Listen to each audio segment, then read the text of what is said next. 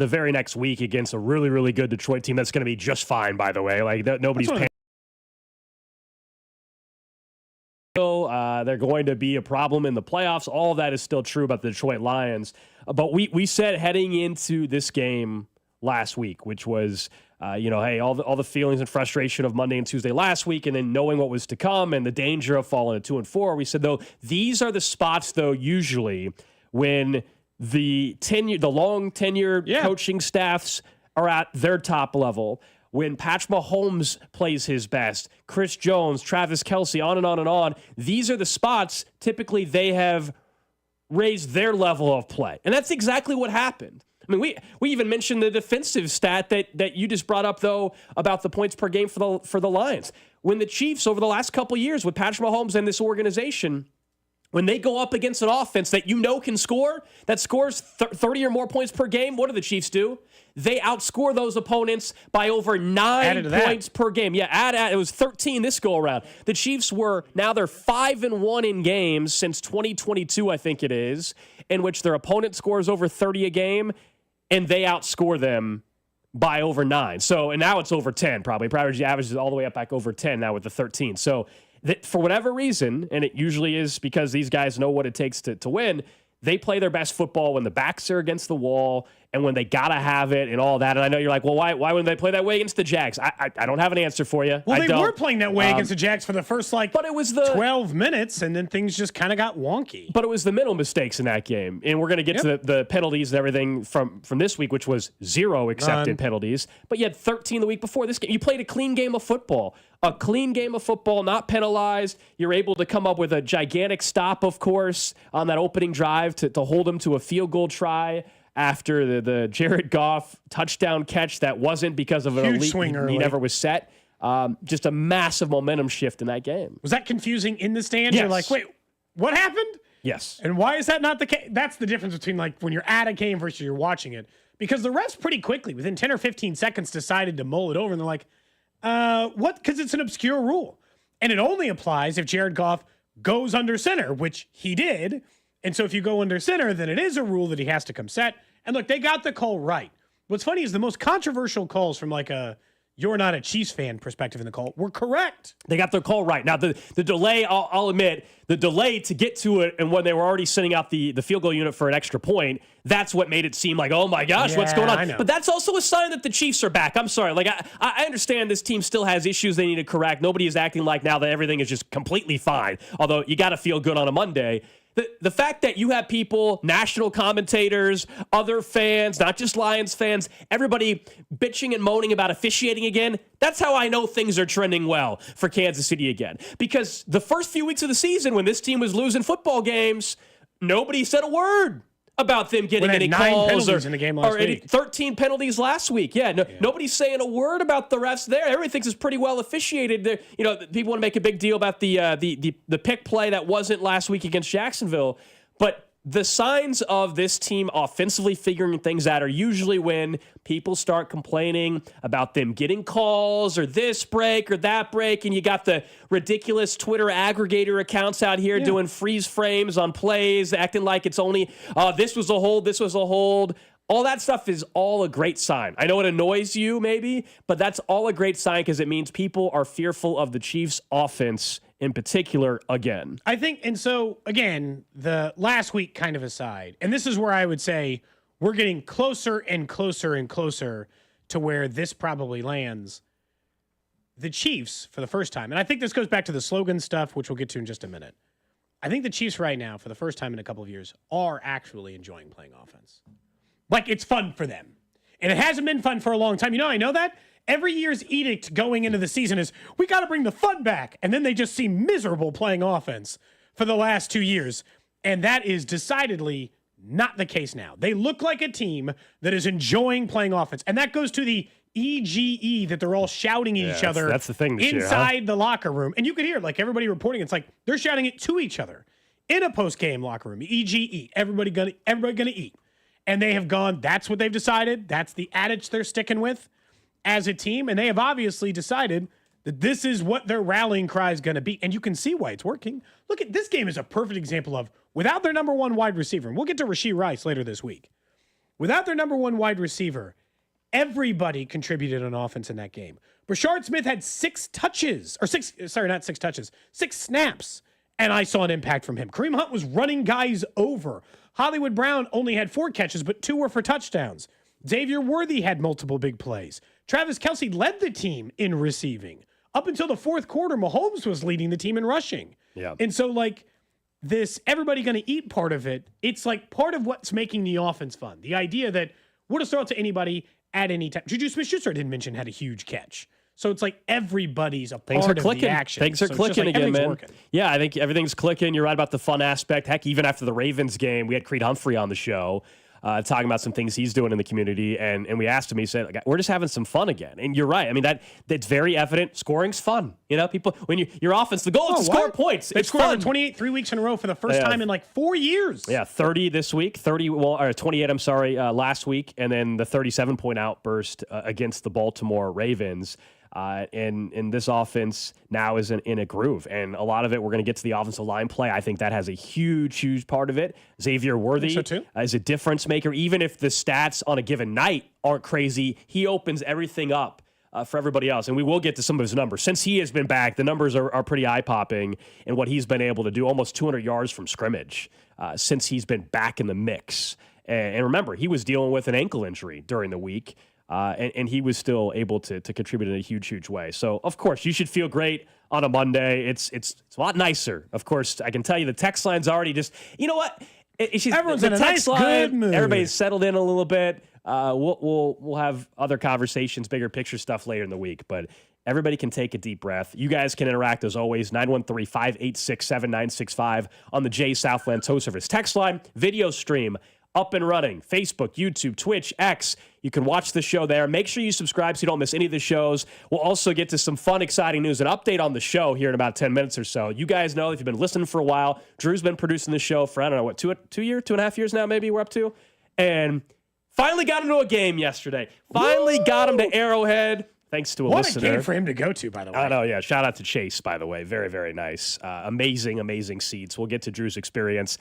We convinced him to go to the game, and I'll admit, there was one thing I was very worried about, and it didn't happen, thank goodness. I'll tell you what that is in a little bit. Look, and I really do wonder when you're, like, what you had mentioned about, like, the offense and the trigger points and the offensive line and all this stuff. It's, you don't even have to look that far. We could do all the small stuff like, oh, look at Kelce getting yardage or Worthy. Look at just how Mahomes looks. Do we need any other sign that the offense is like in full form than Patrick Mahomes looks comfortable and slinging it? MVP level right now. I mean, yeah, and we'll get into the MVP conversation, I'm sure, later in the week. Right now, it's a 3-horse race between him, Josh Allen, and Baker Mayfield. Mm-hmm. Josh Allen's performance tonight will indicate if Mahomes is the favorite going into week 7. If he has a bad game and they lose, Mahomes is probably going to be the favorite. If they have a good game and he wins, he'll probably stay the favorite. But the idea that they went through an entire game after, and this is what stands out. Last week, Cold, we admitted, was one of the sloppiest games they've played all season. Really was. Sloppiest games they've played all season. 9 penalties, keep making mistakes, screwing things up, pick sixes. This is one of the cleanest imaginable games they could play. And twice now, we've gone into a game against the Ravens and the Lions, teams that we viewed as some of the best teams in the NFL historically over the last 10 years. But also, going into this year, people would have thought that. The Ravens is probably different now, but when we said this is kind of must-win, as must-win as it can get for the Chiefs in a regular season game. You don't want to go to 2-4. You don't want to go to 1-3. You have to avoid these circumstances so you can stabilize. And they whipped both teams in those scenarios. They came out with their best, as you pointed out, with their back against the wall. And that is always a good sign of a tough team. And I told you I was going to come into it. This is how I'm going to judge if you've got some of that same gusto the previous teams that have been in these Super Bowls has. That is an excellent sign for, they still got that. They still got that fighter's mentality. And then after the game, right as it ended, we had a little fighter's mentality. I mean, we had some drama. We had a little drama right there at almost the 50-yard line. And, of course, it was right after the final kneel down, and it looked like Patrick Mahomes was trying to just, dap up, I guess, Brian Branch, as you would any time after the game ends. And didn't look like Brian Branch had any interest in doing that. Then it looked like Juju kind of maybe said something. Brian Branch, we all saw it at this point in time, punch, for lack of a better term, as what I'll call it, slap, whatever, punches Juju in the helmet. Juju takes a little fall. He gets back up, and then a little mini brawl, if you want to call it that, ensues. We all saw running off the field, Juju was bleeding from the nose. Yep. He looked mad. Well, yeah. I mean, based off of what occurred, and Dan Campbell, the head coach of the Lions, afterward, he wasn't trying to defend his player. This was very clearly Brian Branch being an idiot after the game. Like, even in a game, I would say it was a dumb decision. But the game's already over, dude. Like, it's over. What are you doing? Dan Campbell after the game. Start with this. I love Brian Branch, but what he did is inexcusable, and it's not going to be accepted here. It's not what we do. It's not what we're about. I apologize to Coach Reid and the Chiefs and and Schuster. That's not okay. That's not what we do here, and it's not going to be okay. He knows it. Our team knows it, and so that's not what we do. It's hard not to like Dan Campbell. Hard not to like him. I mean, you listen to that again. There's a lot, especially I would say in college, there'd be a lot of coaches that will try to stir the pot even more and try to defend their guy, even though their guy was wrong. No, he's flat out. I mean, there was no defending that. Is also probably part of what it was. Although Brian Branch was like, well, I didn't like that. They kept shoving me in the game. The worst apology I've heard in a while. The play before, he did get hit. We saw it happen. We saw it he happen. did get hit after, but it's not. But you need to. You don't need to take it that far. Basically, yeah. What clearly had happened, there was a sequence of plays, like 5 plays before on the final drive, or I guess it would be the second to last drive at that point in time. They of course kicked the field goal, and Juju shoved Branch from the backside, right? So it was I don't know if I'm going to say a block in the back as far as an illegal play, but it was certainly on the fringe. Juju then starts yelling towards the Chiefs sideline, all fired up, like pointing to the video board. You see that? Like, I just got him. Like, he's yelling at Matt Nagy and these guys right there. We're seeing he's yelling like, hey, man, I got this guy that wanted to hype up his teammates because he's like, I got a good block. Well, him and Mahomes got into it in the end zone, too, if you didn't see that one. Yeah, and so Juju was excited about the block he had on Branch. I'm assuming they were jawing the drive before. Then the end of the game happens, and then we all saw what occurred. This was Brian Branch after the game. In between the play, and refs don't catch it. Like, they were trying to bully me out there. Should have never did it. It was childish. It was not a smart move for one. Brian Branch, who's a hell of a football player, but I think someone on the text line said also, maybe the way they were handling Brian Branch was payback for Aiden Hutchinson. At least Aiden Hutchinson, his late hit on Mahomes to the helmet was at least within the confines of the game. I mean, that was in the game. After the whistle, but it wasn't after the whistle. No, at least it was he got penalized, but it was in the game. The game was over. And then this is what Juju said, which was, I thought he handled it pretty smartly in his post-game comments. He's a great player, right? I mean, he's huge for the team. I think after the game, I expected him to shake his hand and say good game and, move past way. But he threw a punch. And, at the end of the day, it's about, it's a team sport. I mean, me just blocking him, I'm just doing my job. I played between the whistles, and after the game, he took advantage of what he did. But you could tell he was frustrated when you were blocking. Yeah, he was frustrated. For sure, frustrated. I think that's what what stands out most is the reason why Branch did all that at the end is obviously because he spent an entire game getting his ass kicked. Yep. And he was fed up with it because, again, he took a little contact to Mahomes on the run that was unnecessary. And then Mahomes looked at him and was like, okay, and he flexed on him, too. Yeah. And so, but he just scored on your ass, and you made unnecessary contact. And so much of it is just like, I think he got tired of it at the end of the game. Now, I will say, this goes all the way back to week 1, where the NFL set the standard. He hit him with an open fist. What did the NFL tell us about the open fist? Brian Branch, by the NFL's own rules, should not be suspended. Because he's not going to be. At the time, I'm interested to see because he's going to get a heavy fine, like a big fine. It should be the same that they gave Carter. Okay, whatever the fine was that, for Carter. 50,000 or whatever, 75,000? I don't know. I'll have to go back and look. It should be identical. Just because, and we talked about this at the time, Gold, just because Carter did it to the right person. Was it Carter? Or wait, no. Carter was the spitting incident. Was it Carter with the open fist too? No. No. Jalen Carter was a $57,000 fine for taunting spitting at Dak Prescott. Who was the player who hit with the open fist? Now I can't remember which player it was, and didn't get suspended. It was going into a Chiefs game. What was it? It was Tierra Tart. The Chargers player. In the Chargers game, yeah. Yeah, but so when you start looking at that, it's like you set the standard. You said if you swing He with an open, he slapped Travis Kelce. yeah, and you said if you hit him with an open fist, you aren't suspended. Like just because some player doesn't react. I guess what do you? No, I'm just curious. I'm curious to see how They're just going to fine him. fine. You think so? Branch, that's all. We'll find him. It was after the game. They're not going to. I don't even. Him. I thought the NFL was going to be. I thought the NFL got it wrong. A suspension would be. You do think that to me would be pretty shocking. I don't think it should be suspended. It should be a pretty heavy fine. I mean, how about the other guys that were involved in it too? Then I mean, why was Mahomes at the bottom of the pile? Stay out of that, man. Well, Pacheco initially. No. I like you stand up for your guys. Get out of the pile. Pacheco initially went and grabbed Branch. Pacheco, and then after, even coming off the field, the tunnel, you could tell. I think overall, someone said the difference. They think why he'll be suspended is because it was after the game. I don't know if the league views that as even worse. To me, it is worse. You did it after the game. Like, that's a cheap shot. In the game, like, you shouldn't do it either, but at least you could argue it's in the motion of the game. The whistle already, but the game was over, dude, and you punched Juju. So, I don't know, maybe to your point, Cody, maybe that is why they would suspend him. I personally don't think they should. Yeah. Like, and this goes, like, in the game and not in the game. We're talking about a difference of 45 seconds. I don't know that...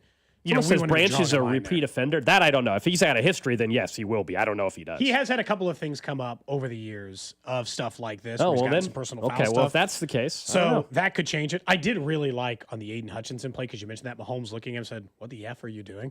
What the f are you doing?"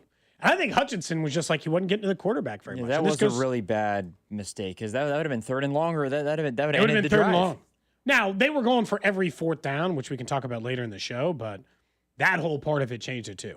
I'm looking up. He does have. So he's got a history of it. So that changes things. I did not know about this. Thank you, Texla. I didn't know. So he's been fined 13 times already. I did not know that. So that changes things a little bit on what the NFL might do. Now you're thinking the suspension's a little more plausible. I personally don't think he should be suspended. As dumb as it was, I understand. I don't want to necessarily go down that rabbit hole. I don't think you want to set that up. I don't know.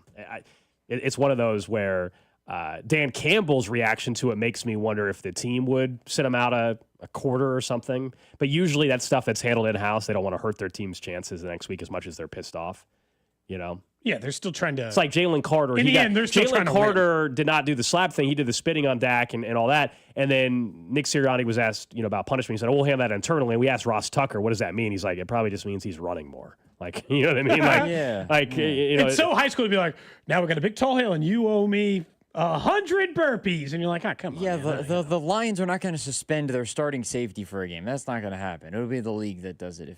Given the history, I'll change my tune on that. Given the history, maybe I would increase the. If we were to put odds on the suspension, I'll bump that up a little bit. I'll bump that up a little bit higher. Last night was a ton of fun, not only because the Chiefs won, but you guys know we've been giving Drew a hard time because he's tried to talk about Arrowhead. I'm like, dude, you can't even say two words about it until you actually go to a game.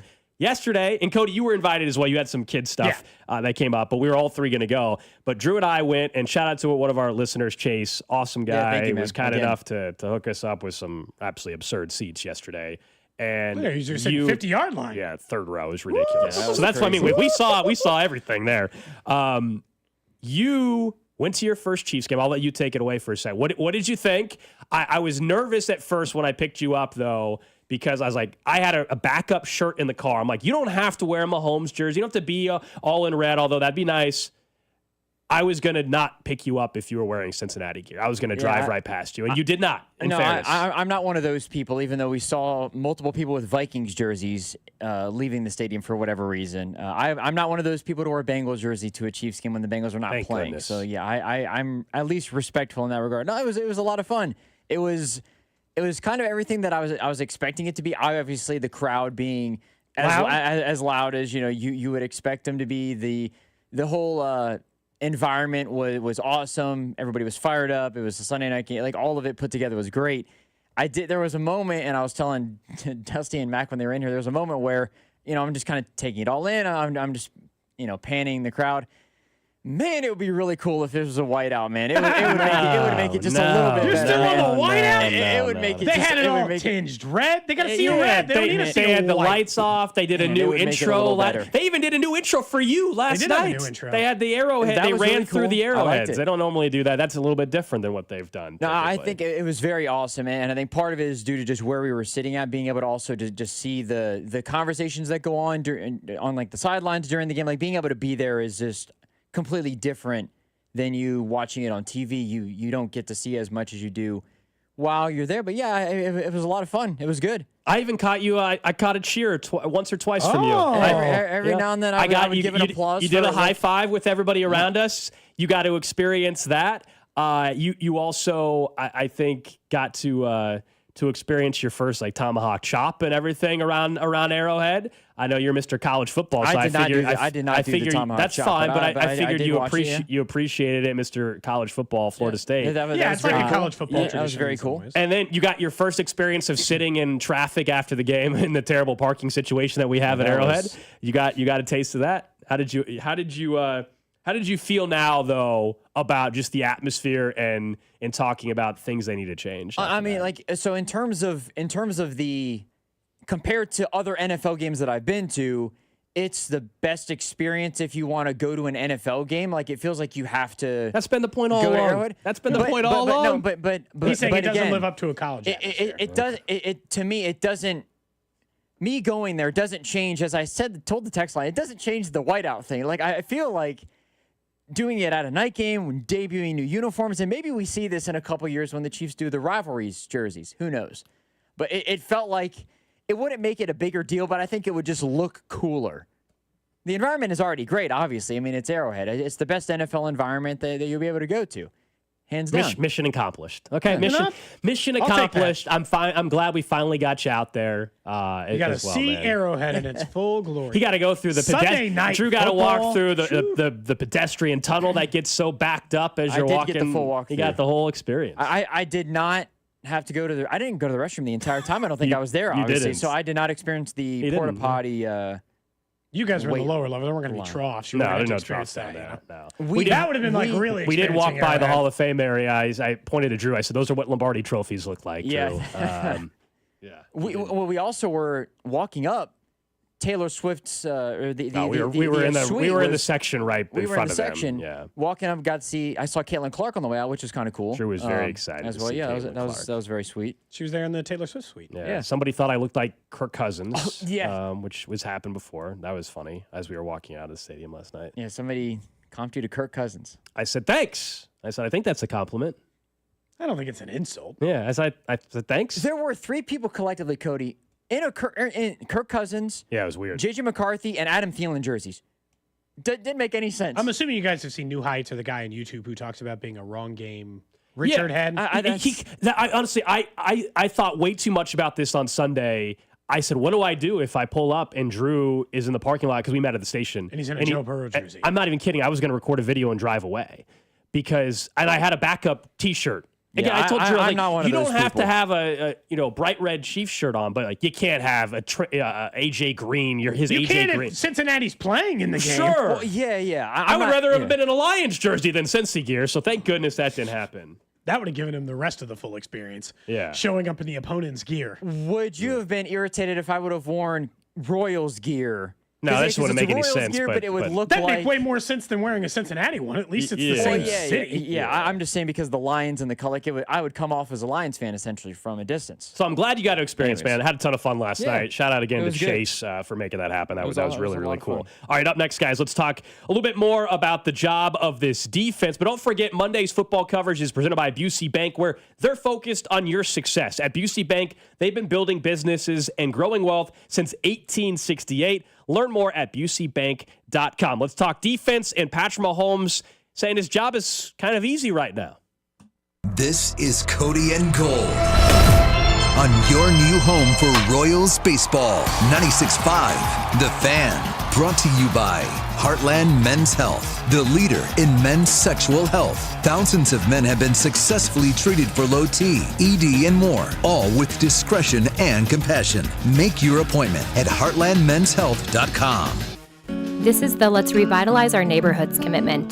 This is the Roll Up Our Sleeves and Pitch In commitment. This is Busey, where our commitment to strengthen our communities is a top priority. Through energetic, engaged volunteers, through monetary support, community leadership, and advocacy. Because Busey is more than a bank that does well, we're a bank that does good. Busey Bank, building business, growing wealth, since 1868. Member FDIC. If you're a man waking up in the middle of the night dealing with frequent urination, it could be an enlarged prostate. This is Jeff Montgomery. Do what I did. Contact Dr. Brown at Miva Medical, the leader in minimally invasive treatments in Kansas City. Go to miva-medical.com. Having unexpected car trouble or just in a car accident? Call Jay Southland Tow Service, 816-779-4869 or southlandtow.com. Use the tow service trusted by most local police departments. They can do it all. Be in the know and call Jay's Southland Tow. Hey, Zach. Are you smiling at my gorgeous canyon view? No, Donald. I'm smiling because I've got something I want to tell the whole world. Well, do it. Shout it out. T-Mobile's got home internet. Whoa, I love that echo. T-Mobile's got home internet. How much is it? Look at that, Zach. We got the neighbors' attention. Just $35 a month. And you love a great deal, Denise. Plus, they've got a 5-year price guarantee. That's 5 whole trips around the sun. I'm switching. Me too. Yes, T-Mobile home internet for the neighborhood. Donald, you still haven't returned my weed whacker. Carl, don't you embarrass me like this, please. What's everyone yelling about? T-Mobile's got home internet. And Donald's got my weed whacker. Yes, T-Mobile's got home internet. Just $35 a month with auto pay and any voice line. And it's guaranteed for 5 years. Beautiful yodeling, Carl. Taxes and fees apply. See T-Mobile.com/ISP for details and exclusions. FanDuel, America's #1 sportsbook, is coming to Missouri. On December 1st, you'll finally be able to bet on all your favorite teams and all your favorite sports. With FanDuel, there's a ton of ways for you to get in on the action. You can bet everything from the money line to over-unders to which team will win it all. You'll be able to build parlays, bet player props, or even ride the live line. Whatever your style, FanDuel has you covered. Plus, with live betting, you can pick which player will score the next touchdown or the touchdown after that. However you play your game, FanDuel's got your back. On December 1st, you'll be able to see for yourself why FanDuel is America's #1 sportsbook. With FanDuel, there's a ton of ways for you to get in on the action. FanDuel, play your game. FanDuel Sportsbook is an official sports betting partner of the NFL and 96.5 The Fan. 21 and present in Missouri. Gambling problem? Call 1-800-GAMBLER.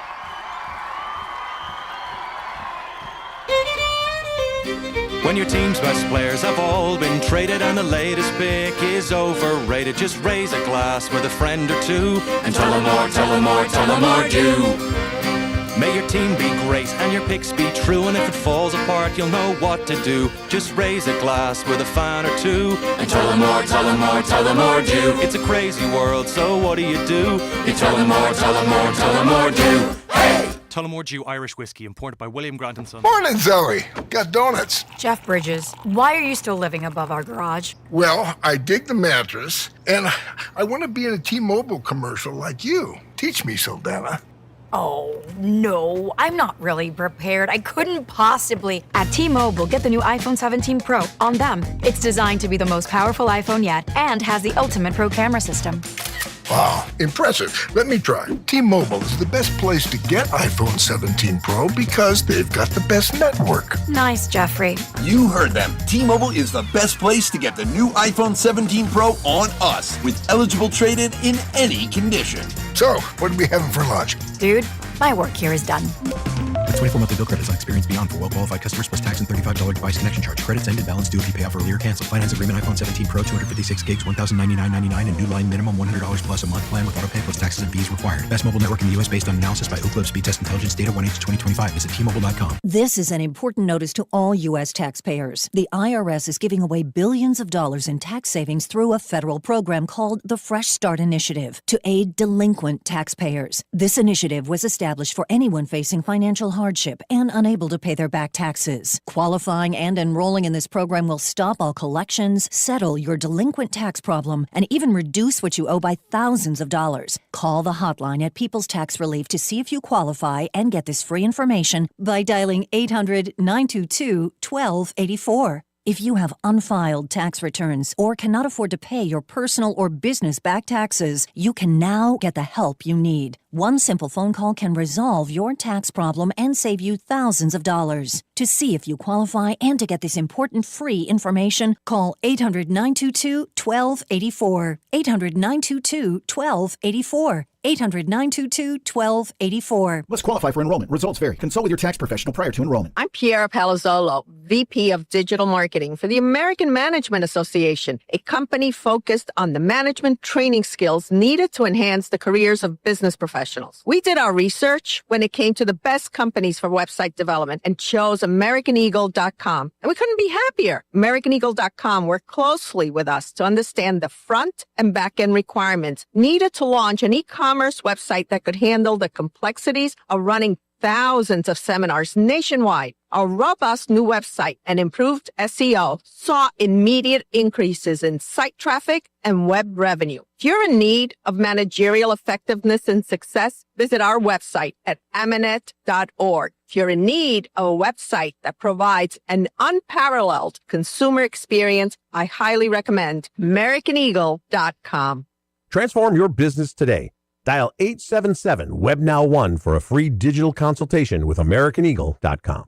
You're listening to 96.5 The Fan from the DM Injury Law Studios. Mike's got this.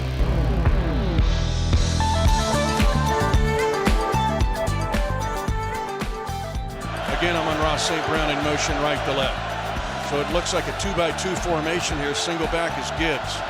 Play clock at 3 seconds. Snap back to Goff. Chiefs get pressure on Goff and sack him back at the 21-yard line. Charles Omenihu, the long arm of the law. A loss of 4. The big wingspan, and Omenihu celebrates the first sack of the night for Kansas City at 7:50 to go in the game. That was, of course, last night right here on 96.5 The Fan. And up until that point, they really were not able to get anywhere near Jared Goff. But when they needed it most, Omenihu comes up big. Chris Jones, of course, would come up big late in the game as well. That was the big question heading in about Jared Goff. Would be, okay, he's a statue back there, but can you get to him in time? And there was plenty of moments throughout that game where he had 4 or 5 seconds to throw the football, especially in the first half. Yeah, I was going to say, especially in the first half. And then, as typically happens with Steve Spagnuolo and this defense, they do get better as the game goes on. It doesn't mean that they're perfect, doesn't mean that they don't give up yardage. But the defense, if I would have said going in, number one offense in football, 34.8 points per game, you hold them to 17. 17. The injuries the Lions had were on defense. Their wide receivers were healthy. Their running backs were healthy. They were at a tackle. They were out of tackle. They've been out of tackle most of this year, though. But that was awfully impressive given the skill position players that the Lions have and how good Jared Goff is, obviously how creative that offense is with Dan Campbell and aggressive they are. You hold them to 17 points? That hasn't been done by anybody all year. I take this as the Packers did it in week one, but that's kind of a weird week. But the way I view it is that was more bend, don't break. But against the Lions, that's all I'm asking you to do. I don't expect you to shut down the Detroit Lions like they can't move the football. Jared Goff was completing everything. Hell, he should have had another completion if Amon-Ra had kept that low throw. And it's still a tough catch because the pressure actually got them to force the throw out. But Jared Goff completed almost everything, made no real mistakes. But the biggest difference, I think, is that they held down Amon-Ra St. Brown and they held down the backs. The Chiefs outrushed Detroit. That is a massive. If you had told me that, Gold, I'd have told you they definitely were winning the football game. You telling me right now that the Chiefs running game had more yardage than Jahmyr Gibbs and David Montgomery? I'd take that as an incredibly good sign. They kept Jahmyr Gibbs in complete check. They kept Montgomery in complete check. He was non-existent other than one run. Jahmyr Gibbs had one big play other than that. You know how many catches Jahmyr Gibbs had? One. For 0 yards. So, that's where the defense deserves a ton of credit. Not that they were flawless, but that Jahmyr Gibbs and Amon-Ra St. Brown were easily gold. They're two biggest mismatches on the field where it's like, ooh, we don't cover running backs all that well, and he's super athletic, and Amon-Ra's a star. They've held down every number one wide receiver they faced, except for, I think, Quentin Johnson. You and I were arguing whether or not he's even the one. He has been their number one wide receiver. Is he their number one wide receiver based on last year was Ladd McConkey? Yeah, he just has more yards. That'd be like saying just because Tyquan Thornton had more yards than, who. I think it's a little more of that because they were using Quentin than that. I think there's a little more of an argument than Tyquan. Point being is they're holding down top receivers. Absolutely. And so when you look at that, it is hard not to be impressed with that performance. Coming into that game, they had scored 37, 34, 38, and 52 in their last 4 games and were the number one scoring offense in the league and got held to 17. 10 points in the first half, 7 in the second. And it took until pure desperation time there in the third and fourth quarter for the Lions to get on the board. And it had to be a dagger. When they finally got that game within 3, the Chiefs answered right back and scored a touchdown and went back up 10. Like just immediately took the lead right back, and then they were still down 2 scores and stuck in the same spot they were before. That had to feel devastating at the time because this is an impressive job by them. It really is. And a mini Hughes sack that you played at the beginning, did Chris Jones force that? Yeah, he did. But I'm impressed. More impressed, I think, the game. Who impressed, other than Chris Jones, because I know we're going to talk about him in a minute. Whose defensive game do you thought was the most impressive considering? Leo, I thought it was Chanel. Yeah, I was about to say great. Leo. Yeah. Right. I'm glad we're in agreement. Mainly honestly. because of the run, the run production that was limited, and he was a big part of that. I mean, it was pretty clear when they tried to get to the outside. We know Leo is super athletic. We know you want some speed out of that linebacker position. That's who you're going to get it from more so than some other guys like Nick Bolton and Drew Tranquill, who are obviously effective in their own right. But in terms of athleticism and getting to the edge, that's where Leo can really help you out. And I thought that was impressive. I also thought, after a week of people, kind of being very critical of Jalen Watson for a rough night, he was very, very good. Him and Trent McDuffie locked them down for the most part. There was some, I think, one drive in the late third, early fourth quarter where Amon-Ra caught like 5 passes or whatever it was, and that was a very impressive performance from him. And that one drive. Otherwise, they're going to get you. You're not going to shut down an offense like that in every single play, and they're going to have zero going, right? They're going to have moments, and they had their moments, but few and far between compared to what you were expecting. I mean, the way the first quarter went, everybody probably thought we were trending towards a flat-out shootout. Oh, it seemed like it. I mean, no defense were getting stops. All of a sudden, the Lions get a 4th down stop, then the Chiefs followed up and get a 4th down stop, and at that point, the defense really settled in. The under still hit, didn't it? Yep. That's incredible. 52.5 was the total. It was obviously a 30-17 game. So Chiefs did their part for the over. They did. Really, you should be blaming the Lions if you took the over. Well, look at the defense. Like, for instance, and I know that this was a penalty, but one of the single biggest swings of the entire game was still in the very first drive. Oh, man. When they get the penalty on Jared Goff going into motion. He almost physically hands it to the defender and bobbling it around, and then they get the stop and force the field goal. Like, one way or the other, you get credit. And they get credit on the 4th down stop that it went through Amon-Ra St. Brown's hands because that throw was not as good as it normally is because of the pressure. They got off the field a couple of times. Yeah, this was the Jared Goff play where everybody's trying to figure out what was going on. Offset eye. Jared Goff is under center. David Montgomery, now Goff. They're going to throw it to Goff on the left side as they try a trick play, and Goff will get into the end zone. Goff went in motion to the left. They direct snap to David Montgomery, who was a high school quarterback in Cincinnati, Ohio. And now Jake Bates will try the PAT, but we have a stoppage in play. And a flag has been thrown on Detroit here. After discussion, the quarterback never got set, therefore it's illegal motion. Offense, number 16. It's a 5-yard penalty, replay, 4th down. So you had the TV broadcast. So I don't know what they were saying. Immediately the rules analyst said that's an illegal motion. He went under center. Yeah, so I'm glad on TV they recognized right away because in the stadium we're standing there, and at that point, like, oh my God, Jared freaking Goff just caught a touchdown pass. You got to be bleeping me. Basically, was my direct reaction, as I'm sure most people's reaction was. And then they're getting ready. The extra point unit field goal unit is out there for the extra point, and all of a sudden, we're like, okay, what's the holdup? And I'll be honest, knowing that the situation looked perfectly fine to everybody in the stadium, even though Andy was barking about it.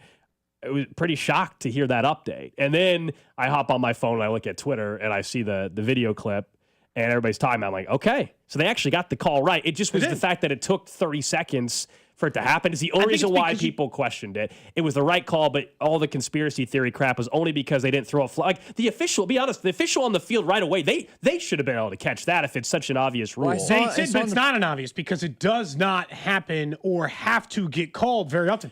You might have two but people are cases. saying that. People are saying though that Dan Campbell, if you're going to run a play like that, you're usually telling the officials before the game you're about to. They said that too. And so what happened there? I saw in the pool report the officials said they never got anything from an analyst or from the league office. It was all on the field discussion. See, my guess is my guess is that either Campbell didn't alert him to it, which is pretty common because like, hey, we know the rules, or Campbell misunderstood the rules and they practiced it wrong. Because if he stays in shotgun, everything they did is legal. If he never goes under center, the play that they execute there is actually fine. But because he stepped near the center, they have to operate, and he has to come set. Cool play design for what it's worth. Too bad it's illegal and it didn't count. Great block by him. And you know, it was a really tough play for me personally, Gold, because my general rule has been if plays are cool, we should just allow penalties to take place. I want us to call less penalty on cool things.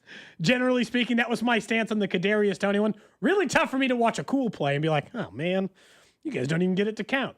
Either way, I don't think that would have changed the game because of the way the Chiefs were executing in that game.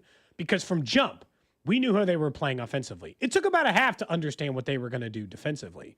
But that's I don't know where it ranks, but it might be their most impressive defensive performance of the year. Despite the fact it's not the best. Given the opponent, absolutely. It's not the best they've looked. It is their most impressive. Yeah, I mean, they dominated Baltimore. That's because that was an entire disaster for the Ravens in that game, and now we see Baltimore's 1-5. No, Detroit is a team that most people think are still going to win that division. Their offense is going to be just fine. They're not going to be scoring 17 points most of the weeks. That offense will still be a top 3 offense in football. This is one of those games where there should be no moving the goalposts off of this performance. The Chiefs flat out defensively. The Chiefs flat more offensively. My goodness, the Chiefs scored. I mean, like the Chiefs. People will try to make excuses nationally, I'm sure, for it, but there's no moving the goalposts here. The Lions had won 4 in a row coming in. Their offense was kicking everybody's butts heading into the game. The Chiefs went out there and played a complete football game, and when it's all said and done, they all the talk about how are the Chiefs favorites? They're not the better team and all that. Well, you just got to be the better team on Sunday night, and they were clearly the better football team last night. The Chiefs were. Considering the offense and everything else, they played nearly a flawless football game. No penalties, didn't give the ball away. Got close on the one where someone's going to have to explain to me in any situation in which Noah Gray ends up on Aiden Hutchinson one-on-one, whatever that. And poor Noah Gray, I don't think his feet ever stopped. I think he was essentially just like a sled. I don't think his feet ever stopped moving. I don't think he ever got planted in the ground. I also don't know why Mahomes just stood there while poor Noah Gray was out on an island. He needed to start moving sooner. But other than like one or two little tiny things, like a missed extra point. No, that was the A game, or an almost giveaway. Yeah. Oh, yeah. That was the A game from Kansas City, and they needed it, and it's what you expect in those particular spots. It's what they have done, truly, time and time again. When people are starting to get really worried and feeling like the train's about to fall off the track and all that kind of stuff, generally speaking, in this run, this era of Chiefs football under Andy Reid, that's their best. This is what they usually do.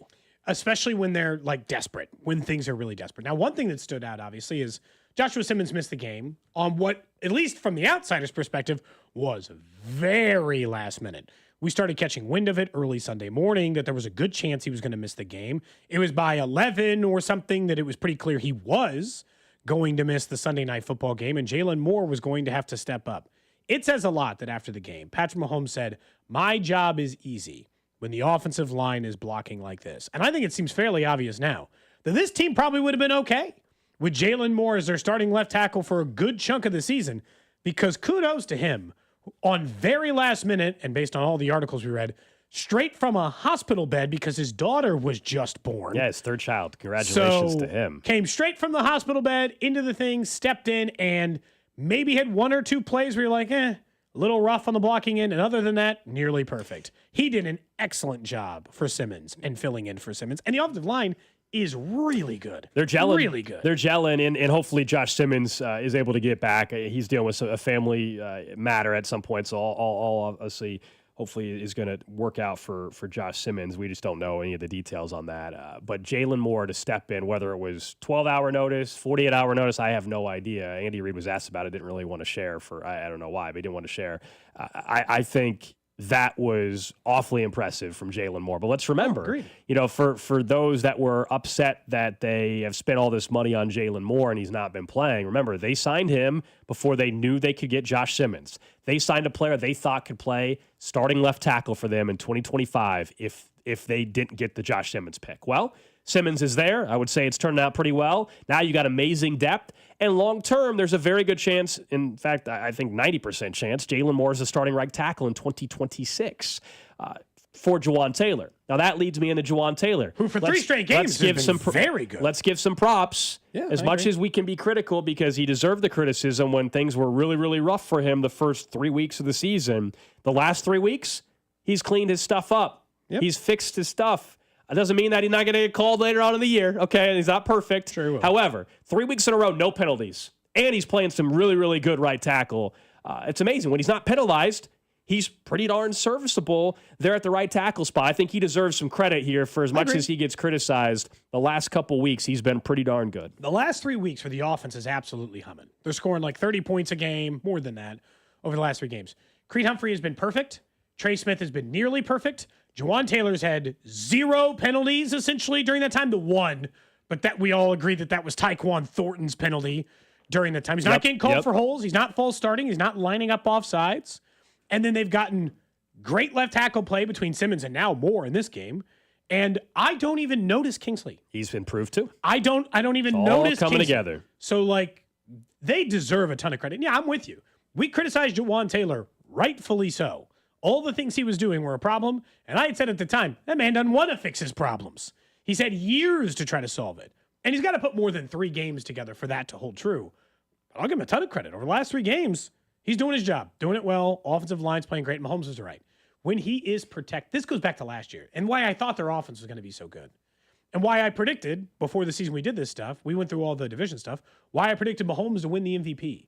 I just figured if he actually has some protection, like he said in this clip, then he's gonna have a huge he's got confidence and trust. I know, and he's acting like it. He's got confidence and trust. He's in full command of this offense because of that as well. It sounds so simple, but when you have everything rolling, when you feel good about everybody in front of you, and that you're going to have the time to actually execute, suddenly you notice that Andy Reid and Matt Nagy, they're calling the best plays in the world.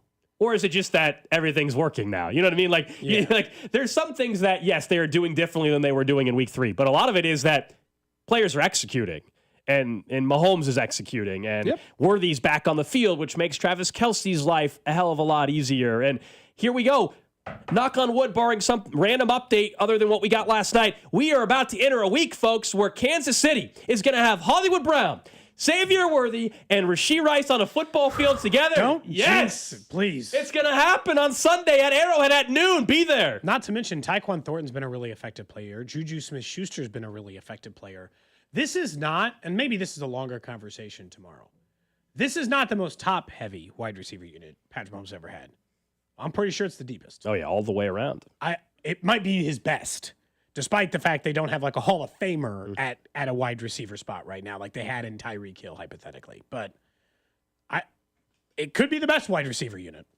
And 1 through 5, 1 through 5. Yes. And then you start talking off. You guys asked Danon 3 weeks ago. Is that when they're fully healthy? Is it the best unit? Yeah, we'll have a longer conversation about it now that we're getting closer and the Rashee Rice stuff coming into picture. But it all starts with the offensive line, and Patrick Mahomes admitted it. It has been very good through 6 weeks. And look, I'm looking forward to, they can just go beat the Raiders on Sunday at noon, a noon Sunday game, and you can have the rest of your afternoon kicking it when the Chiefs are, is this for the first time all year they'd be above 500? That's nuts. That would have been a pretty troubling sign, admittedly, that if you had told me 7 weeks is their first chance to get above 500. But it's been a weird year. They didn't have it all put together early. They gave away a game against Jacksonville last week, and then they absolutely hammered what everyone going into the game, even with the injuries, would have said. The Detroit Lions, by all accounts, aggregate, if I had pulled 100 NFL analysts, the Detroit Lions were a top 5 football team in the NFL. Most people had them like as the 3rd or 4th best team in the league going into that and I still game. think they and are. They hammered and I it. still I think do. they are. And that's the thing is like that's what's impressive about it. That's why nobody should be taking anything away. But this, but that. No. The Lions are going to be one of the top teams in the league. The Chiefs are showing, though, when they get this whole group together, their A game is still better than anybody, if not right there. If you want to push back and say, fine, just as good as any of the other top 2 or 3 teams in the league. Unfortunately, they dug themselves a little bit of a hole, but they've got plenty of room to work their way out of it. And that's why last night was so massive, because now you take on a Raiders team. You feel very good, obviously, heading into that. You get yourself above 500, and then a Commanders team, that'll be a tough game before you get to a showdown against Buffalo. Can you get to 5-3 going in to the Bills game? And then you get a bye before Denver. So, I don't know, man. You have a chance to completely change the narrative on the early part of the season, just depending on how they go.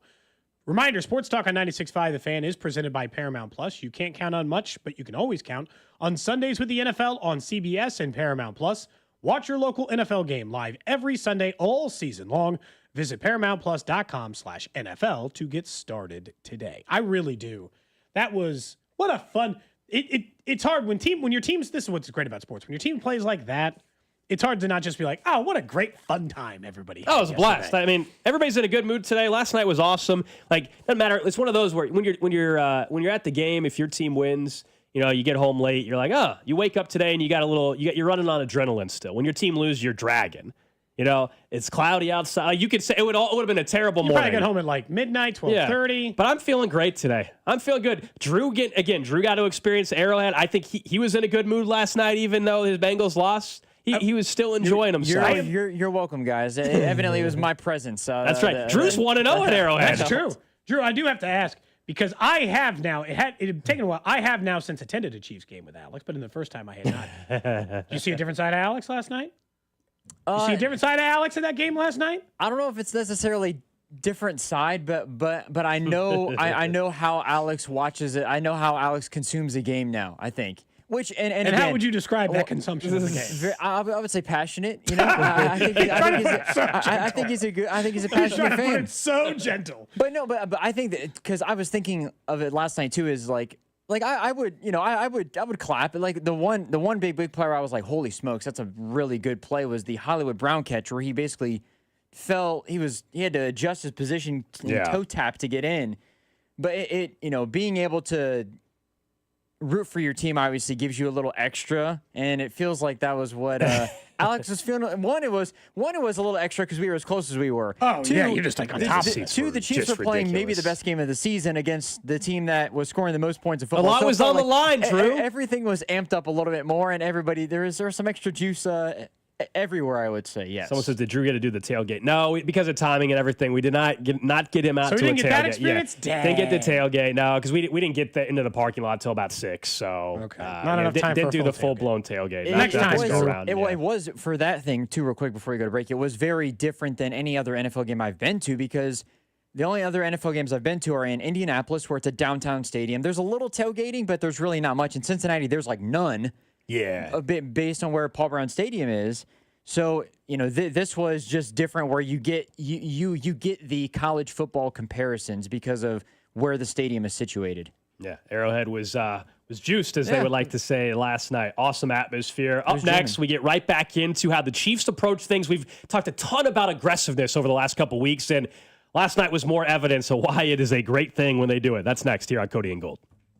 This is Cody and Gold on your new home for K-State Athletics. 96.5, The Fan. Brought to you by Heartland Men's Health, the leader in men's sexual health. Thousands of men have been successfully treated for low T, ED, and more, all with discretion and compassion. Make your appointment at heartlandmenshealth.com. Trust, price, and ease of transaction. That's our philosophy at GiveMeTheVin.com. We love to buy cars. Fat ones, skinny ones, curvy ones, fast ones, slow ones, round ones, and square ones. Yes, square body Chevys. We buy them at GiveMeTheVin.com. Go to GiveMeTheVin.com right now, put yours in, and get a quote. We'd love to buy it. GiveMeTheVin.com, America's best car buyer. Sell us your car. GiveMeTheVin.com. So easy you can do it in your underwear. Kansas City, it's time to turn up the heat. The Westport Sunfresh is back and better than ever. Now proudly part of the Cosentino Food Stores family.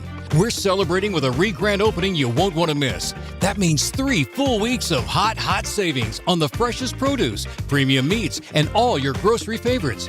Come experience the new and improved Westport Sunfresh, your neighborhood store, now with even more local love. Located in the heart of Westport, only at Cosentino's Westport Sunfresh. Hey, it's Cody and Gold. You guys know we've been telling you about our friends over at Centric and how in just as little as 4 months you could find a brand new career in IT. October is Cybersecurity Awareness Month, and cybersecurity threats are increasing every year. You could have a new career working in that field. Don't just take it from us. Listen to Carney. I'm Carney, a U.S. Army veteran and now an Enterprise Service Desk Technician. Using my GI Bill here wasn't just about training for a civilian career. It was about joining a community that supports veterans. So go to Centric.com to learn more or schedule a meeting with our buddy Russ. This is the story of the one. As a maintenance supervisor at a manufacturing facility, he knows keeping the line up and running is a top priority. That's why he chooses Grainger. Because when a drive belt gets damaged, Grainger makes it easy to find the exact specs for the replacement product he needs. And next-day delivery helps ensure he'll have everything in place and running like clockwork. Call 1-800-GRAINGER, click Grainger.com, or just stop by.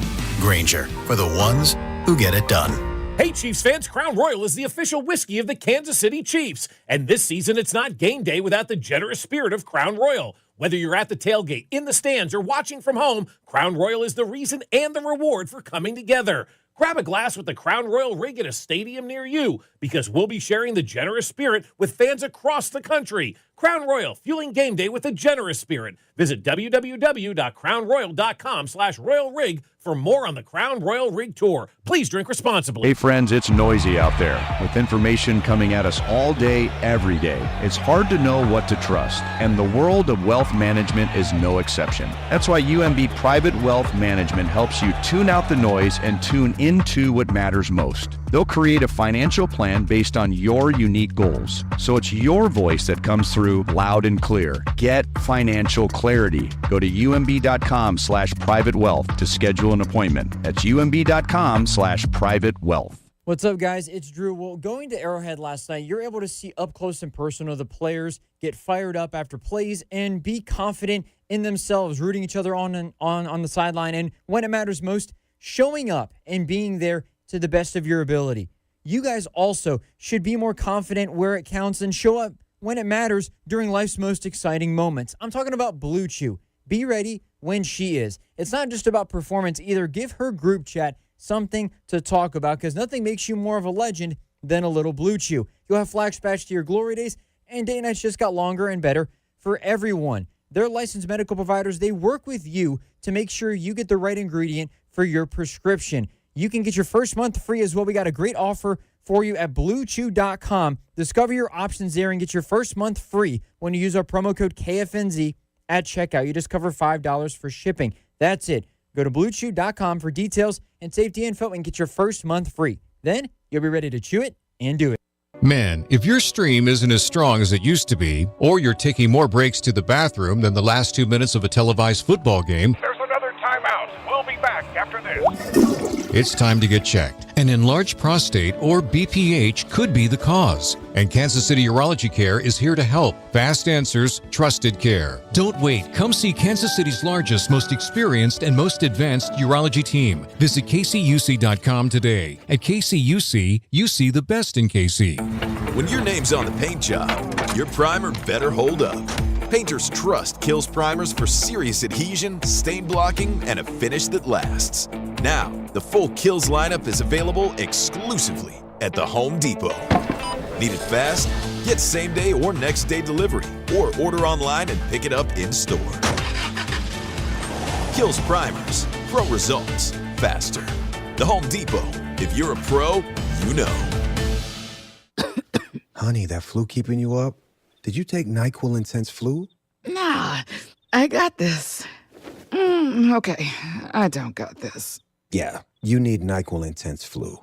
Undo your flu with NyQuil Intense Flu. NyQuil Intense Flu provides powerful relief of your flu symptoms so you can sleep. You do got this. NyQuil Intense Flu. The nighttime sniffling, aching fever. Best sleep with the flu medicine. Use as directed. Keep out of reach of children. This is an important notice to all U.S. taxpayers. The IRS is giving away billions of dollars in tax savings through a federal program called the Fresh Start Initiative to aid delinquent taxpayers. This initiative was established for anyone facing financial hardship and unable to pay their back taxes. Qualifying and enrolling in this program will stop all collections, settle your delinquent tax problem, and even reduce what you owe by thousands of dollars. Call the hotline at People's Tax Relief to see if you qualify and get this free information by dialing 800-922-1284. If you have unfiled tax returns or cannot afford to pay your personal or business back taxes, you can now get the help you need. One simple phone call can resolve your tax problem and save you thousands of dollars. To see if you qualify and to get this important free information, call 800-922-1284. 800-922-1284. 800-922-1284. Must qualify for enrollment. Results vary. Consult with your tax professional prior to enrollment. Hey, it's Creed Humphrey. The Chiefs Radio Network pregame show starts 3 hours before kickoff, right here on your home for Chiefs football, 96.5 The Fan. KFNC FM and AM, HD1 and HD2 Kansas City, an Odyssey sports station.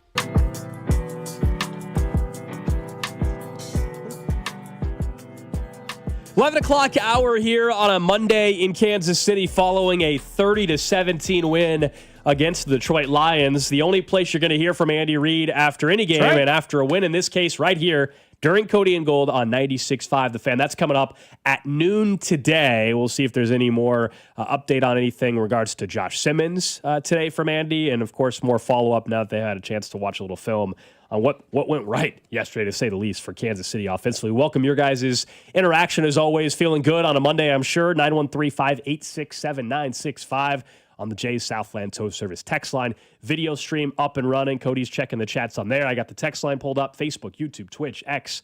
Make sure you subscribe so you don't miss any of the shows here on 96.5 The Fan. We'll get to Chris Jones a little bit and his, I think, call it a bounce-back performance. I understand some of you want him to have 2 sacks and everything like that, but I thought that was his best performance of the day.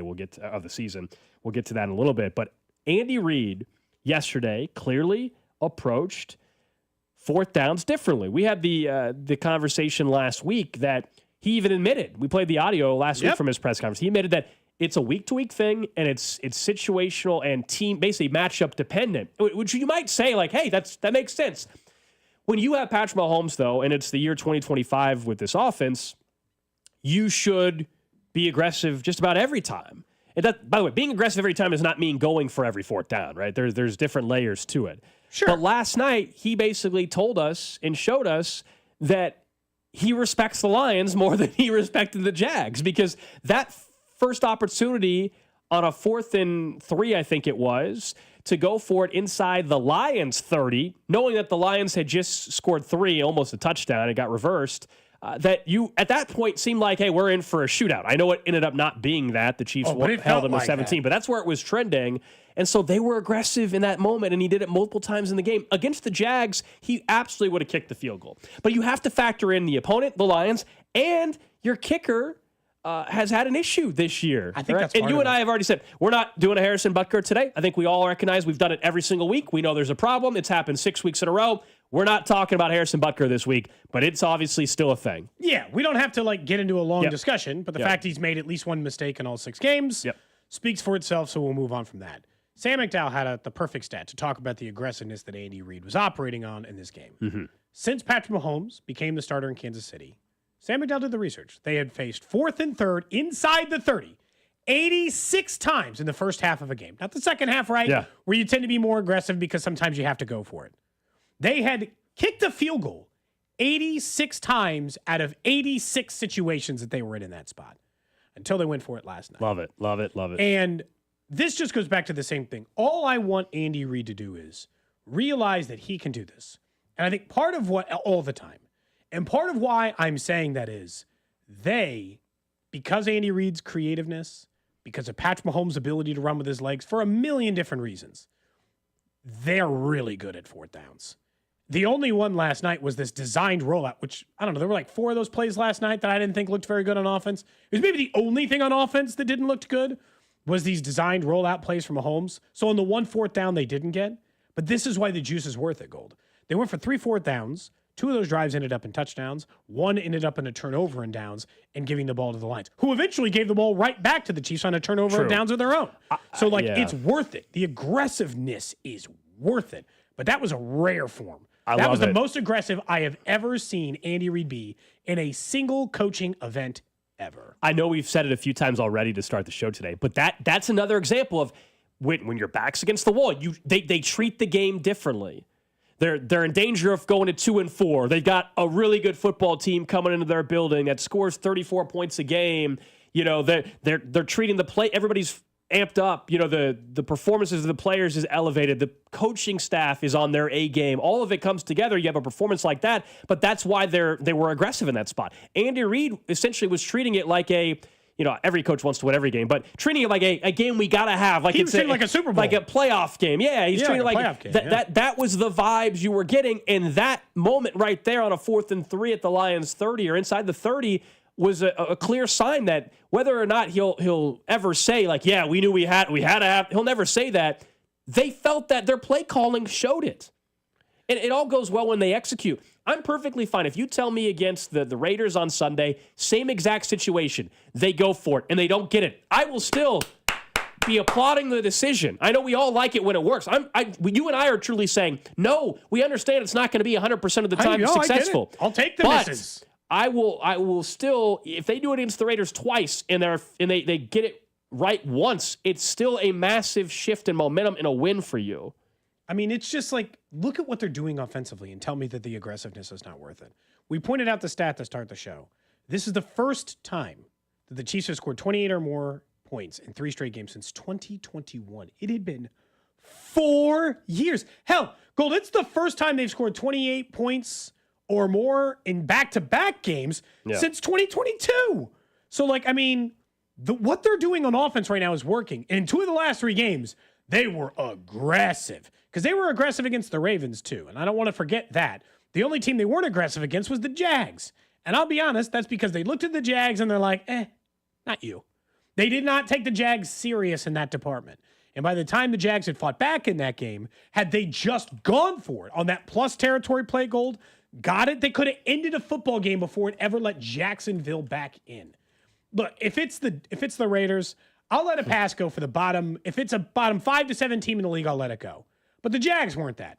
Be that aggressive against every team in the NFL that's not the Jags, Jets. What are the bottom 5 teams in the NFL? Saints, Titans, fine. Any of those teams, if you want to lighten your aggressiveness, I'll hear it out. Everyone else, maintain this level. And that's the other part, is they're so hot on offense right now. Some of these 4th downs are not hard conversions.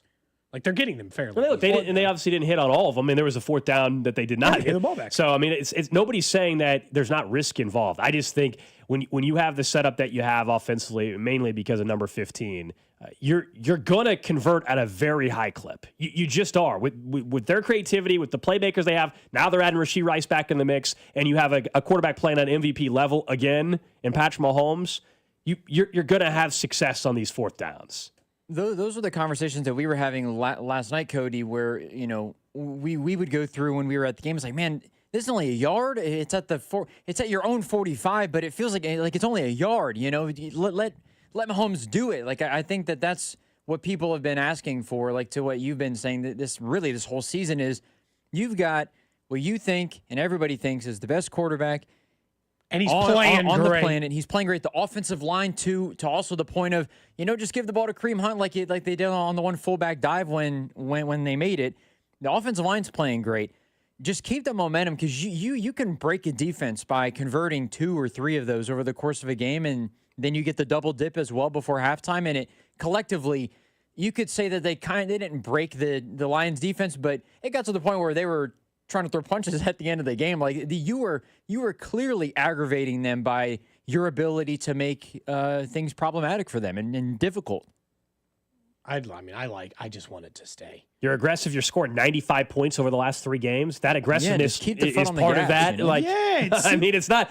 Some of it is just because if Mahomes is going to play at this level, why wouldn't you be aggressive, man? He's got like 200 and he's essentially Josh Allen this season. He's got like 230 rushing yards. He's got 5 scores or 4 scores, whatever it is on the ground.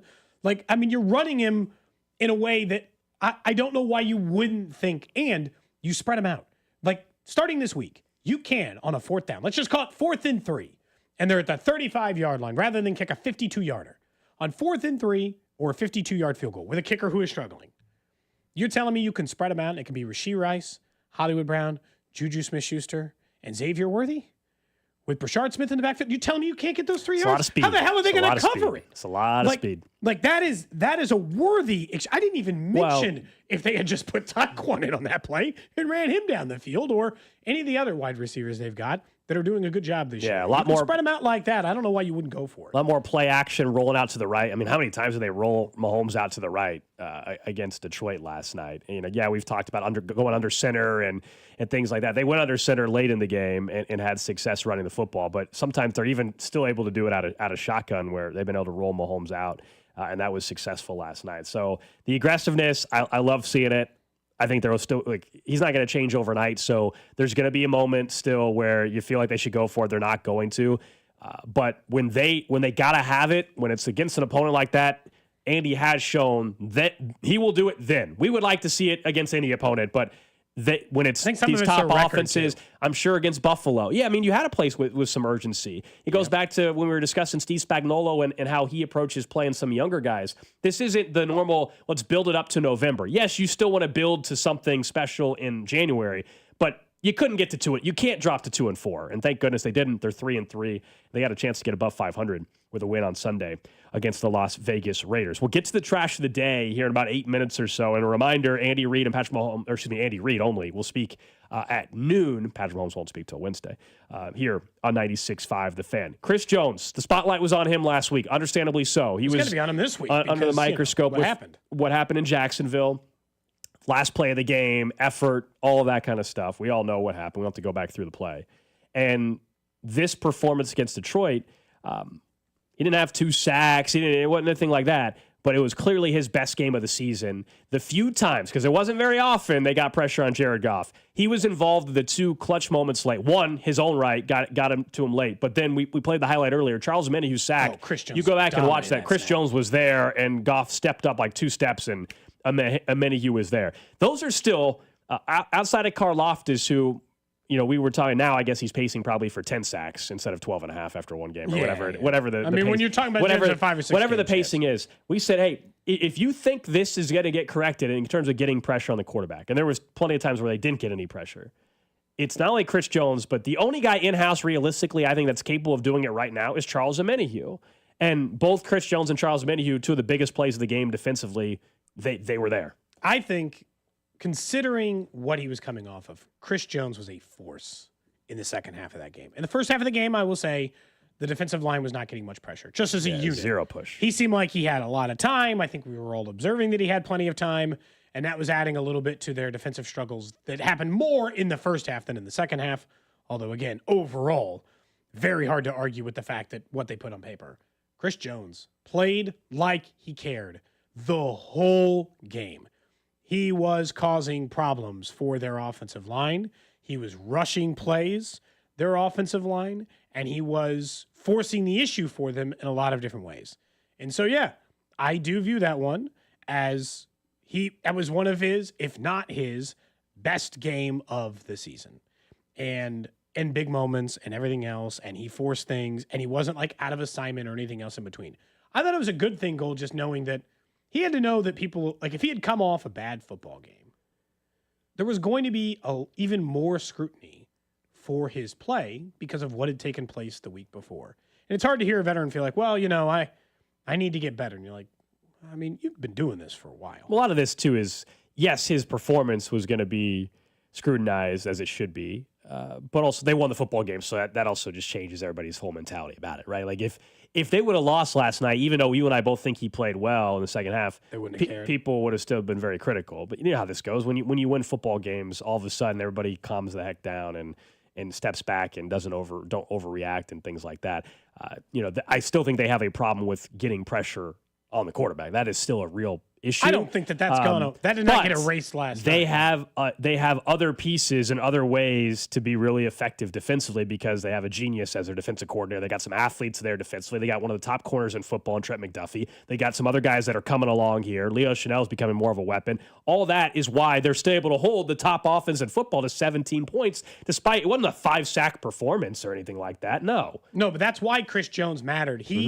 Like, this is always what's the tough thing about, like, what he does as a job and what other guys do is, if you watch that game, like, again, you could see Jared Goff's stat line of, like, well, he only threw 6 incompletions and threw 2 touchdowns and no picks and ran for a first down. And if you just looked at the stat book, you'd say, what a game by Jared Goff.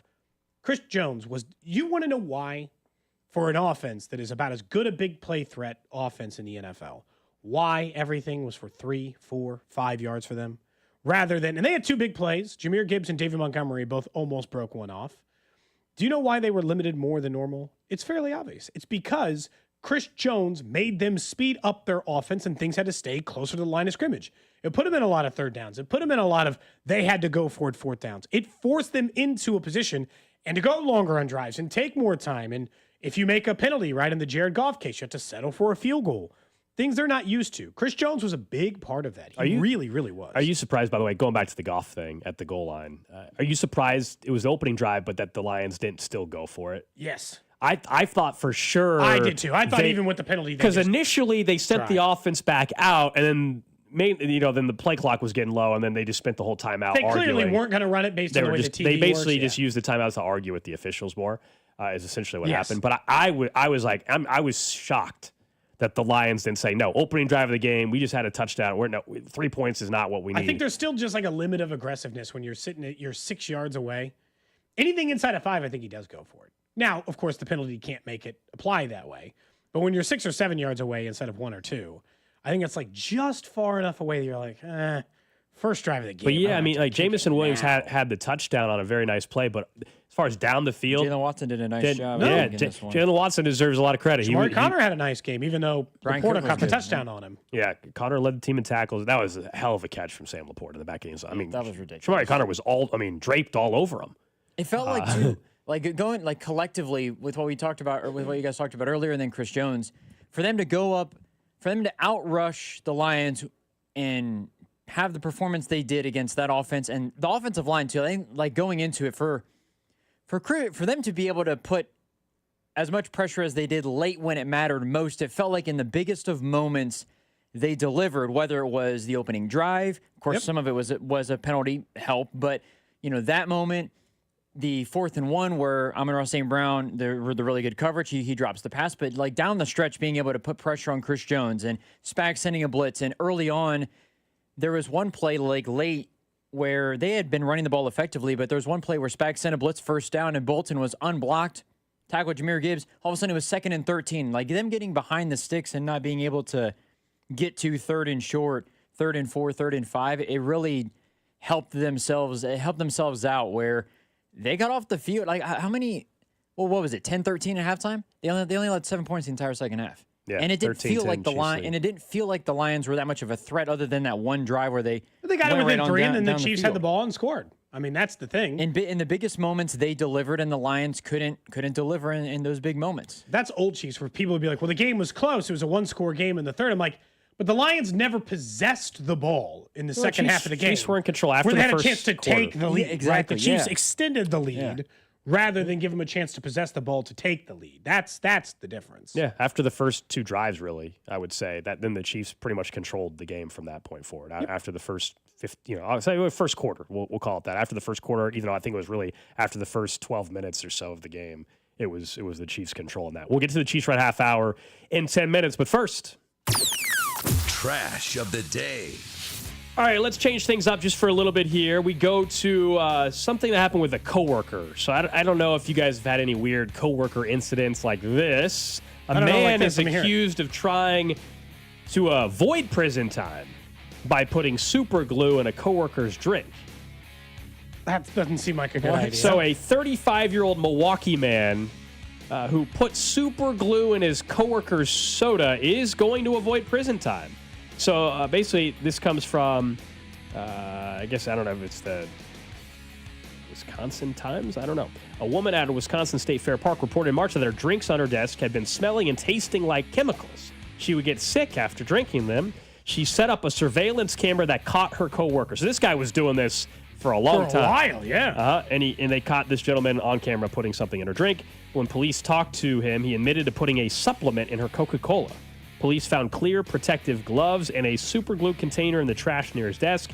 In August, he pled guilty to placing a foreign object in food. A judge sentenced him to 42 months in prison, but then stopped that sentence and put him on 3 years probation instead. So he's not going to prison, actually. I mean, I don't know. That's tough. I guess she's okay. I mean, I'm saying as far as like, should he go to prison versus get 3 years probation? Yes, he should. Yep, yes, he should. I kind of feel like prison's the answer. I guess the question is, if they're stealing your stuff, what's the protocol on that? Because I've seen people get in trouble for like putting, X-Lax in my food, knowing that someone keeps stealing it from the thing. I feel like that I shouldn't be held accountable if I But put that's things in not my what food. this was. No, it's not. But This was him. He just didn't like the coworker, presumably. He obviously and it should just be be in like trouble all of for a that. sudden, if like when you leave the room, if Drew and I are just putting super glue in your water over there. But if somebody like, steals my lunch every day for 2 Yeah. weeks, I'm not allowed to put something in there that might cause them some intestinal distress? you better hope it doesn't cause them some major health problems then, because then you are going to have major This problems person was yourself. fired from the job, correct? Yeah. Oh, okay. I mean, I assume wanted, so. I wanted to be sure that it wasn't just probation. It was That'd be you're a- also not, No, be a wild thing probation to from find out the that you'd been- probation, the legal system. But Yeah, there's no way correct. that there's Well, no way I- the company. If you have kept them video, on. if you have video footage of a coworker, essentially kind of poisoning you in your Harassing, drink, yes. that person's getting fired. Otherwise, I mean, what are we doing? Otherwise, at that point, you're like suing the company. Yeah, I would have assumed so. I mean, I think when you're poisoning somebody, there's a real risk. Someone says, yeah, don't forget the guy at the. Oh, I mentioned A the different restaurant. But yeah, locally got 11 years in prison for what he did. Just like 2 or 3 days ago, Yeah, he it got just he got happened. sentenced to 11 years in prison. Good. Now, Good. It wasn't just putting super glue; it was putting. Bodily fluids. Oh wait, but he got charged with other stuff too. Yeah. He got charged of some other. It wasn't just No, for the there was food some stuff. illicit- Sexual yeah. exploitation of a child. Yeah. 22 counts of criminal threat, and 1 count of criminal damage. So, Yeah, they did some digging on this dude once they found out more information, other than just what he did at the old They restaurant. started to get on the old computer and found all kinds of gross stuff. But like I'm not saying, yeah, it's a whole other conversation. Going back to the restaurant convo, they're to blame as well, but at the same time, I feel bad in that whole situation because this one employee ruined so many people's lives involved in that business as well. I just don't, super like I don't. You just like I wonder if this person ever like verbally said, "Hey, I don't like you. You just avoid them. You don't need to put super glue in there." People are crazy, Drew. That's all it is. You're just right. trying You're to- right. What you just said in this Yes, that's accurate. what you said in the perfect world is very true. People have differences. Just move on and talk it out. You're 1,000%, but not unfortunately, that hard. that's not the world we live in. You know how much everything would be fixed if that's all. Everybody If just handled the crazy same people way. just didn't exist? Yeah, We unfortunately. have flying cars and it'd be great. Unfortunately, yes. If it was only that simple. Some Oh, sort of you don't like utopia, that person, you I suppose. disagree. Oh, you avoid them and you move on with your life. Unfortunately, It does sound It's, simple when you put it that way, you know? it's not what some people Not do. use super glue and Yeah. insane. Yeah, that is the trash of the day. Up next, right back into the Chiefs, we're going to discuss exactly what occurred last night in this version of the Chiefs, and they found a new slogan as well. That's next.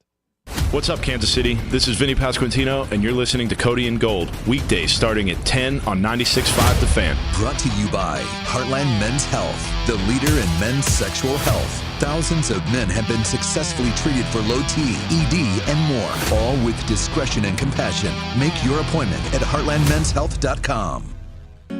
This is the run my own business dream. This is the colleges paid for dream. This is the retire early dream. This is Busey, where your dreams and possibilities become moments. Through trusted guidance and expertise, through lifelong relationships. Because we're here to help you achieve the life you've always envisioned. Busey Bank, building business, growing wealth since 1868. Member FDIC. I'm Mitch Holtis, voice of the Kansas City Chiefs. Choosing the best doctor for your eyes is one of the most important medical decisions you'll ever make. Whether you're considering blade-free LASIK, all laser cataract surgery, and premium lens implants, or want a world-renowned doctor to help with your glaucoma, macular degeneration, dry eyes, or diabetes, trust my doctor, Dr. Steven Silverstein. Call Silverstein Eye Centers to make an appointment, 816-358-3600. Experience the best eye care in Kansas City. Hey, Zach, are you smiling at my gorgeous canyon view? No, Donald. I'm smiling because I've got something I want to tell the whole world. Well, do it. Shout it out. T-Mobile's got home internet. Whoa, I love that echo. T-Mobile's got home internet. How much is it? Look at that, Zach. We got the neighbor's attention. Just $35 a month. And you love a great deal, Denise. Plus, they've got a 5-year price guarantee. That's 5 whole trips around the sun. I'm switching. Me too. Yes, T-Mobile home internet for the neighborhood. Donald, you still haven't returned my weed whacker. Carl, don't you embarrass me like this, please. What's everyone yelling about? T-Mobile's got home internet. And McDonald's got my weed whacker. Yes, T-Mobile's got home internet. Just $35 a month with auto pay and any voice line. And it's guaranteed for 5 years. Beautiful yodeling, Carl. Taxes and fees apply. See T-Mobile.com/ISP for details and exclusions. Another summer is ended, and you may have noticed that your energy is lower, your workouts aren't as productive, perhaps you aren't sleeping as well and feel foggy all the time. Maybe even your sex drive is off. This is Jeff for Heartland Men's Health. And if you're experiencing some or all of these symptoms, it's likely you have low testosterone. And if that's what's going on with you, don't wait. You need to call us at Heartland Men's Health and get treated for your low T, because living with low testosterone is no way to live. With our low T treatments, if you're like most guys, your life will change considerably. Improved sleep, better energy, greater gains in the gym, better mental clarity, and your sex drive will likely improve as well. Plus, most men see these results in just a few weeks. So call us. Your initial visit is just $99 and includes PSA and T-test and a medical consult. And if you start on testosterone the day of your appointment, your visit is free. Call 844-447-6600. That's 844-447-6600. Or go to heartlandmenshealth.com. I'm McCall with Lee Summit Subaru, and it's time to make a big deal out of nothing. Announcing Lee Summit Subaru's 0% event. Up to 0% financing on select 2025 Subaru models for 72 months. And we have the largest selection of Subaru certified vehicles in Kansas City, starting as low as 1.9% for 72 months. 0% event and a lifetime warranty. Fall in love with driving again at Lee Summit Subaru.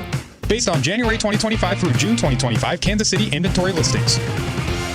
Hello, Kansas City. Christopher Youngers here with Cafe Trio. The seasons, they are changing. And if you haven't seen Cafe Trio during the holidays, from Halloween, the Plaza Lights, and Christmas with all of our decorations, well, then you've missed out on one of the most seasonally spectacular dining experiences in town. Offering live music, very spirited holiday decorations, and farm-to-table fresh menus, Cafe Trio is the place to be for the holidays. 45th and Main, cafetriokc.com.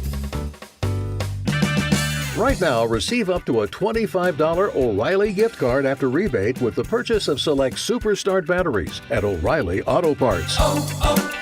O'Reilly Auto Parts.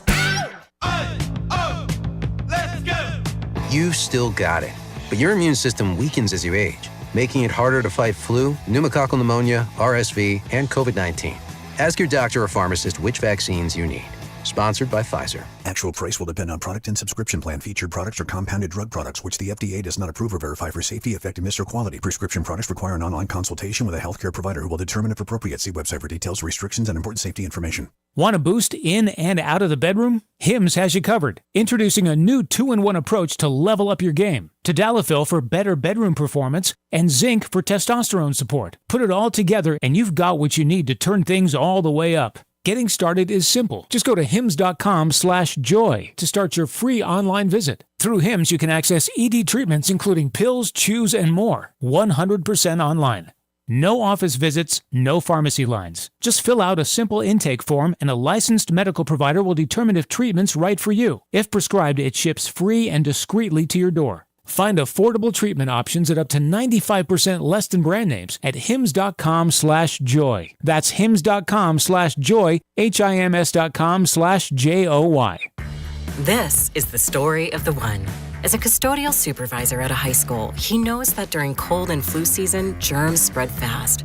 It's why he partners with Grainger to stay fully stocked on the products and supplies he needs, from tissues to disinfectants to floor scrubbers. All so that he can help students, staff, and teachers stay healthy and focused. Call 1-800-GRAINGER, click Grainger.com, or just stop by. Grainger, for the ones who get it done. Life insurance. Why are you putting it off? Can't afford it? Too much hassle? Think you don't need it? There's lots of excuses for putting off life insurance. But if you weren't there, who would pay the mortgage and other bills? With Ethos, you could be covered in 10 minutes and boom, family protected. Ethos, fast and easy online term life insurance. Up to $2 million in coverage with no medical exam. Some policies as low as $1 a day. Answer a few health questions and get your free quote at ethos.com/play. That's ethos.com/play. Brought to you by Duke's Mayonnaise. This is the Duke's Country Song. It's a song about the best mayo. It has a yellow lid and its full name. is Duke's Mayonnaise. Get Duke's Mayo in store.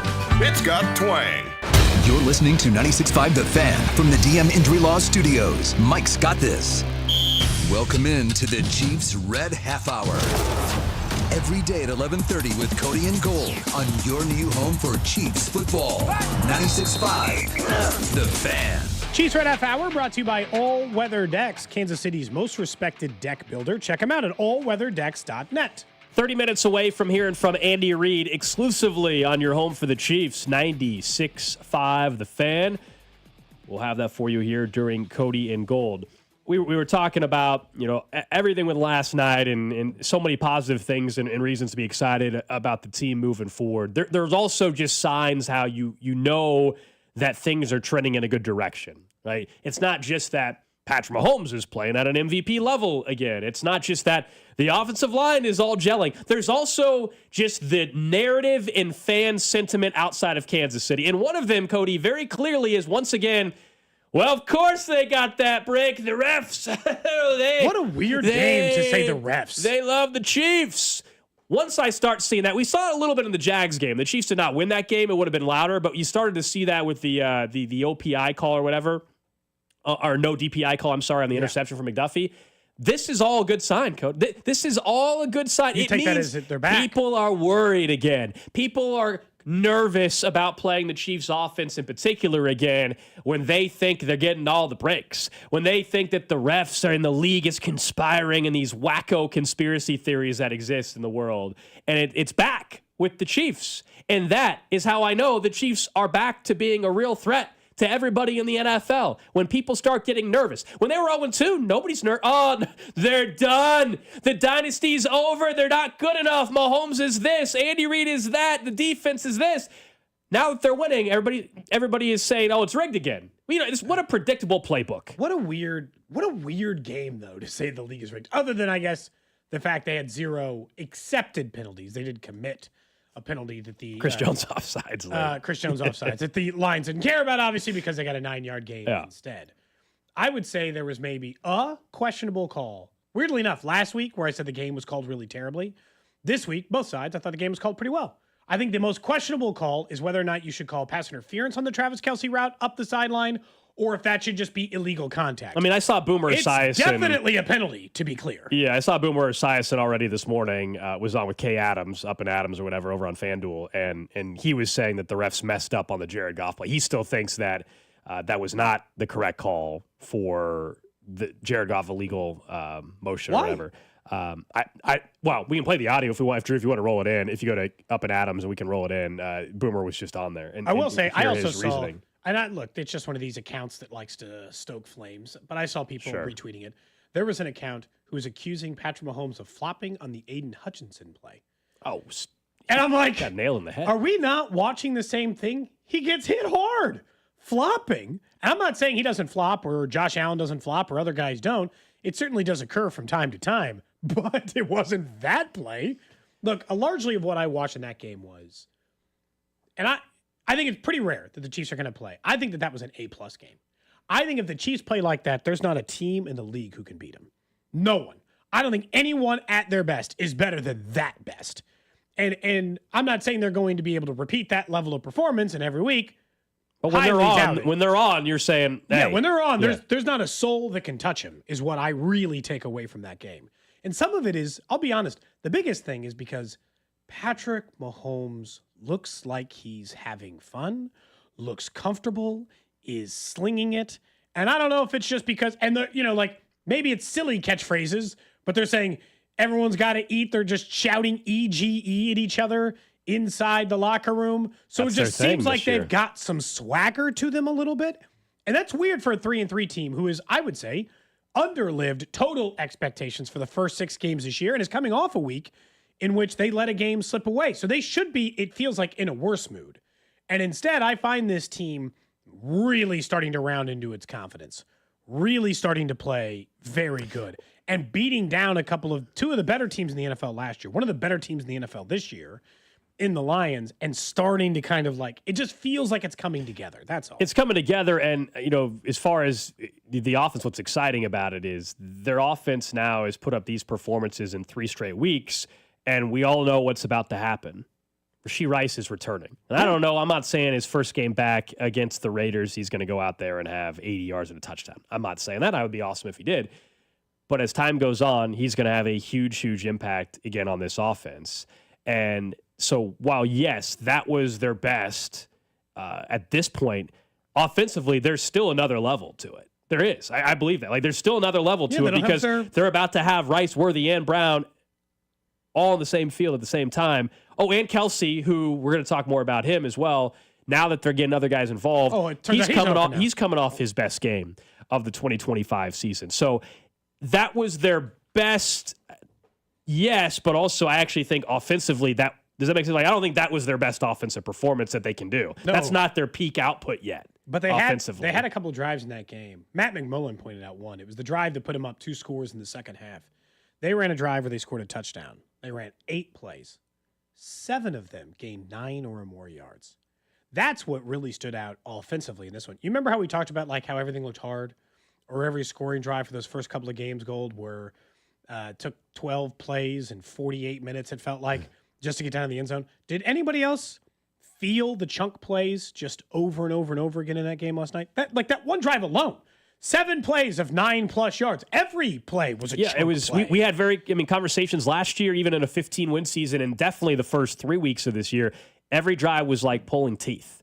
It was It was painful. You had to work so hard to move down the field. Since Worthy has been back, everybody's played better, and it's opened things up, and they seem to be in a flow with play calling. Matt Nagy seems like he's in a good rhythm with Andy Reid and how they're going about their game plan and all that. Mahomes is in a rhythm. They're confident, and everything's in sync, and all of a sudden you get this kind of production offensively. Defensively, the only thing I'll say, while they give up 17 points, the number 1 offense in football, which was incredible, I think we all recognize the pass rush is still a major question mark consistently across the board. Does Charles Menahue just turn it on? Or do they have to go outside the organization and acquire somebody in a few weeks? That is still, honestly, kind of my biggest question I have at this exact moment of the season. As far as the team, not, are they going to win the division? I'm talking questions about like personnel-wise and what they're doing on the field. Miami almost did the Chiefs a favor yesterday.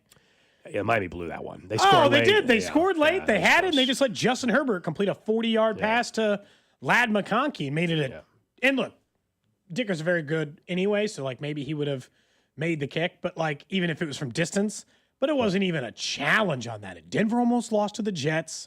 It was almost another perfect week where Denver could have lost, Chargers could have lost. That game was just pathetic. Almost lost is relative. The Jets couldn't move the football. Like, I know they were up 11-10 at one point with the in the fourth quarter with the safety, but their offense is so abysmal there with New York. It's a joke. We'll talk about them more during stock up, stock down. You can guess whose stock is down. I will say the only thing that stood out from being like a bit weird yesterday, not the Simmons thing. He just had whatever his family emergency was. Obviously, they're going to keep that close to the vest as they should. Maybe we'll get an answer on that later on in life and figure out what happened there. But obviously, Moore did a good job. But the only thing that stood out to me, did you guys, when the game first happened and I realized all these corners, and I was worried, this was more of a I was worried about it pregame with Simmons. And the other thing I was worried about was we had just talked about Shamari Connor and how he was getting picked on in the slot and how they might use Amon-Ra St. Brown to take advantage of that. And then I saw that Christian Fulton was out. And I had to go back through the practice reports from this week because I was like, well, that's weird. I thought he practiced all week. He was, in fact, a full participant for practice all week. And this is small, and I'm not saying it's going to impact the rest of the season. Are they done with Fulton? Because he was a full participant in a healthy scratch for a secondary that was going to get challenged by Detroit for sure. Yeah, they didn't want him on the field? I think it goes back to the comments maybe after week 1 or 2. We'd have to go pull the audio. I think it was week 1. Where Andy was asked about it. And not only did he say he's got to get healthy, but he basically it sounded like he doesn't know the defense yet. Yeah. Like that was in week 1. Now maybe that was 5 weeks ago. So maybe things have changed, but that's what I took it. And they're getting better play from, Noel Williams, the rookie, is playing well. And we know, I think at this point in time, even after last week, Jalen Watson is playing overall very well this season. And so you start to look at that. You're not in any rush, until they feel like we're at a point now. It was just interesting to be a healthy scratch. Sure. That's all. I wasn't anticipating Fulton's been, inactive all but 1 week, 2 weeks this year. I think. Is that right? Something like that. You got guys like Elijah Mitchell that haven't been active at all this year. Jared Wiley haven't been active at all this year. So there's some names on that inactive list that are just going to be there all year. That Christian Fulton at some point in time will be active again. I don't know when. It was just like an interesting, because again, going into the game, the Lions are a dangerous team. We feared them for proper reasons. The Chiefs obviously played their best game, so they run them out of the building for a huge chunk of it. But I mean, genuinely, going into that game, I thought, okay, are they going to change stuff? Now, they got McDuffie in the slot more. Like, they moved some stuff around to get McDuffie on Amon-Ra more. And so, like, they did find a way to cap and not get exposed in that category. I was just thinking about it because they had two really big offseason signings. Jalen Moore, who's been a backup, but you just saw why the $40 million was paying some dividends early on that one, right? Why the $20 million a year was paying dividends early. Like, okay. I like why you kind of, and then the other one was Christian Fulton, who just hasn't been able to be on the field mostly for injury. He was then healthy, and they were still like, nah, we're good. Nah, we're fine. And they've determined to play Shamari Connor pretty much 99.9% of the snaps this year. He played 100% on Sunday, and he was much better on Sunday. He had a good game. Even we mentioned, even though he gave up the touchdown to Laporta, which was just a sick catch from Laporta, more than probably anything else. Somebody else on the text line, by the way, is asking, he said, are you guys going to talk about the bulletin board material from a guy that was inactive for the Lions? We're talking about Terry Arnold, who I gave a lot of credit to for a while. He left that tweet up for some time. Yeah. And people went and found it last night. And then eventually Terry Arnold did, in fact, delete that tweet. He did not want to. Yeah, it's definitely gone. He deleted it. It's definitely gone. I'm on it. He wasn't going to leave it up. For those he who should have left it up. You know, just you got to own it sometimes. Yeah, just own it. My worst tweets are still out there on the internet. There you go. My worst takes still exist. What's the background? So I saw the photo from Terry Arnold that he put the tweet that he put the photo. When did he do? What's the background on that? He did that on what was it? Yesterday morning. I think it was. Yeah. I think it was Sunday yesterday morning. Because And that was the tweet that I brought up to you, Gold. If you had seen it on our way to the game. I think it was Sunday morning. Somebody corrected me. Sorry, it's 2 for 30 for his. I was thinking it's 2 for 40 for for Jalen Moore. He wasn't even active. I feel like you don't send that tweet unless you're playing as well. Well, I he was don't just know if saying that, you know. he was backing up his guy Dan Campbell. And if you guys didn't see it, and it's now deleted, Dan Campbell, a shadowy figure, looking over Patrick Mahomes. Here comes Campbell. It's the obviously, Undertaker meme where the Undertaker is. I don't know who's in front of him, but standing behind whatever wrestler, and he had edited it to look like Dan Campbell was. And of course, people found it after the game. And it is weird to send out the like, he's going to get you when you aren't a part of the action, like when you aren't going to play. But of course, people are going to dunk on it. Once Patrick Mahomes, people just reversed it, or they put Patrick Mahomes behind Campbell again, or that, like as a third version of it. But he did not want the rest. Someone says, I'd rather a tweet deleter than a tweet stealer. I didn't steal anything. There's a history. There's no history. There's allegations on this show. False allegations. It has come up twice. False allegations. There was definitely some allegations. I'm sure we can't can't find two tweets that are similar between me and Dusty from watching the same football game last night. I'm sure. Surely not a one. He's accused you, I think, of like right before the show or something like that has happened. Usually when it happens, it's always something like that. I do think you always get the shorter end of the stick, Cody, because our show is after their show. So I'm doing the research for our show. And Dusty will mention it first to everybody, and then you'll get the brunt of the joke, obviously, because you're not able to defend yourself until 10. It's tough, and then by 10, I sound like you come off as the person be like, whoa, whoa, whoa, whoa, whoa. Yeah. You come off all defensive because once someone hurls the accusation at you, it's hard not to we've seen it. I've heard it and seen it in front of me play out live on the air. You and Dusty going back and forth. It's been a couple months. I still will stand by I have never, ever stolen a tweet from Dusty, and I'll stand by that. What about from anybody else? I don't think so. Okay. I mean, not that I can recall. I didn't want to like defend every tweet I've ever sent. That felt like a lot of pressure, People are saying like I'm not a wrestling guy, so I was relying on you guys for the reference there. Someone said someone said they think it was Triple H. I am not the person for that in the meme. I don't know. Again, that I was just Drew said. It's definitely the Undertaker. You said Undertaker. I said sure. Behind, sounds good. I don't follow WWE or anything, so I have no idea. Might be the only guy I really know like that. I've heard the name Triple H and Undertaker, but I don't know any of the storylines and the backgrounds and the connection at all. You don't know the front person. You're familiar with the meme. I can name you 5 to 10 wrestlers over the years, but I don't know any backstory with the any answer of them. is AJ Styles, according to Wrestling World CC on Twitter. Perfect. So what does that mean? I don't know. I don't know who AJ Styles is. I've heard the name. That's what it says in this one. I see. Out of everybody on the show, I would have guessed if we had never met before, I would have thought, Drew, you were a big WWE fan. No and way. you were the WWE guy. I once a year get invited by a group of friends of mine who are all very into it. And once a year, I end up catching a WrestleMania or a SummerSlam. And they have to spend a majority of the time explaining what any of it means to me. See, someone says, Pat was AJ Styles, Dan was the Undertaker, is what people are saying on the text line.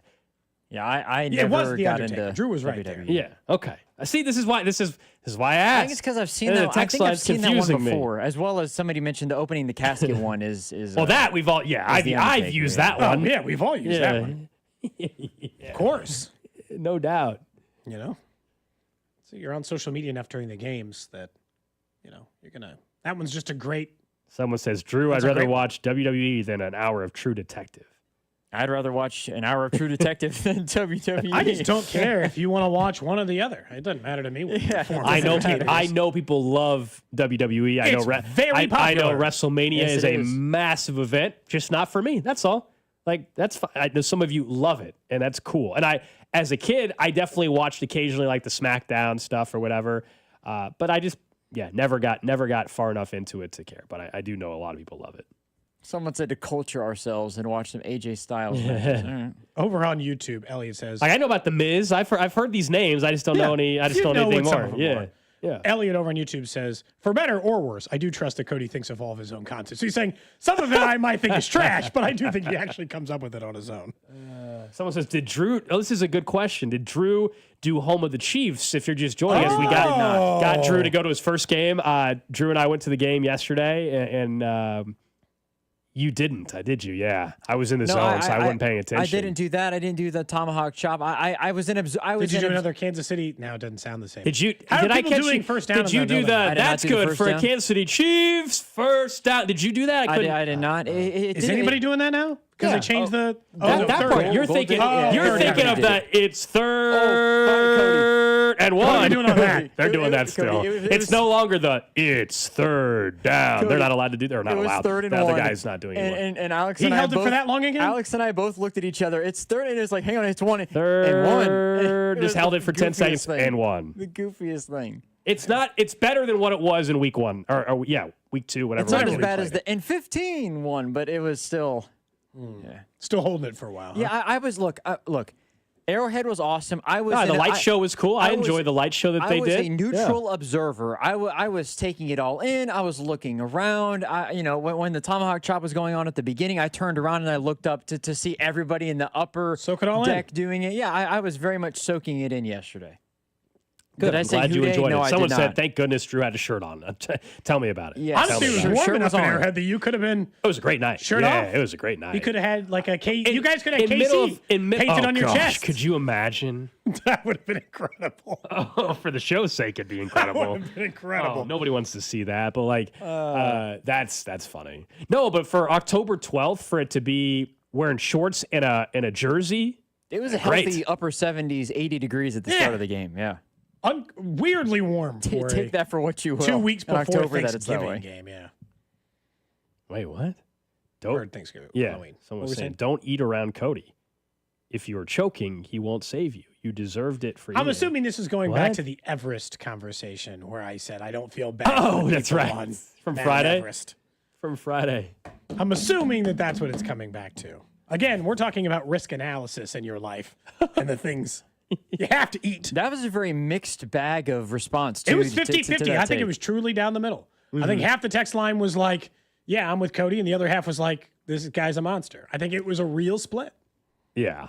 Somebody asked if I just said Hootie. I did, but I was reading a text. Somebody asked if I said that during the game. No, I avoided any. No, we'll get to it during stock up, stock down again. But everything went smooth. My biggest fear did not happen. Thank goodness. You were worried he was going to show up in a Bengals jersey. I was, and I was to pick him up wearing that Joe Burrow jersey. I'm not. You guys think I'm joking? He met me at the station. I would have recorded it. I would have said, "You're not getting this car until we get a different shirt." And he would not have been allowed in the car going to the game. And you brought him an extra shirt. I had an extra Chiefs shirt in the vehicle. You could have gone inside and got him a 96.5. That was another option too. Yeah. Anyway, all right. We're expected to hear from Andy Reid. The only place you can hear from Andy Reid is right here on 96.5 The Fan. We'll find out if there's any update on Josh Simmons and where things are at for him, potentially heading in to now Sunday's game against the Raiders. Plus, we'll get to a little What's Trending right here on Cody and Gold. What's up, Chiefs Kingdom? It's Chris Jones. You're listening to Cody and Gold. Weekdays 10 to 2 on your home for Chiefs football. 96.5 The Fan. Brought to you by Heartland Men's Health, the leader in men's sexual health. Thousands of men have been successfully treated for low T, ED, and more, all with discretion and compassion. Make your appointment at heartlandmenshealth.com. The FanDuel Sportsbook app is your home for all your favorite NFL bets, from yards to touchdowns to who will win. With FanDuel, any play can be the play of the game. Tonight, FanDuel is giving all customers a 30% profit boost token. That's right, you can get it in the action with a 30% PBT this Monday night. So make FanDuel your go-to app for any snap, whatever you want to bet. Just visit FanDuel.com/Alex to bet on the game. That's FanDuel.com/Alex. Play your game with FanDuel, an official sports betting partner of the NFL and 96.5 The Fan. 21 and present in Kansas. Opt-in required. Bonus issued as non-withdrawable profit boost tokens. Restrictions apply, including any token expiration and max wager amount. See terms at sportsbook.fanduel.com. FanDuel is offering online sports wagering in Kansas under agreement with Kansas Star Casino, LLC. Gambling problem? Getting help is your best bet. Call 1-800-522-4700 or visit ksgamblinghelp.com. This is Danon Hughes. In Kansas City football, we honor tradition, but we always look forward to what's next. That's why I'm all in for Flight by Yingling. It's brewed by the oldest brewery in America, but built for today. 2.6 carbs, 95 calories, crisp, clean, and full of flavor, just the way a light beer should be. It's got the legacy and the stats to back it up. Flight by Yingling, the next generation of light beer and the official beer of Danon Hughes. D.G. Yingling and Son, Pottsville, Pennsylvania. Chiefs Checking for Community America is for real fans. Because real fans know tap to pay is the ultimate play.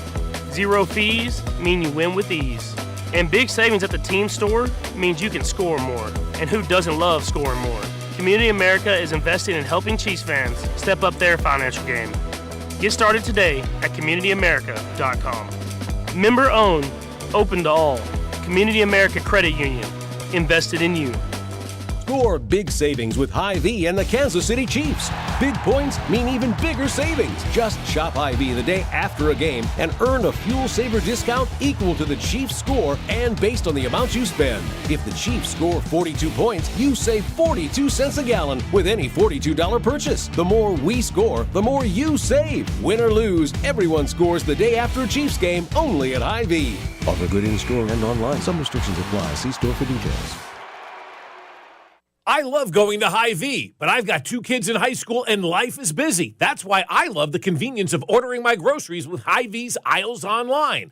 It's easy. Just download the app or go to Hy-Vee.com. Then choose your store, select your items, and Hy-Vee will do all the shopping. All you have to do is pick up your order or have it delivered to you. Try it today. New customers get $10 off your first Aisles Online purchase with the code. Save time, save money. What could be better? Only at Hy-Vee. Schedule your home improvement project while the weather is still nice with Powell Exteriors KC. They offer easy financing, pay no interest until 2027, a 10-year workmanship warranty, and their extended summer sale. PowellExteriorsKC.com. The power of KC is Powell Exteriors KC. Need to sell your house in Kansas City but not sure what the best option is? Selling a home, especially when dealing with foreclosure, divorce, job relocation, or an inherited property, can feel overwhelming. That's why I don't just make offers. I help homeowners understand all their options so they can make the right choice with no pressure and no obligation. I'm Rex, a local homebuyer and resident right here in Kansas City. Whether you're looking for a fast cash sale or just want to explore your choices, I'll walk you through the pros and cons of selling to me or listing with an agent. If selling directly is your best move, I'll offer you a fair cash price and a closing timeline that fits your needs in as little as 7 days or on your schedule. No repairs, no commissions, no hidden fees. Just a transparent, hassle-free process so you know exactly what to expect. Let's talk. Call 816-330-6000 or visit rexspicekc.com for a free, no-pressure consultation. Rex Spies KC, helping homeowners make informed decisions with confidence. Nationwide is so much more than a great insurance company. They're one of America's largest financial services companies. Like how I'm more than just Peyton Manning. I'm also motivating Manning, and you too can be so much more. Nationwide Investment Services Corporation, member FINRA, Columbus, Ohio. This is the story of the one. As a custodial supervisor at a high school, he knows that during cold and flu season, germs spread fast. It's why he partners with Grainger to stay fully stocked on the products and supplies he needs, from tissues to disinfectants to floor scrubbers. Also that he can help students, staff, and teachers stay healthy and focused. Call 1-800-GRAINGER, click Grainger.com, or just stop by. Grainger, for the ones who get it done. Nationwide is so much more than a great insurance company. They're one of America's largest financial services companies. Like how I'm more than Saquon Barkley, the NFL's reigning leading rusher. I'm also the NFL's leading husher. Shh, hush up back there.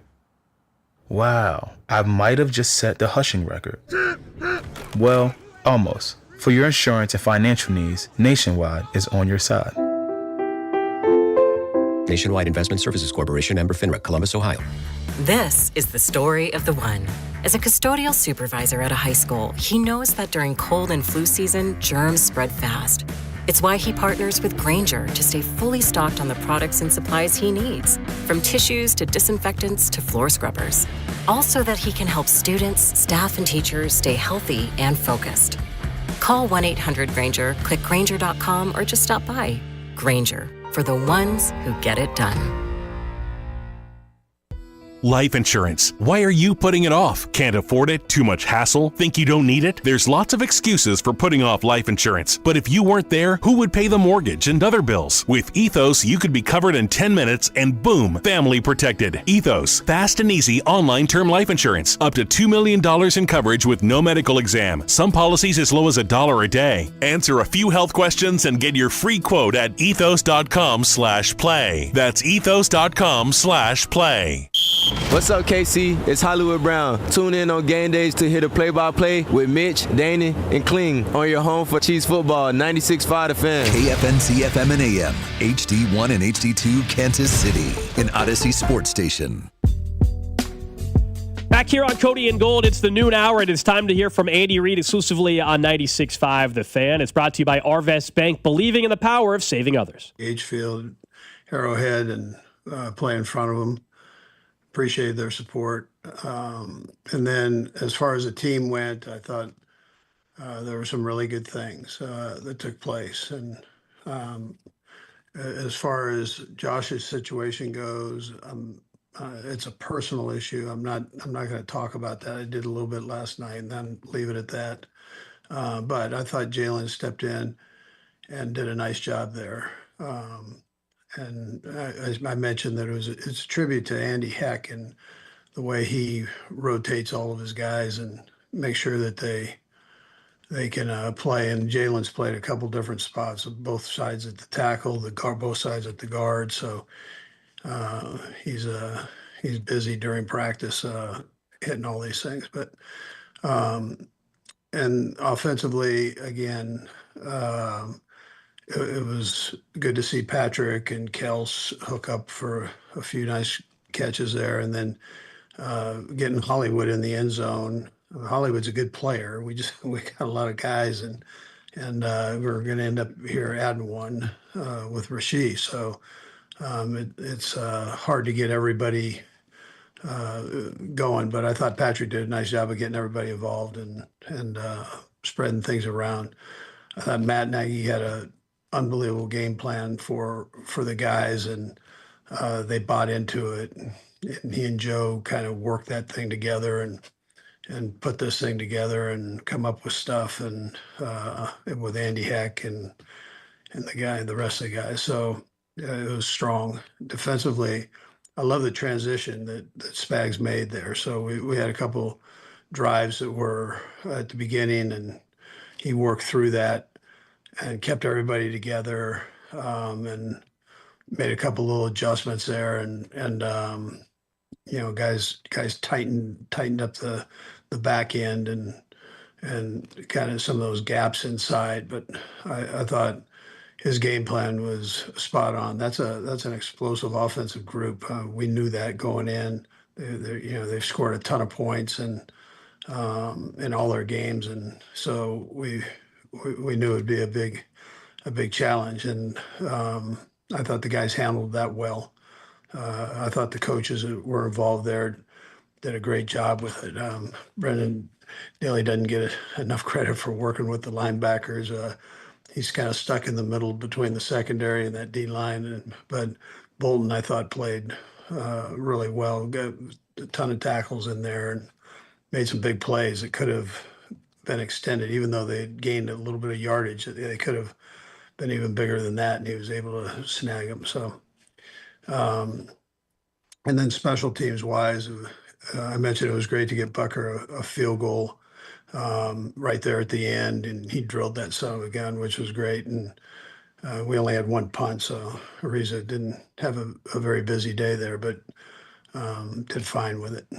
So, and then I thought the return groups were good. Nico, again, had a couple nice returns there. So field position is always a big thing, especially against good teams. And that includes all three phases, but special teams got a lot of that responsibility. So anyways, with that, time's yours. We'll go first to Pete Sweeney. Hey, Coach. You get Rashid Rice back this week, 6 weeks off of practice. What does the ramp-up period look like for him? And do you have optimism that, he could play just the full load of snaps and maybe he would have been able to had he been going?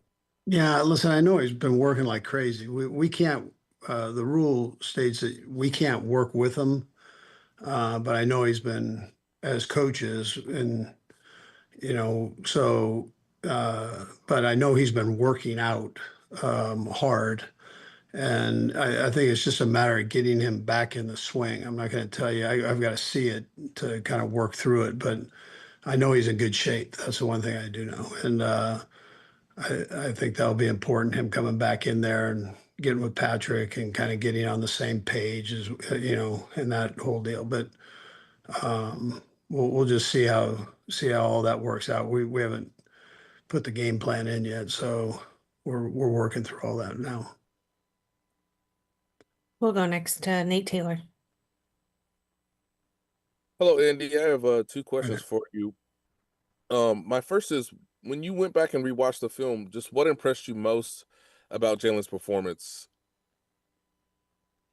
Well, I thought he was just solid. I thought he did a nice job. It wasn't he was going against an all-pro player and 50% of the time. So it was that's a tough ask without playtime. But he handled. I love the way he handles himself during the week and how he practices fast and aggressive during the week, and he doesn't, he never hangs his head that I'm not playing or done this or that. He just gets in there and bears down, and so I think that paid off for him once this thing happened. And he was solid in the run game too, run and pass. It was he had a productive day. Yeah. And Andy, I know you said you're not going to discuss the personal situation with Josh, but based on your conversations with him, do you anticipate when he'll be back with the team, or is that still sort of unclear at this point? Yeah, just to take care of business. That's how those things work. You having a barbecue, Nate? Huh? Nah, it's just nice outside, Coach. All right. We'll go next to Sarin. And I'll have a couple as well, Sydney. Coach, just Travis Kelce. I mean, I know you've talked about how much he worked at, getting in shape and everything, but he seems like, 2-3 years younger almost, right? In the way, I mean, his first catch, he made a nice little cut and turn. We didn't see a lot of that. I'm just curious, one, I mean, do you see that same kind of, a lot more spring in his step this year than he had last year? And two, was there maybe, I know you never talk about injuries, in the middle of things, but was he maybe battling some things that, I know everybody's dinged up and banged up during the course of the year, but was there maybe some injury things that were maybe nagging that, nobody wanted to talk about at the time, but maybe now you could reveal to us? You're talking about last year? Yeah. Yeah. No, not that I recall, but we've been giving him a lot of Geritol, and he really has, progressed. Like, Oh, that's it. Okay, the Geritol. All right, I thought maybe there was going to be more. All right, and then I know you like to, when you win the coin toss, you know to defer. I think everybody understands why, the chance to get the double possessions. Were you surprised, with the Lions move, and did that serve to maybe motivate the team a little bit, that they weren't going for that they were trying to make a statement, so to maybe make a statement back? yeah, so it's not the first time they did that. That was the third time they had done that this year. So we anticipated something like that possibly happening, and but the guys they're good with that. I, I don't know if it was motivation or not, but our guys saw, they knew that they had done it before, so it wasn't a big surprise. Right, and then seizing on the opportunity, getting it, you basically got the score the way it was. How important was that in the game to be able to go from 10-6 down to 20-10, basically with just a few seconds that they were only able to possess the ball? Yeah, that was a positive, definitely. Are you talking about the drive in the second half, the first drive, the second half? Yeah, just being able to do. I mean, I know that's what everybody wants to do: get that touchdown going into the half and get another one. Yeah, no, absolutely. That's huge, and you're right. The stop before the half was also big. We ended up taking a knee there at the end, but with just a few seconds on the clock. But that drive to be able to stop him there was big, and then the drive before that, where we were able to get a score, was good. So, and then obviously coming out the second half, you're always striving for that. You try to come out with a purpose, and the guys did a great job of executing and getting a score. Well, let's go next to Nick Jacobs. And Sydney, I'll have a follow-up if I can, please. Andy, to go from Monday night to where, you have the 13 penalties and it's a late night, you guys are flying back, to be able to match the challenge this week and execute the way you did, have 0 penalties on the score sheet, and for them to match the physicality of the Lions, what do you feel like that says about this team? Yeah, Nick, listen, I thought the officials let the guys play. I'm not saying I agreed with everything that went on, but I thought they were very fair on how they did it. And so they could have called us on some, and they could have called them on some, and they kind of let it play out, and let the teams really show off what they've got. So, which I think is good. I think it's good for everybody. I think it's good for the fans. It's good for within reason. Within reason. And then, we had to tighten some things up, Nick. I mean, all 13 of those calls weren't wrong. I mean, that's not what I'm saying here. We had to tighten some things up, and I thought our guys did that. They worked on it during the week, and just making sure their fundamentals and technique were right. And half of it is moving yourself into a position where you can execute.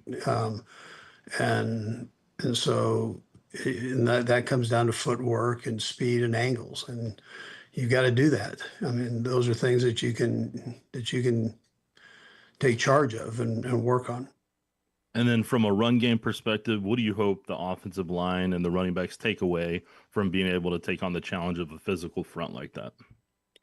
Yeah, well, I thought Pop ran hard, and I thought he was accurate with his reads. And then when Kareem came in, I thought the same thing, powerful, and it starts with the O-line. I mean, they've got to have things rolling up front, but they played physical. Our offensive line played physical against a good defensive line, and a defensive front, because I mean those linebackers aren't tiny guys either. They're big old guys back there and physical. So, but I thought they played well. There are things we can do better all the way around. I mean, that's not.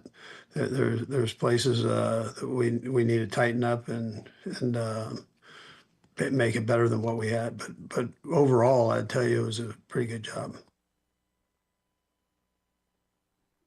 We'll go next to Jesse Newell. Hey, Andy. Pat mentioned last night that the receivers get along really well on this team. I just wondered what you've seen kind of from inside the building as far as that group and how they've built up chemistry over time. Yeah, Jesse, I tell you a little bit like this is what I meant when I said after the game that they having one come back into the fold there and be able to play, and then Rasheed coming back in the building. Period. They kind of felt whole, and that's because they like each other. I mean, they get along, they hang out together, they work together on their route combinations, and they're always talking about stuff to get better there. And they've got a good friendship, which will be needed now because we got more guys and we only have one football. So you want them to help support each other, and I think that ends up being important. I think Juju has a big part of that, and he's a uniter, and he's still a tough guy and all that bit that goes with it, a good receiver, and he's been around, so I think he keeps it all together there. Hey, Coach, we've got two left. Let's go to Matt Derrick. Hey, Coach. I saw, at the locker room after the game, you came up and gave a big pat on the back to Harrison Butker. What did you see on that? And have you literally learned anything on that first PAT miss that he had? And two, do you feel like he needed a little bit of encouragement at this point, especially, getting out there and getting that field goal and being consistent the rest of the night? Yeah, listen, I just thought I'm a big Harrison Butker fan, so I think he's a great kicker, and if not the best, one of the best clutch kickers in the National Football League. So it was just good. I know how that thing goes. I know the swing. I understand all that, and sometimes that ball looks nice and fat, and other times it looks a little tiny. And so, but the first one he didn't hit very good on the PAT, and then he came back and finished strong the rest of the night. And I thought getting a field goal in there, I think that's big. I mean, listen, we're all human, and a little pat on the back. You're being nice on that, but a nice pat on the back it was a positive. And you talked with Nick a little bit about the run game, but your running backs had, I believe, 74 yards last night. You haven't had a game where they collectively have gotten over 100. Is there more that you're looking for from that game, especially to maybe take the load off of some of the things that Patrick has done to kind of augment those running, at least the running numbers? Yeah, Pat had the 30 yards rushing. So, listen, he's going to rush no matter what. I mean, he's going to run the ball. There's just times when where if something doesn't look right, or maybe there's a pressure here or there, that he's going to take off and go. And so, I mean, I get that. It's important that he does like he did last night, where he got down on the ground and not take the big hits. With the exception of one run there, he was able to get down and try to limit the hits on him. So, and then listen, I thought our guys ran the ball well. I thought they had a good night at that, and there was a mix. So when you do this RPO game, you're calling runs, but some of them turn into passes. That's the beauty of the thing, and so maybe your numbers are down just a little bit, but they end up increasing in the completions. We'll close it out with Todd Palmer. Go ahead, Todd. Hey, Coach, appreciate you, man. Hi, Todd. So Hollywood obviously injured to start last season. It took X a little while to get rolling last year, and Rasheed was on fire before he got hurt. But we've never seen all three of them together on the field, when they were at the height of their powers. How excited are you to see that trio on the field together, coming up Sunday? Yeah, no, I think that'll be a positive thing. They haven't been on the field together other than training camp. So it's, I think they're looking forward to it, maybe even more than I'm looking forward to it. I mean, they're excited to play together. They're all those three are very close. So We'll see how it all works out. I mean, I don't have a lot of promises for you, but I just it'll be great to get him back going and in the swing. That's it. All right, so that was Andy Reid exclusively here on 96.5 The Fan. Press conferences on Mondays with Andy Reid, brought to you by Arvest Bank, believing in the power of serving others. So a couple things there, and then we'll get to all 32. On the Josh Simmons stuff, it's kind of we don't know. It doesn't sound like a sure thing he's back for Sunday's game. They didn't care to share any more insight on timeline. Obviously, we don't know the details of what the situation is that has had him back home. So that I don't know. That part I don't care about, right? I don't care about like what are the circumstances that are involving, but like this is a weird thing to be cagey about. Like, and look, every once in a while, it's not for suspicious reasons. Andy is just cagey sometimes, but sometimes he's like being cagey for a reason. And what I can't figure out, Gold, is when somebody's just like, "Hey," and he could have just simply said, "It's up in the air. I don't know whether he'll be back this week.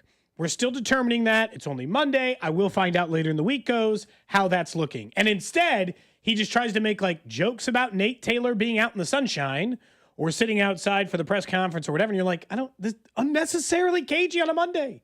You're coming off a huge win. We understand it was very last minute that your offensive lineman was unavailable. We're not even asking you at the moment why he's unavailable. Maybe that comes up later if there's an issue that involves him, something to follow, not someone else. But yeah, now we're going to pay attention to it. Something to keep an eye on. Obviously, we'll get back into Jalen Moore, who was really, really good last night, no matter how much notice he got. Josh Simmons has also been very, very good. He was their top pick in the draft and everything. So hopefully everything is all right. But I'm with you where you could just simply, say that we don't have the answer right now versus making it seem like you don't want to tell us the possible timeline. It's just kind of weird. Anyway. For a guy who's been in media as long as he has, every once in a while Andy will answer a question. I'm like, why are you picking this fight? He picked one in post game too. I'm like, I don't know why you're. It was also about Josh. It was Simmons. also about Josh Simmons, and that's why it's weird. This is now the second thing you've made like a weird. You've made the question or the circumstance uncomfortable, and why? I think last night he was asked by Vahe Gregorian from the Star. He was asked at that point, hey, when did Jalen Moore find out that he was going to be starting? Fair question. And he was like, why does it matter? So he did. Just again, like, did they find? I mean, it's more for just the story, right? To speak to how impressive it was for Jalen Moore. Did Jalen Moore find out 12 hours before that he was starting at left tackle? Did he know Friday and the injury report thing didn't happen until Sunday? Is that why you don't want to say? I have no idea. Is Andy mad at him for some reason, and that's why he's being weird about the questions and answers? It's like, who knows? I'm not saying that's. I honestly don't know. Yeah. I asked around. A lot of people asked really around. They're obviously keeping news about it. Yeah. They, just in general this year, they have been very, very, very mum. And like internally, they have been very good about keeping things close to the vest. We weren't hearing anything about Xavier Worthy. Whatever leak they might have had to Adam Schefter or other guys, they have tightened that up because it is hard to get things out of Kansas City right now, which is fine. But like this one, answered that in the weirdest possible. If I had said, what's the worst possible way to answer that? That's like somewhere in the middle of the worst possible ways. We're obviously speculating. That's part of the job. But I would say it's the ways it would make you think that him being asked the timeline and stuff, it would make you think that there wasn't perhaps the proper channel of communication from the player to the coach. Yes, something. And that's something that's irritated him because he hasn't had the same communication. I don't know. The problem with answering that way is you and I immediately start guessing stuff like that. Because, hopefully Wednesday, when Andy speaks again, at that point, Josh Simmons is already back in Kansas City, and then everybody moves on. It's not. But you would admit, right, if he's not back with the team by Wednesday, then something bigger is going on. Yeah. Hopefully that's not the case. I don't want to say they should plan it this way, but obviously, Jalen Moore still is the guy in the building at the moment, so they should plan on him being the one. The good news is Jalen Moore looked awesome yesterday. Yeah. Jalen Moore looked really, really good, guys. Don't forget on Mondays, our lunch partner, our friends over at 30 Hop, $5.99 classic burgers on Monday. 30 Hop, your new go-to, an American bar and kitchen with bold flavors, local taps, awesome patios, and an unbeatable happy hour. Locations in Lee Summit, and of course down the street from us at Grand Station, Merriam Grand Station. You can stop in for lunch, stay for the great happy hour. 30hop.com. That's 30hop.com. Local beer, American Eats, big patio. We get a little stock up Stock down. I think I said all 32, but I meant stock up, stock down. We'll get to all 32 tomorrow or whatever. Yeah, we can look at it there. Stock up for me, and I think it's the most obvious one in the NFL this year. Sam Darnold. It does not seem to him and Jackson Smith-Njigba in particular, I guess is where the stock up. That has turned into one of the best duos in the NFL this season. He has found an immediate weapon similar to that, and it starts to look really interesting because Justin Jefferson, who's still one of the best wide receivers in the NFL, his numbers have come down quite a bit in getting less good quarterback play, which he certainly is getting in Minnesota right now, between their injury issues to J.J. McCarthy and then obviously the not very good play from Carson Wentz. But Sam Darnold immediately found another weapon to target at monster numbers in Jackson Smith-Njigba. I've been really impressed by the Seattle Seahawks and just generally speaking, what Sam Darnold's been able to take on the road. Jared Goff got to change scenery and just stayed and made it work. Baker Mayfield was picked up for $4 million by the Bucs and stayed and made it work. Sam Darnold got kicked out of his team. They drafted a first-round quarterback. They told him to go elsewhere. He's making it work in Seattle. It's been impressive. Really, really sharp. Really, really sharp there. It's why Seattle is sitting there right at the top of the NFC West and a team that has a real chance to win that division. Stock up for me. It's just Drew's Chiefs fandom. Finally made it to Arrowhead yesterday. We got some tickets. Thanks to listener Chase, by the way. For his fandom's up? We're getting him closer? His fandom is up. How close are you to being a Chiefs fan now? He's experienced Arrowhead. He saw it from a Sunday night football game perspective as well. After all the talk and talking about how college atmosphere, this, that. Now he's experienced Arrowhead. I feel so much better about Drew being our producer now that he's been to Arrowhead. You want me to be honest in terms of it? Yeah. I'm not much closer. I'm not much closer. Stock is up. Stock is up. I do have a bigger appreciation there you go. for Arrowhead after last night. Stock is up. I got to say, I think the next big thing that this show should try to accomplish is to spend whatever it takes to get Vinny off the Jets and make him a Chiefs fan. I feel bad for him. I don't know. That man traveled to London on his birthday weekend and had to watch Justin Fields get less than 100 yards of total offense. I think I should be expending a lot of my energy convincing Vinny Pasquantino to no longer be a Jets fan, to quit. That's never happening. They don't deserve your fandom anymore, team. you know? They don't deserve your fandom anymore. With Drew, we're not trying to tell him to never root for his hometown team. It's just to have some more appreciation for the atmosphere that exists in the team he covers. Vinny, you're not going to get him to switch. Vinny also has said when it's not the Jets, he roots for the Chiefs. He said that on the show I'm saying before. he should give up on the Jets. It's time. Someone says stock is down on Drew's Bengals. Well, we already know that, so there's no need to bring that up. Who's your stock up, though? My stock up is Rico Dowdle. I don't know if his stock's through the roof. Holy smokes. So he's third in the league in rushing yards, period. He has 150 more rushing yards than Saquon Barkley does this season. He's played 2 games. He is started 2 games. He is unbelievably good right now. He's on an all-time heater, and not only that, but he led the team in rushing, of course, at 183 yesterday. Led the team in receiving yesterday. The week before, I think he put up 200 yards, if I remember correctly. Yeah, he put up 206 against Miami again. Two teams who are kind of struggling, but if you're putting up those kind of numbers where you're averaging 9 and 6.1 yards per carry, the stock is up on Rico Dowdle. I think you told me that you were going up against somebody in fantasy that had Rico Dowdle. Yeah, that was not good. That's tough. I lost. Oh, really? Yeah. Who knew? Like, I will say, Hubbard's job is gone. That man lost his job. It took all of 2 weeks. Hubbard's not getting that job back. He's the 3rd leading rusher in the NFL. And Javonte Williams is too. Yeah. You know, running backs in the NFL, and this always goes to the thing, don't spend big free agent dollars. Constantly evolve the position. Always look for people. 3 of the guys in the list were just straight up free agents. Javonte Williams, Rico Dowdle, who they didn't have to pay any money for, and J.K. Dobbins are 3 of the top 6 leading rushers in the NFL. They were available on the street. Just on the street. Crazy. Little stock down. Okay, this goes to tonight's doubleheader for Monday Night Football, and the way it's been trending in the NFL anyway. Do we need to hold a funeral for the 3 p.m. slate for the NFL season? They don't have enough games in the slate. Stock down. It's not even worth putting Red Zone on. Like, there's only 3 games and they all stink. And then you're like, well, I'll just watch the 49ers. Do what? Lose every player who's left on their roster to injury? Just stock way the hell down on the 3 p.m. slate. They murdered it. They murdered the 3 p.m. slate so that they could try to save Monday Night Football. I don't know. Maybe for all of it. But there's so many other primetime games. And we're not even at the point of the season where they start shoving games onto a Saturday. or have 3 Thursday night games on a Thanksgiving weekend, the 3 p.m. slate stock is way down. You want to run errands on a Sunday, start 3:15 on a Sunday. You might actually be able to get something done. Stock down for me, the Colts something funny? pregame routine. Colts I was pregame waiting for routine. something, Cody. The Colts pregame routine, which you said, what pregame routine? And Did then you not started see to what explain- happened? Unbelievable. I was thinking like they caught This is fire why to the field or something, you know? The fact I didn't think that you were this talking about those happened, two. The Colts had 2 injuries during pregame. One, backup quarterback Anthony Richardson. You know those elastic bands they use to stretch out before the game? Yeah. And they've got there's a little tension there, obviously. Apparently one snap. So just imagine the image of he's got his leg out, I'm imagining. Slipped and out from his foot or something, snaps or slips and nails him right under the eye. He's got an orbital fracture. He's going to miss some time.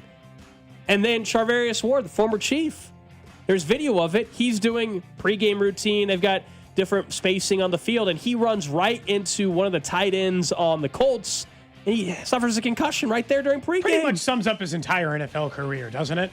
That he got injured trying to stretch for a game in which he was listed as the backup anyway, as a former first-round pick. And then, Ward, that play was crazy. Getting a concussion before the game when people aren't even acting, man, that's crazy. I just feel bad. Drew, you got 10 seconds to tell us your stock down. People feeling bad for Myles Garrett. Oh, yeah. You knew what you were doing, my guy, when you signed that contract. You can't say, man, we're losing the same way every single time when, again, you have no quarterback. Yeah, can't feel bad for Myles Garrett. All right, coming up next, guys, let's get right back into the Chiefs in particular. The ending of that game with Juju and Brian Branch, the random question of the day, all coming up right here on Cody and Gold. What's up, Kansas City? This is Bobby Witt Jr., and you're listening to Cody and Gold, weekdays starting at 10 on 96.5 The Fan. Brought to you by Heartland Men's Health, the leader in men's sexual health. Thousands of men have been successfully treated for low T, ED, and more, all with discretion and compassion. Make your appointment at heartlandmenshealth.com. Looking to spend time outside in Kansas City right now, and I don't know why you wouldn't. It's been gorgeous all weekend. Do it on your dream outdoor space, your dream deck, thanks to All Weather Decks. Give them a call for a free estimate at 913-206-1974 or online at allweatherdecks.net, where you can see pictures of their incredible work and the map of jobs they've done throughout the city. Again, they are one of America's best deck builders. They are Kansas City's most respected deck builder, and you can see pictures of all of the, genuinely beautiful work they've done throughout the Kansas City area. They're locally owned and operated, which makes them easy to get a hold of. They've been constructing decks in Kansas City for more than 14 years and deserve, or believe that you deserve, a quality custom deck that will match your house for years to come. Whether it be composite or all wood, whatever style you're looking for, a fire pit or outdoor kitchen, they're ready to tackle that project and are a winner 24 times of Angie's List Super Service Award. Again, schedule that free estimate today at 913-206-1974 or online at allweatherdecks.net. Inside the Huddle is brought to you by Blue Cross and Blue Shield of Kansas City. Discover the benefit of blue. I'm Mitch Holtis, voice of the Chiefs. Everyone develops cataracts naturally as they get older. When your vision is affected by cataracts, you should see my doctor, Dr. Steven Silverstein at Silverstein Eye Centers. Dr. Silverstein is a world-renowned cataract surgeon who performs life-changing laser-assisted cataract surgery with premium lens implants to correct your vision up close and far away. Trust my eye doctor, Dr. Steven Silverstein, Silverstein Eye Centers, 816-358-3600 to schedule an appointment. Around here, we've got each other's backs. When it comes to health insurance, we want that same kind of support. Blue Cross and Blue Shield of Kansas City gets that. They're from around here too. Backed by the national strength of the Cross and Shield, they help you make confident choices, no matter where you are. Blue Cross and Blue Shield of Kansas City. From here, for wherever you are. That's the benefit of blue.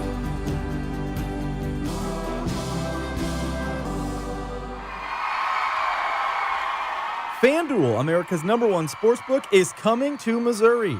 On December 1st, you'll finally be able to bet on all your favorite teams and all your favorite sports.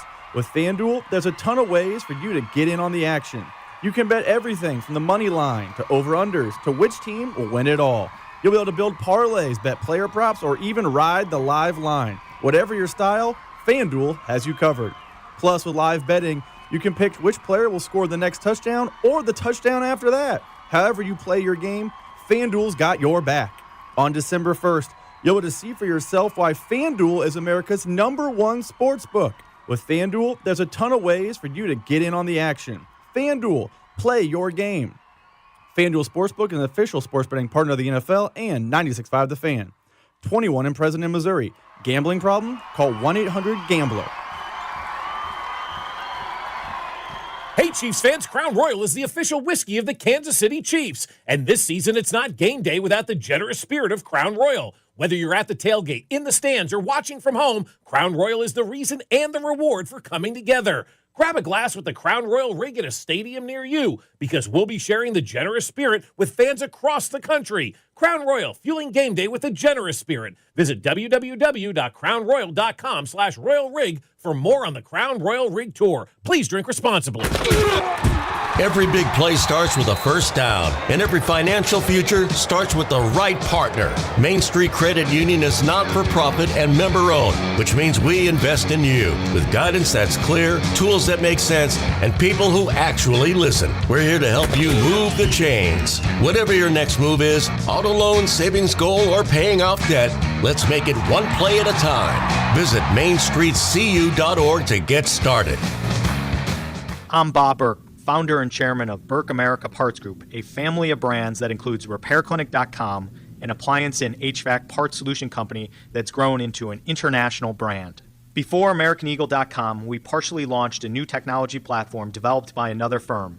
American Eagle helped take our technology to a whole new level with digital marketing, software development, and business insights into our key markets, appliances, HVAC, and outdoor power equipment, and did so both on time and on budget.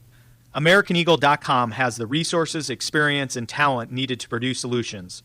Our new technology platform, developed by AmericanEagle.com, has produced tremendous results with higher traffic, conversion, engagement, and online revenue. If you have any home repairs you need to take care of, check us out at RepairClinic.com.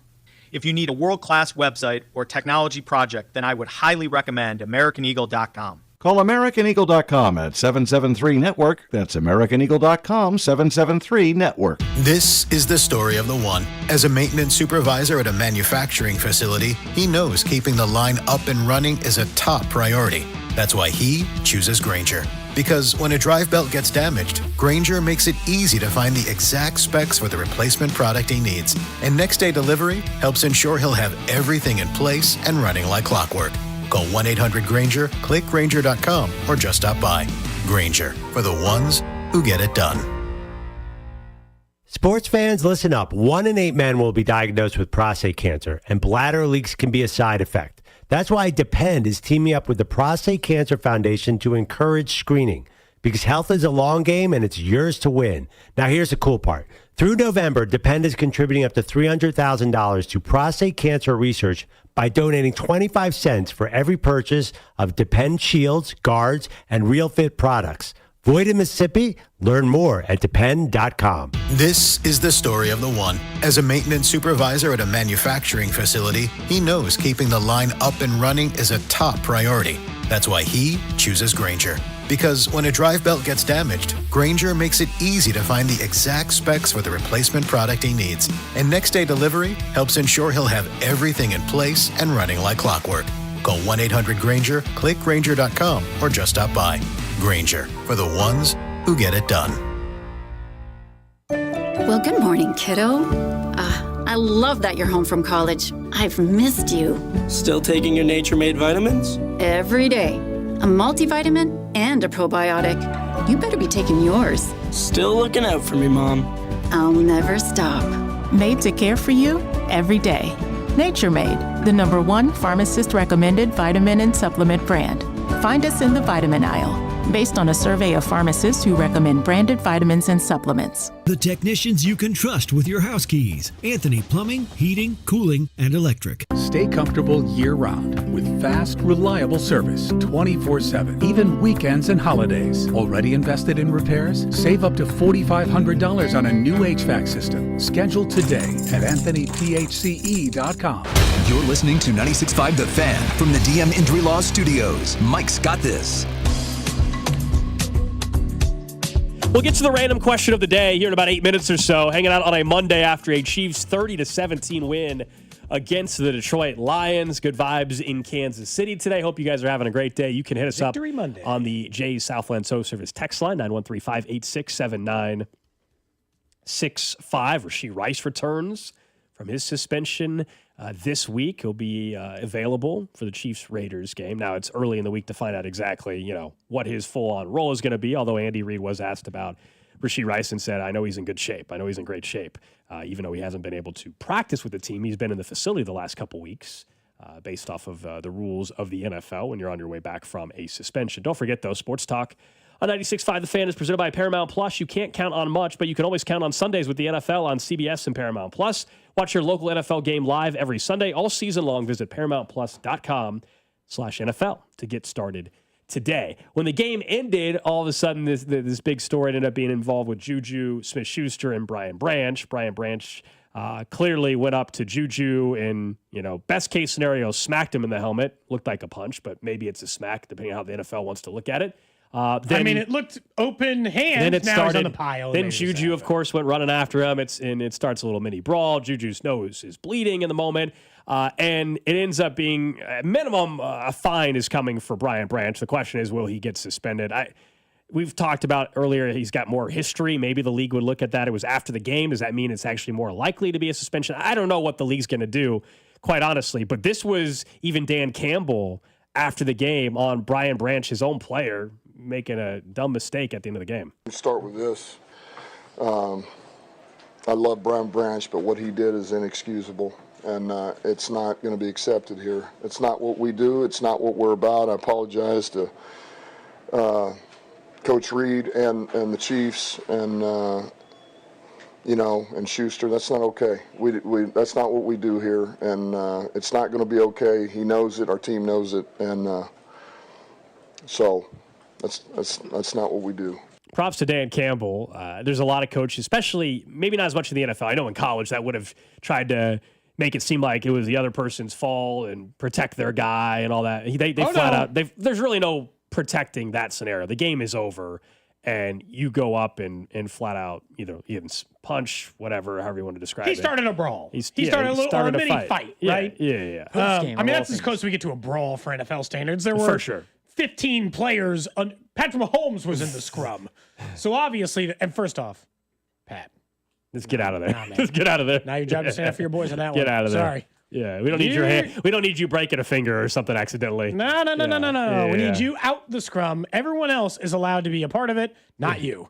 I don't, just definitively. You saw the photo. You saw the photo. I don't know if it was from the Star or the AP. Like Andy Reid was right there in the middle of it too. At one point in time, trying to break it up. It was obviously sour grapes. The Chiefs put such a beatdown on a team that is winning and winning a lot that it threw them off, and it threw Branch off his game, and he was getting bullied in the blocking game by Juju, and they were talking trash. Yeah, and Mahomes looked his way after the rushing touchdown because Branch gave him a little love tap into the end zone, and because of that, he was probably in a sour mood, and he decided to be petty with Mahomes, and Mahomes wasn't going to fight it.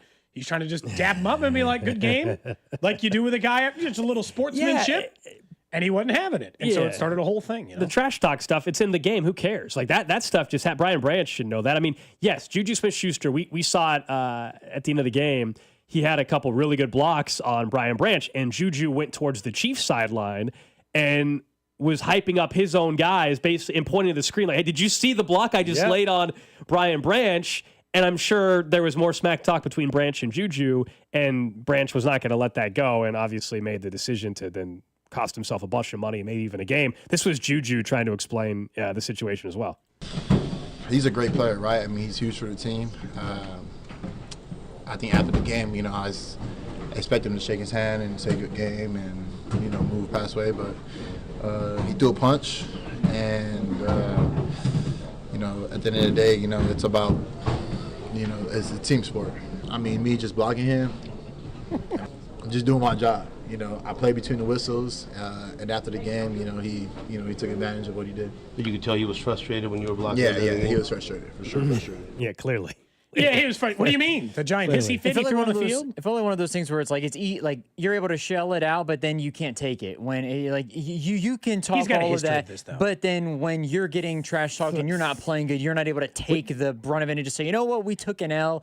And it is what it is. It just felt like one of those things, too. We looked it up. 13 different fines already for Brian Branch, who's only been in the league for like 3 years. He has been an aggressive player with his hits and stuff like sure. that. Yeah. And so, like, what? You can't handle it on the other end? Exactly. All he did was try to give you a... And yeah, Juju was like, oh, you two... I'm sure it was just like, oh, you're not even going to give him you're not even going to be a sportsman about it. And then it made Branch mad. And then ensued it out this. I'd be surprised if some Chiefs guys didn't get fines too. They just don't like this kind of stuff in the NFL. Yeah, Juju might get a little fine, even though he's the one that got punched initially. But he ran over to him. And I'm sure he'll get fined a little bit. The question Pacheco was hot after it too, man. He was involved in the whole thing too. The question will be if there's a suspension for Brian Branch. Someone on the text line says Juju got what he deserved, and I'm a Chiefs fan. I don't know what you mean by that. What do you mean that he deserved to just get punched randomly? You can't take a little shot at the end of the game. I don't really get that. That because he was blocking the hell out of Brian Branch on the final drive or the final 2 drives, that he deserved to get. But I don't think it didn't warrant. It didn't warrant. The game's over, though. You know what I mean? The game's over. You went up to somebody. Heck, I'd be like, in a weird way, like you should never punch anybody even during the game. But like, if you would have punched him right then and there, I at least understand it more. In the moment, he did it after the game. The game's over. You're not expecting somebody to come up and punch you when the game's over. I do think that this is one of those like we'll look back on moments of the season where like. It already felt like because of the way they played the game, Gold, that they got their swagger back. But now they're getting in fights and everything's a little chippy. And they're like, you know, like that feeling when, I don't know, maybe the best example of very briefly in the Little Giants when, you know, the superstar player on the other team and he looks at her with that like level of swag. Like when you're kind of picking on the other team because you're just feeling it. It feels like they got and the Lions are not an easy, flappable team. They got in their head. If they're willing to do an entire brawl about it, you walk out and be like, these guys are trying to fight us because they can't beat us on the field. If anything, it feels like an extra motivating point, especially if the Chiefs start going on a run. We will look at this point and be like, man, that's when they got it all back. Whipped up on the Lions, winning fight, you know, like getting in little fights. Like that kind of stuff just feels energizing for a team in a lot of ways, especially because they didn't even start the fight. Branch just got mad. And then he did this whole thing in this song and dance and all this nonsense. It was interesting. I was like getting ready to step away we do post-game videos over on the Instagram page. I was getting ready. I was on duty last night, so I went to go record my post-game reaction. And then to me, it's like, bro, I'm like, what am I missing here? Like, I'm trying to they were kneeling down, Gold. I thought I was safe to go record Chiefs just beat up on the Lions. Safe to walk away, and also it was a brawl. Did you guys catch it live in the stadium, or were you guys? No, it's right there. Okay, right, because right that's in front like, of us, yeah. Well, that's like a you could leave moment when they're going down for the kneel down. No, we were trying to get to the car. Ended up getting a glove. I don't know if he told you that or that either. Yeah. I got to figure out how do I choose which nephew gets the glove? Do they the players were that'll be a problem. The players were obviously the seats were right by the tunnel, right there, right where they exit at midfield, and multiple players, they throw up their gloves. We were in the third row, so 4 gloves just came flying in our direction, and I grabbed whose glove? That was the funny thing. We had to have somebody with video confirm who it was because there was a bunch of different people throwing up. It was not like from Chris Jones or anybody. It was from McDonald, the linebacker, special teams player, I think. Okay. I'll be honest, I'm not familiar with who it is. But I think number 59, I believe. Gonna give it to my nephew, one of them. I don't know who because it's gonna cause a fight, Cody. This is the issue. It's gonna cause a fight. Give it to the baby. You know what? Teach him a lesson. No, because that'll lesson learned. You know what? You got 3 nephews. The baby gets it if you guys can't share it together. The younger He'll one's have not it gonna, for his room in the future. The younger one's not gonna understand what I'm handing. But he might like it later. Maybe he might like it down the road. You know? Yeah. It's about. So yes, they're his favorite player now. That's gonna be the favorite player. Yeah, you don't want to leave that out. Cooper McDonald, by the way, I believe. He's going to be locked into those special team snaps. Gold prize stole from a kid. That's coming on a snitch line a couple weeks from now. Not at all. Snatch it out of the hand of a child. Drew was there. Was there a kid there? You could have given it to a kid there. There was video evidence. There's 0 kids in the vicinity of you? There was video We're evidence. We're in the third row. Cody, there was video evidence. Kids were in front of us, and the glove got batted a couple of times, and then Gold snagged it. I think there were kids in front of you. You just said there were no kids by you. Now I'm getting conflicting stories. No, there were kids in the first row, and we were in row 3, and the glove got batted a couple times, and Gold took advantage of the moment. For shame. I'm giving it to my nephew. Gold wouldn't give the glove to a kid, you know? No, in fairness, he would. Okay. Cody's just trying to stir the pot. This is not a Philadelphia Phillies fan situation, no. Well, I don't think you knocked to get over to get it. It wasn't that. I didn't take it that far. All right, let's get to it, Drew. Random question. There's one guy very upset on the text line. I said that it was a cheap shot. Maybe it's because I'm a Bengals fan. I don't know, but people are mad at you two for not acknowledging it or not getting more into it. I said Juju blocked the hell out of Brian Branch, and he's probably upset about the block in the back. And I said it was in the game. But yes. And saying that doesn't mean that Brian Branch can just punch you when the game's over. What are we talking about? I agree with that. Oh my gosh, the first time ever a player blindside block. Oh my gosh, it's never happened in the NFL before. Let me go punch him. What the hell are we talking about? Yeah. I mean, control your emotions if you're Brian Branch. He blocked that was why somebody Dan Campbell said. That's why Dan Campbell said what he said post game. Yeah. I mean, the fact that Brian Branch said he screwed up and the coach said he screwed up. I don't know why we're trying to defend the actions of the person who certainly caused the issue. The random question today brought to you by Kansas City Urology Care at KCUC. Remember, you see the best in KC. Visit kcurology.com today. Today's random question, and you guys can pull up the link if you'd like, comes courtesy of Twitter. His Dirkness put out the graphic of all the people that Patrick Mahomes has thrown a passing touchdown to in his NFL career. It was put up on the graphic as they were leading into Sunday Night Football, and he asked a simple question that I think is probably fun to ask, which, who is your favorite player? Who is your favorite name on the list of people Patrick Mahomes has thrown a passing touchdown to? Of the 300 he has now thrown, you can see the graphic. I sent it to you on the random question. They include offensive linemen like Wanya Morris and Eric Fisher. They include Sky Moore, Samaje Perine, DeAnthony Thomas. It's all over the board. I just want to know, of all the random names that appear on this list, which one is your favorite? Well, there's quite a few. There's some good you can choices. you can go with the cliche, pick the offensive lineman that caught a pass. There's a couple of them on the list. Andretti being the best of the offensive linemen, I feel like. I'm going to go with one just because I remember this. I'm going to be surprised if you don't pick a name. I don't know if you guys will be surprised with it. So I'm about to say a name that is funny because the way he was discussed at the time and given his background and everything, the funniest name, I don't know if it's favorite, but Josh Gordon being on the list is pretty crazy. He has one. Yeah. I forgot about Josh Gordon even being on this team at any one point. That one stood out to me. I'm not going to lie. Drew, do you have an answer even though? Yeah, so well, who is your answer, Cody? Because I'm not going to use this person, but I'm kind of surprised that Gold didn't say this person. I want to hear who. Oh, wow. Okay. So other than the offensive linemen, which are always very high on the list, I think my answer is the people who I remember being a part of a previous era that I forgot were a part of the Mahomes era. So my answer is Demetrius Harris. Okay. I can't believe he got three passing touchdowns to Demetrius Harris. Surprised you guys didn't say Jody Fortson. I really am. Well, that was more of previous producer's guy, you know? Okay. So you're saying Nick would have said Jody Fortson. And I will say, there's going to be a lot of people that do not remember Jody Fortson. This show will not be one of them. This show's going to always remember that Jody Fortson's on the list. Yeah. Some people mentioning Chris Conley or Anthony Byron Pringle. Sherman's on there. Anthony Sherman. I'm going to say DeAnthony Thomas. I didn't think he played with Mahomes. I was going to say DeAnthony Thomas. Give me DeAnthony Thomas. I remember he was one of my favorite college football players at Oregon. That man is a speed demon. Oliver Brown only had one going into last night, right? And then he finished with two. Were both those passing? Yeah. Can you believe that DeMarcus Robinson has the fifth most? He has the fifth most He's receiving carved out touchdowns. a heck of a career, man. He really He's going to be a 10-year NFL player. I can't believe it, but he's going to end up being a 10-year NFL player. I just couldn't believe he had the fifth most receiving touchdown pass from Patrick Mahomes. Jerick McKinnon is fourth. McCole Hardman is third. How long until Xavier Worthy and Rashee Rice are third and fourth? Xavier and Rashee both have 9 according to this list. So, I mean, it's going to... Not long, right? You wouldn't think so, but I mean, it's going to take Rashee having 10 touchdown seasons to get to Tyreek's 46. That's a lot. I just meant past McCole and Jerick McKinnon. Oh, well, that'll happen by middle of next year. It should be, yeah, that says a lot.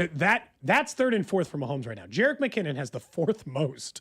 At 15. That stood out to me on the list. It's not my favorite player, but it is maybe my favorite stat on the list.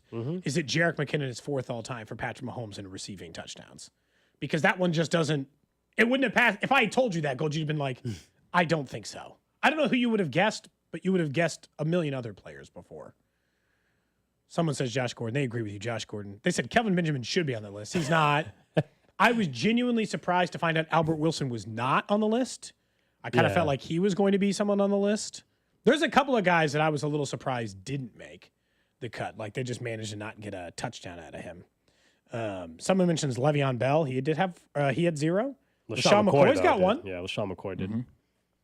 He got benched 5 games into the season for their first Super Bowl year, and then it was Damian Williams. Couldn't hold on the football. Yep. So someone on the text line said Sky Moore, solely because he lined up in the wrong formation but scored in the Super Bowl. It's kind of interesting. Hopkins ended up with 5. I know we were all disappointed by what he brought, but he ended up. That was more than I remembered. Hopkins is still above Isaiah Pacheco, Tony, Sky Moore. I mean, all kinds of people he's ahead of. Blake Bell, Jody. Does anybody remember him yeah. catching 5 touchdowns for this team?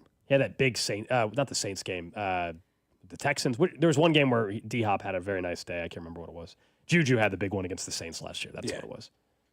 That's all. Just want to know who your favorite players was. Sherman, Mahomes' first ever passing touchdown. I believe that's correct against the Chargers. I think that is accurate. The only one he ever threw?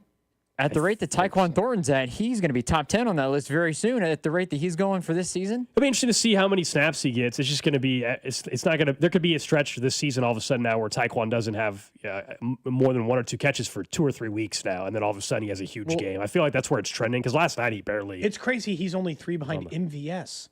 Yep. I feel like MVS was here for like a decade. I know he wasn't, but I feel like he was here for like a decade. Well, that was one of the things. Like real briefly, speaking of Rashid coming back, Cody, I asked Gold last night. I was like, because Jalen Royals was out on special teams. I was like, is he going to play this year? I don't know if Jalen Royals plays a single wide receiver snap this year. Little news out of the NFL. Adam Schefter reporting Titans have now fired head coach Brian Callahan. Oh, he is the first man to get axed.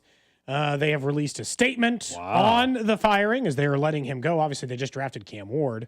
After extended conversation with our owner and general manager, we met with Brian Callahan this morning to tell him we are making a change at head coach. They just won a week ago. These decisions are never easy, and they become more difficult when they involve people of great character. We are grateful to Brian's investment in the Titans, etc. While our commitment to patient and strategic plan to build a sustainable winning football program, we have not demonstrated sufficient growth. This mostly just 6 weeks. 6 weeks into the season, you should have fired the guy after year 1 then. I can't. I'm a broken record, and so I'm sure people are just sick of hearing it.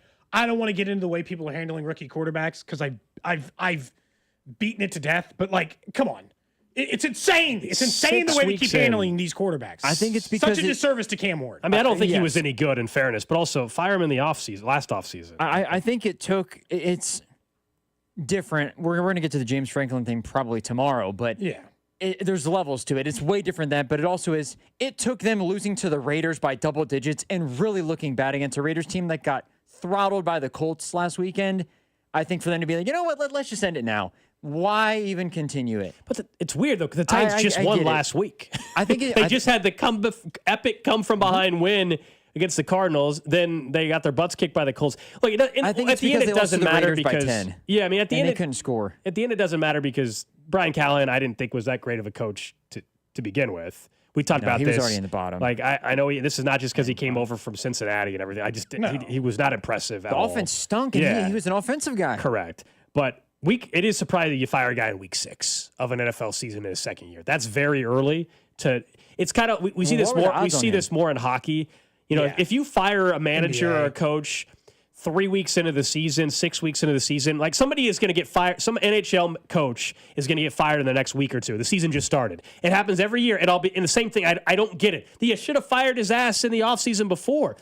Callahan should have been fired. If the leash was that thin. It's worse in the NFL because of quarterback. It's funny because Adam Schefter was just on Pat McAfee like an hour ago, and I had it in the rundown I was going to put in for tomorrow. He was just about saying how there's going to be no changes anytime soon. I'm hearing that Callahan, Aaron Glenn, and all these guys are not going anywhere. And then Callahan just got fired.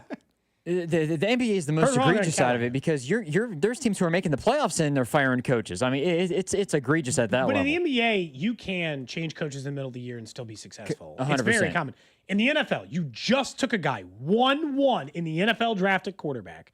You didn't like your coach. You stuck with him anyway. You allowed him to delay the development of your number 1 overall pick. And now he's going to have to be with a different head coach for the rest of this season and have his 3rd NFL head coach by the time he starts his second year with his second NFL off. It's stupid. It's just a terrible way to handle quarterbacks. Did Schefter say who the interim is? Or is there not? He didn't say, but you know how it is. It's usually just like it'll be some guy you didn't realize. Some position coach, and it might be the quarterback coach for all we know. Who knows? I don't know who's on the Titans staff. It's some guy who probably former head coach. He was 4-19. First coach. What were the odds on him? Did he have the most odds to start the season? Well, to start the season, it was Brian Dable. Dable was the favorite, and Jackson Dart's saving his butt right now. For now, because it looks like they're having fun a little bit. that's NBA first coach odds. Sorry, Bo Hardigree is the quarterback coach. Maybe he'll be the interim. I'm looking. Who's a DC? There you go. There's your interim coach, Mike McCoy. Gotta go find former Chargers coach. Yeah, no. Come on, you just gotta go find the former coach on the staff. Mike McCoy, senior offensive assistant. I think you're right. Former NFL head coach. Let's just skate through the year, and then we're gonna figure things out. And then the GM is John Fossil's also their special teams. The GM is Borgonzi, right?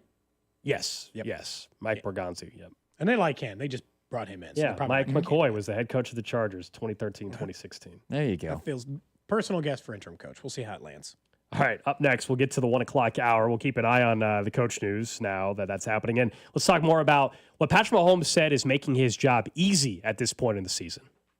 This is Wyatt Thompson, and you're listening to Cody and Gold, weekdays 10 to 2, right here on your home for K-State Athletics, 96.5 The Fan. Brought to you by Heartland Men's Health, the leader in men's sexual health. Thousands of men have been successfully treated for low T, ED, and more, all with discretion and compassion. Make your appointment at heartlandmenshealth.com. Synergen X and Low T Center have clinics located all throughout town. So if you haven't been feeling the same, you've been feeling run down, you're not sleeping as well, maybe the workouts, you're irritable, all of these things can be a sign of low testosterone. And you have the power to choose whether you want to be treated in the clinic or receive at-home treatment for Synergen X and Low T Center. It all starts with a simple free test at their center where you could get on-site lab results in as little as 20 minutes. With the new mobile app, you can choose how you want to receive that telehealth, and follow-up visits and medication reminders all can be done through the app. So, like, if you're just like, how can this testosterone replacement therapy, how can it work for men? It can also have a massive benefit for the way you've been operating and the way you've been feeling in these circumstances. And they use pharmaceutical-grade testosterone to increase your testosterone to a level that's just you. You don't know that you can get that at other facilities. Synergen X and Low T Center are the original MVPs of testosterone replacement therapy, so check them out when you get the opportunity. And don't wait any longer. Not when you get the opportunity. You've been waiting long enough. It's time to take care of it. For a limited time only, visit any Synergen X and Low T Center for a free hormone consultation and free T-test, and automatically enter for a chance to win either autographed sports memorabilia, such as jerseys, balls, and helmets, or you may even have a chance to win tickets to a major sporting event in town. Synergen X and Low T Center are getting you to the top of your game, a TRT MVP. Go to TRTMVP.com to book that appointment today. That's TRTMVP.com. Is your garage door too loud and whining for help? Overhead Door Company of Kansas City will make it all better. They will perform their full 26-task garage door tune-up for just $79. That's just $79 for up to 3 garage doors and openers. You need this done once a year, so why not now? And for just $79. Call Overhead Door Company of Kansas City at 816-221-0072 or schedule online at overheaddoorkc.com. Around here, we've got each other's backs. When it comes to health insurance, we want that same kind of support. Blue Cross and Blue Shield of Kansas City gets that. They're from around here too. Backed by the national strength of the Cross and Shield, they help you make confident choices, no matter where you are. Blue Cross and Blue Shield of Kansas City. From here for wherever you are. That's the benefit of blue. Score big savings with Hy-Vee and the Kansas City Chiefs. Big points mean even bigger savings. Just shop Hy-Vee the day after a game and earn a fuel saver discount equal to the Chiefs score and based on the amount you spend. If the Chiefs score 42 points, you save 42 cents a gallon with any $42 purchase. The more we score, the more you save. Win or lose, everyone scores the day after a Chiefs game only at Hy-Vee. Offer good in store and online. Some restrictions apply. See store for details. I love going to Hy-Vee, but I've got 2 kids in high school and life is busy. That's why I love the convenience of ordering my groceries with Hy-Vee's aisles online. It's easy. Just download the app or go to Hy-Vee.com. Then choose your store, select your items, and Hy-Vee will do all the shopping. All you have to do is pick up your order or have it delivered to you. Try it today. New customers get $10 off your first aisles online purchase with the code Save time, save money. What could be better? Only at Hy-Vee. I'm McCall with Lee Summit Subaru, and it's time to make a big deal out of nothing. Announcing Lee Summit Subaru's 0% event. Up to 0% financing on select 2025 Subaru models for 72 months. And we have the largest selection of Subaru certified vehicles in Kansas City, starting as low as 1.9% for 72 months. 0% event and a lifetime warranty. Fall in love with driving again at Lee Summit Subaru. Based on January 2025 through June 2025 Kansas City inventory listings. Hello, Kansas City. Christopher Youngers here with Cafe Trio. The seasons, they are changing. And if you haven't seen Cafe Trio during the holidays, from Halloween, the Plaza Lights, and Christmas with all of our decorations, well, then you've missed out on one of the most seasonally spectacular dining experiences in town. Offering live music, very spirited holiday decorations, and farm-to-table fresh menus, Cafe Trio is the place to be for the holidays. 45th and Main, cafetriokc.com. Having a financial partner who's all in changes everything. It's the difference between hoping for a home and holding the keys, between dreaming about your own business and actually opening the doors, between turning what ifs into what's next. At Community America, we're here for every moment, with financial expertise built around every part of your life. Because when you have a financial partner that's invested in every part of you, you can't help but feel like a star. Member owned, open to all. Community America Credit Union, invested in you. Makita's built for the pros who show up early, who don't do shortcuts, only precise cuts. With tools built to last, job after job, year after year. Performance that pays off, because when the job calls for the best, you answer. And when you need the best, you call on Makita. Built to be the best. Available at the Home Depot. I can't believe how spotless my floors look after using the Swiffer Power Mop. No more dragging around a heavy mop and messy bucket. Now I get the same deep clean without all the work. Thanks to the powerful solution and scrubbing pad of the Swiffer Power Mop, dirt and grime don't stand a chance, and I don't break a sweat. Mic drop. Mop drop. Swiffer Power Mop. Swiffer Power Mop. A smarter way to mop. Try it or your money back. This is the story of the one. As a maintenance supervisor at a manufacturing facility, he knows keeping the line up and running is a top priority. That's why he chooses Grainger. Because when a drive belt gets damaged, Grainger makes it easy to find the exact specs for the replacement product he needs. And next day delivery helps ensure he'll have everything in place and running like clockwork. Call 1-800-GRAINGER, click Grainger.com, or just stop by. Grainger, for the ones who get it done. Sports fans, listen up. 1 in 8 men will be diagnosed with prostate cancer, and bladder leaks can be a side effect. That's why Depend is teaming up with the Prostate Cancer Foundation to encourage screening, because health is a long game and it's yours to win. Now, here's the cool part. Through November, Depend is contributing up to $300,000 to prostate cancer research by donating 25 cents for every purchase of Depend shields, guards, and Real Fit products. Void in Mississippi? Learn more at depend.com. Inside the Huddle is brought to you by Blue Cross and Blue Shield of Kansas City. Discover the benefit of blue. Hey, it's Creed Humphrey. The Chiefs Radio Network pregame show starts 3 hours before kickoff, right here on your home for Chiefs football, 96.5 The Fan. KFNC FM and AM, HD1 and HD2 Kansas City, an Odyssey sports station. 1 o'clock hour here on Cody and Gold. Don't forget our lunch partner on Mondays, our friends over at 30 Hop out in Lee Summit and just down the street from us in Merriam Grand Station. 30 Hop today has $5.99 classic burgers. Not just today, every single Monday, by the way, over at 30 Hop. Your new go-to in American bar and kitchen with bold flavors, local taps, expansive patios, and an unbeatable happy hour. Go to 30hop.com. That's 30hop.com. Local beer, American Eats, big patio. Some more on the Bill Callahan. His dad is Bill Callahan. Brian Callahan. Bill's on his staff, isn't he? I think he was the O-line coach for his son. I think that's right. Does he does he leave as well? You got to quit in solidarity with your kid, man. I think so. That'd be awkward. Anyway, so Brian Callahan was just fired by the Tennessee Titans. If you're joining us, he's the first coach fired in 2025.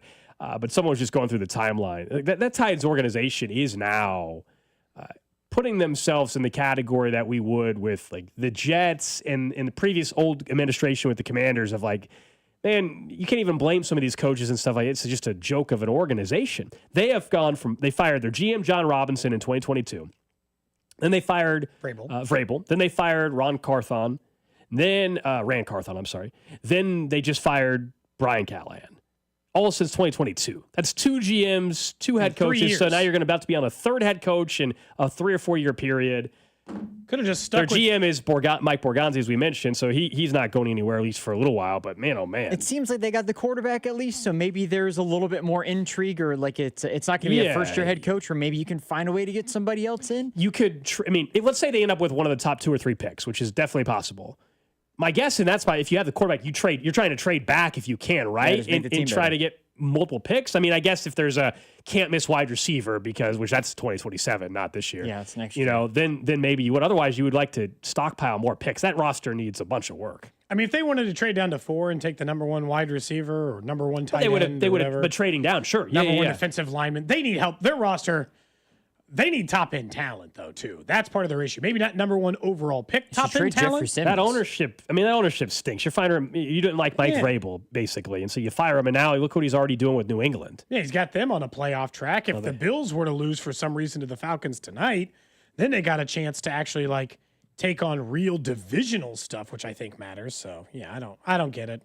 I really don't get it, but it is what it is. If Jeffrey Simmons was available, what would you give up if you were the Chiefs to get him? I don't know what his contract is. His contract's probably ridiculous where it wouldn't even work. But thinking that they would ship off their best players. I don't think financially. He's probably way too much money. So he's 28 years old. He's in his prime. Yeah. This year he's making $22 million. Okay. Next year 25. The year after that 28. Any outs on that? Can they take some of the money? I think that we are swinging too high. Yeah. The defensive lineman. It's gonna be some. It's gonna be the rotational player from another team. That would be a heck of a think about the trade they made last year, and I know that guy didn't play very much, but I can't remember his name now. Who did they trade for last year? What's the defensive lineman? Uche, right? Uche, Josh Uche. Yeah. Think that level. Stop dreaming of Josh Simmons. Start thinking the Josh Uche level of player. So how are they going to fill a new stadium in Nashville with this clown show? That's true. They do have a new stadium about to People open will go. Well, the new part's easy. Well, the new part's keep them there after. But also, if they make an exciting hire, but I just don't trust the ownership and their thought process. Now, their general manager comes from Kansas City. If they allow him to, make some good decisions. Who would you get though? That's exciting. Remember, Borgonzi inherited. Who would you get? That's Lane Kiffin. Borgonzi inherited. He inherited Brian Callahan. He did not hire him. That's another reason why it's easier for him to make the firing 6 weeks into the season. Yeah. That was not his guy. He probably didn't. But he's like, this guy's an idiot. Maybe he wasn't allowed to make that firing last offseason. I don't know. Who knows? We don't know what the conversation is. Mike McCarthy a splash? I feel like it's not, but I don't even know if he'd want that job anyways. I think McCarthy's he's a stabilizer. The rumor over the weekend is if Aaron Glenn were to be one and done, if the Jets get the top pick and they can draft a quarterback, would Mike McCarthy? I'd rather go to the Jets than the Titans for sure. Well, that's the thing. I think Mike McCarthy will be a head coach next year again in the NFL. Good timing for Sporting News, who 5 hours ago put out if the Titans fire. 5 hours ago put out if they fire Brian Callahan. Okay. And there you go. Who are the possible replacements? And no, it's not Bill Belichick. Honestly, give him a lot of credit. Don't put him on the list. One, don't put him on the list. Cliff Kingsbury. Yep, that's real. That would qualify, I would say, as an exciting hire, Drew. You got to think about it. Yeah. Quarterback guy, worked with the young quarterback, worked with Jaden Daniels. Josh Grizzard. He's the offensive coordinator for the Bucs. He's only 35 years old. Bucs offense is working with Liam Cohen right now. Doesn't matter who they got. That's working no matter what. Joe Brady, offensive coordinator for the Bills. Obviously, that's gone poorly at other stops. Maybe not. Mike LaFleur, the offensive coordinator for the Rams, only 38. Yeah. Notice a trend here. Only guys who are in their late 30s who are offensive-minded guys. And Clint Kubiak, the offensive coordinator for Seattle, who was a hot coaching name for the first 6 weeks under the Saints. It all fell apart. He took the job at Seattle, and that thing's humming again. Mm-hmm. And so if they maintain it throughout the year, he'll be another one. So in fairness, but Brian Callahan was the same guy that fit that category, though. He was upper 30s, offensive guy. Mm-hmm. Oh, yeah, that's not a sure thing. No matter what, though, the Titans, if you have a young quarterback, which they do, you guys know this. I think we're all on the same page, but it's just been something I've brought up for years. I will never, if I was an owner, I would never allow my GM, if I have a young quarterback or I'm about to draft one, to hire a defensive-minded head coach. And that's not to say that there aren't great ones. There's some great defensive-minded head coaches. Not even like a Vrabel-y type? He is a defensive-minded. That's why I'm asking. Yeah. But, like, I think there's the quarterback was already there, at least. And Josh McDaniel, I know you don't like him, but as an OC, he's pretty damn good. And so he hired an OC. My issue with that is you have an offensive mind that is your head coach. He's not leaving. Kevin O'Connell's not leaving Minnesota. If you have Dan Quinn, the Commanders, guess who his OC is? Cliff Kingsbury. You just said he's about to get a job next year, probably. So then they got to go find another OC. The Bucs are Baker Mayfield's playing great, but he's on his third OC, I think, in 3 years or 4 years. Liam Cohen left. He's about to lose this other name. I don't even know who you mentioned after this year. Grizzard. Sure, Grizzard. I will say, sounds like a made up name. Anybody with the last name LaFleur, and also they're coming from the Rams system, probably feels like a smart hire in the first place. Like hiring people you're in the family, you're in the system of Someone Sean says McVay. Kubiak was at Kansas at some point, I believe. Yes, he was. Yeah, he was like a wide receiver coach or something at KU many, many years ago. That is true. Clint Kubiak was. All right, let's get back to some Chiefs football, though. And Patrick Mahomes acknowledged this in postgame yesterday out at Arrowhead. And that is, he said, you know what? My job's easy when the offensive line is protecting like this. And this is pretty darn good at this point in time. And they did it with Jalen Moore, of course, being the left tackle while Josh Simmons is away for a personal matter. We don't know what his timeline is. Andy Reid didn't have a timeline or any interest in sharing anything like that, so we'll have to wait till later in the week to find out if Simmons is back. But Jawan Taylor hasn't had a penalty in 3 weeks, and that's not me jinxing anything. That's just the fact. He hasn't had one. You trust your O-line. You play a hell of a lot better. You've got time to have some things develop down the field. Everything works. It's a smooth operation. Your quarterback's now playing like an MVP candidate. We'll dive deeper into that, I know, tomorrow. But his numbers over the last 4 weeks, 11 touchdowns and 1 interception. The O-line's a big part of that. I think that it was a very telling thing after the game. And I don't think he was just doing it the way like Andy is like in 4 straight press conferences mentioned what a great job game planning Matt Nagy's done. Speaking of a Titans candidate, Mike Borgonzi, Matt Nagy. He'll get an interview. You want to make a connection, it's not going to be. He'll get an interview. I agree. Spags might get an interview too. He might interview both guys just because of the connection to the team. But when he said after the game, he's like, it's real easy to do my job when I have the offensive line. You can see it. He looks more comfortable than he's looked in years. I pointed out earlier, it's been 4 years since they scored 28 or more in 3 straight games. 4 years. It had been 3 years since they scored 28 or more 2 straight weeks. So this is uncommon territory for where the offense has been really since the absence of Tyreek Hill regularly, but largely because their offensive line has been on shaky ground that entire time, and their wide receiver unit has been on shaky ground that entire time. For the first time in years, there's a pretty good chance that starting on Sunday, they will have a full, healthy starting offensive line that we trust and a full complement of offensive weapons. And they're already hitting their stride.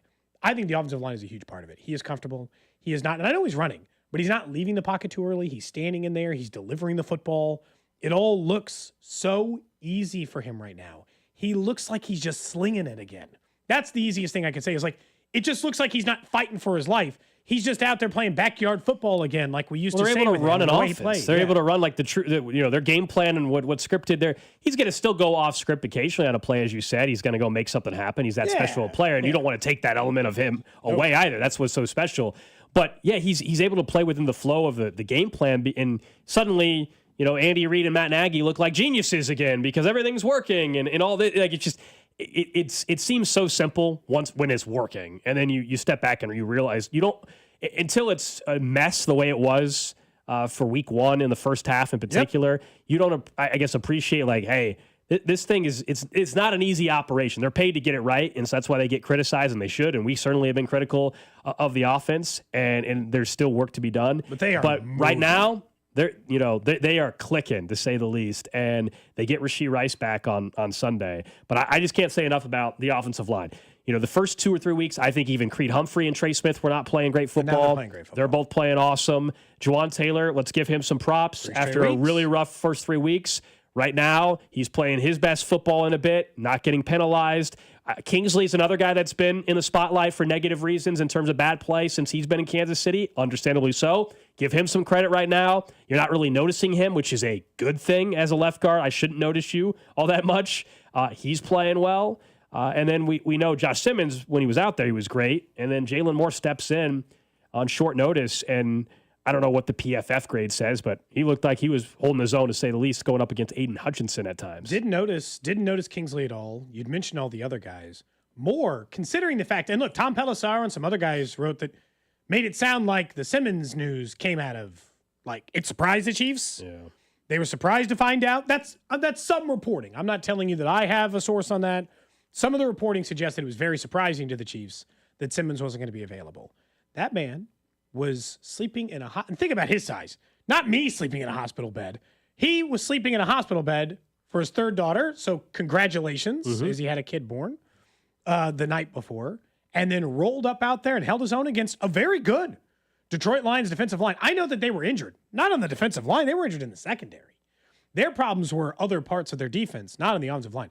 I was really impressed with Moore, to the point that one of my biggest takeaways from that game was, had Simmons not fallen to them, or he needed more time to recover from the injury, even though that turned out not to be the case, they'd have been okay with Moore. And if Moore has to start this Sunday, they'll be okay with Moore. I saw enough from him to realize that it's not going to be what happened last year. And once they got to option 2 and 3 and 4 and 5, and they just kept trying to guess at people to play left tackle there for a while until they eventually settled on a guard. Yeah, they have depth. They're okay with Moore. If they got to get by for a few games, if they had to have gotten by this season, Moore would have played okay. And like you said, for future planning, he might be the right tackle next year. I mean, there's a lot of that. Because of financial reasons, what they're paying him and what Jawan Taylor is owed, even though give Taylor credit for what he's doing right now. Yeah, the thought is that perhaps Jalen Moore is your starting right tackle in 2026. But that was really good sign. You know, I know people were not happy to see, you know, all this money sitting on the bench. But remember, they did not know for sure if they could get Josh Simmons. And after what happened last year, they were not going to go through another season having a revolving door at left tackle. They already knew at that point that Kingsley was going to have to shift over to guard. So they had to do something about it. And they wanted to commit an abundant amount of resources again, because they've done it for multiple years, again, to the offensive line. And so they double dipped, if you will. And they didn't know they were going to get in the draft. Simmons could have gone 5 picks earlier. Who knows? And then, as you said, maybe Simmons wouldn't have been ready. That's why he fell, by the way. A lot of teams didn't think he'd be ready for this year. And now that's not been the problem, even with what's going on right now. We just don't know. They're calling it a personal matter. And so I still have no problem. Even if Jalen Moore would have never played a single snap this year, I totally get the thought process of the pick. And I don't think it's as negative. Now, after last night, I think some people have flipped it all the way around, and they're like, well, it's worth it already because he was the starting left tackle for a game against the Detroit Lions and did well. So now it's already worth it for the 2025 season. So everybody's kind of gone from one hand and completely gone complete, reversal there. So we'll see. I think we won't know till Wednesday at the earliest now on the likelihood that Jalen Moore is going to be asked to play left tackle again this week. I mean, there's at least a possibility based on the way Andy said it today. Again, he said he didn't. Honestly, it's not that he didn't offer a timeline. He just didn't answer the question. He had said, there's a personal matter. We know you're not going to talk about that. Do you have any indication whether or not he'll be available on Sunday? And then he just said a bunch of other stuff that had nothing to do with whether or not he'd be available. So yeah, it's just, look, I hope it's nothing. We're just telling you how we heard it. And few of you got upset about that and said, hey, let him handle his thing. Sure. It's just normally, we've heard Andy Reid speak thousands of times at this point in time in our life. Is it really? It's a personal matter, and I hope everything is all right. But a lot of times we've seen, we just experienced this with Chris Jones, unfortunately, not too long ago, to a certain extent. A lot of times you would hear the coach say, yeah, my thoughts and prayers are with him. He's got to handle that. Okay.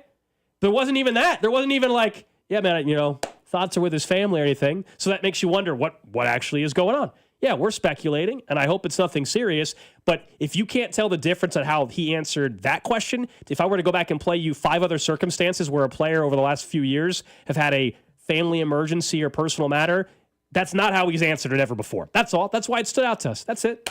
We'll find out later on in the week. Yeah, we will. On the other side of the football, I understand, and I'm not even trying to claim this looks like the dominant performance I saw against the Ravens. There were real cracks defensively during parts of that game against the Lions where I'm like, oh boy, they're moving the ball easy. Oh, they're not getting enough pressure. Especially in the first half, where you're like, I don't know, man. Are they going to be able to kind of tamp this down? They'd get a stop here or there, but it'd be like Amon-Ra not catching the ball. And I'd wondered if it was going to hold up. By the time I got to the end of the game, there is no way not to characterize letting up only 17 points for a team who had scored 40 points per game over the last 4 and 35 points per game on the season, as only allowing 17 is a massive win for the defense, especially after what happened against them against Jacksonville the week before when they couldn't get the inevitable stop they needed to have. I don't care that it wasn't perfect. It's not supposed to be against a team in an offense like the Detroit Lions. That is about as good as you can do against an offense of that level, in my opinion. Yeah, they did about as good as they could do. It was a great effort. With the weapons and the full complement, as you said, full complement of weapons. Gibbs was healthy. Montgomery was healthy. Amon-Ra, Jameson Williams, Sam Laporta. All those guys were, Jared Goff, all of them were available. This wasn't like there's no moving of the goalpost you can do on this offense that they face. No, despite Jared Goff being upright for 95% of the game, when you needed 2 big plays defensively, at least from your defensive line, and they got it. Charles Menahue, Chris Jones was there as well. I think, go back to last Friday. We were discussing the type of performances that the defense and the offense have in these spots. When they go up against top offenses during the Mahomes era, they are better. Yeah. They outscore the other version. Everybody raises the bar. They are now 5-1 when they go up against an offense over the last 3 years that averages more than 30 points coming in. And they outscore them by 9.8 points. Well, they outscored them by 13 last night. So the defense is playing their best, and usually Mahomes is at his best. Coaching staff was on it last night. Everybody was on their A game yesterday. And that's why you see that type of performance, which results in a double-digit win in the NFL over anybody's good. Double-digit win against a team that could still win their division in Detroit. Still going to be a top offense. Could still be the number 1 seed. Could be in the Super Bowl for all we know. That was big time yesterday. I was really impressed with the battle of the defensive effort. Because, again, it's not meant to be perfect. But they held down Amon-Ra St. Brown. And, that part matters to me. 9 catches for 45 yards. And, hell, I feel like 6 for 30 of those I felt like came on one drive. Yeah, there was one drive where I can't remember, but he had 4 or 5 catches on the one drive. So he just didn't exist outside of that. And Jahmyr Gibbs, who is I would argue, a really bad mismatch for the Chiefs. They don't cover running backs very well out of the passing game historically. And he's a really good athlete, and they were not good in base run defense statistically this year. They held him under 60 yards, and he had 1 catch for 0 yards. And that's where having a guy like Leo Chenal makes a huge difference for their defense. Of all the mismatches, the one thing he does the best is that man's an athlete. You can't. If you're a team that is just we're on the outside, we live at speed, we get to the corner faster than you. There's a reason why Leo played 80% of the snaps yesterday. It's because when you're a speed team and you operate on the edges, he is a freak athlete. And he can get to the corner just as fast as your guy can one way or the other. That was a huge difference for them defensively. That was a great plan from Spags, having Leo play as much as he did. That's where you trust. I mean, that's no matter how frustrating you might be, and even the first drives of the games where teams are usually able to move the ball. And 1 penalty away from it being a touchdown on the first You trust the adjustments are going to come. It doesn't mean every single, we all saw the Jags game last week, but majority of the time, you trust the game plan that you're going to have. It doesn't mean you don't whiff on one, where Trevor Lawrence runs all over you the way he did the week before. But most of the time, Spags is going to have an answer each and every week. It's why he's the best defensive coordinator in football. And I know you and I have gone back and forth and debated where they should allocate resources at linebacker over the years and money.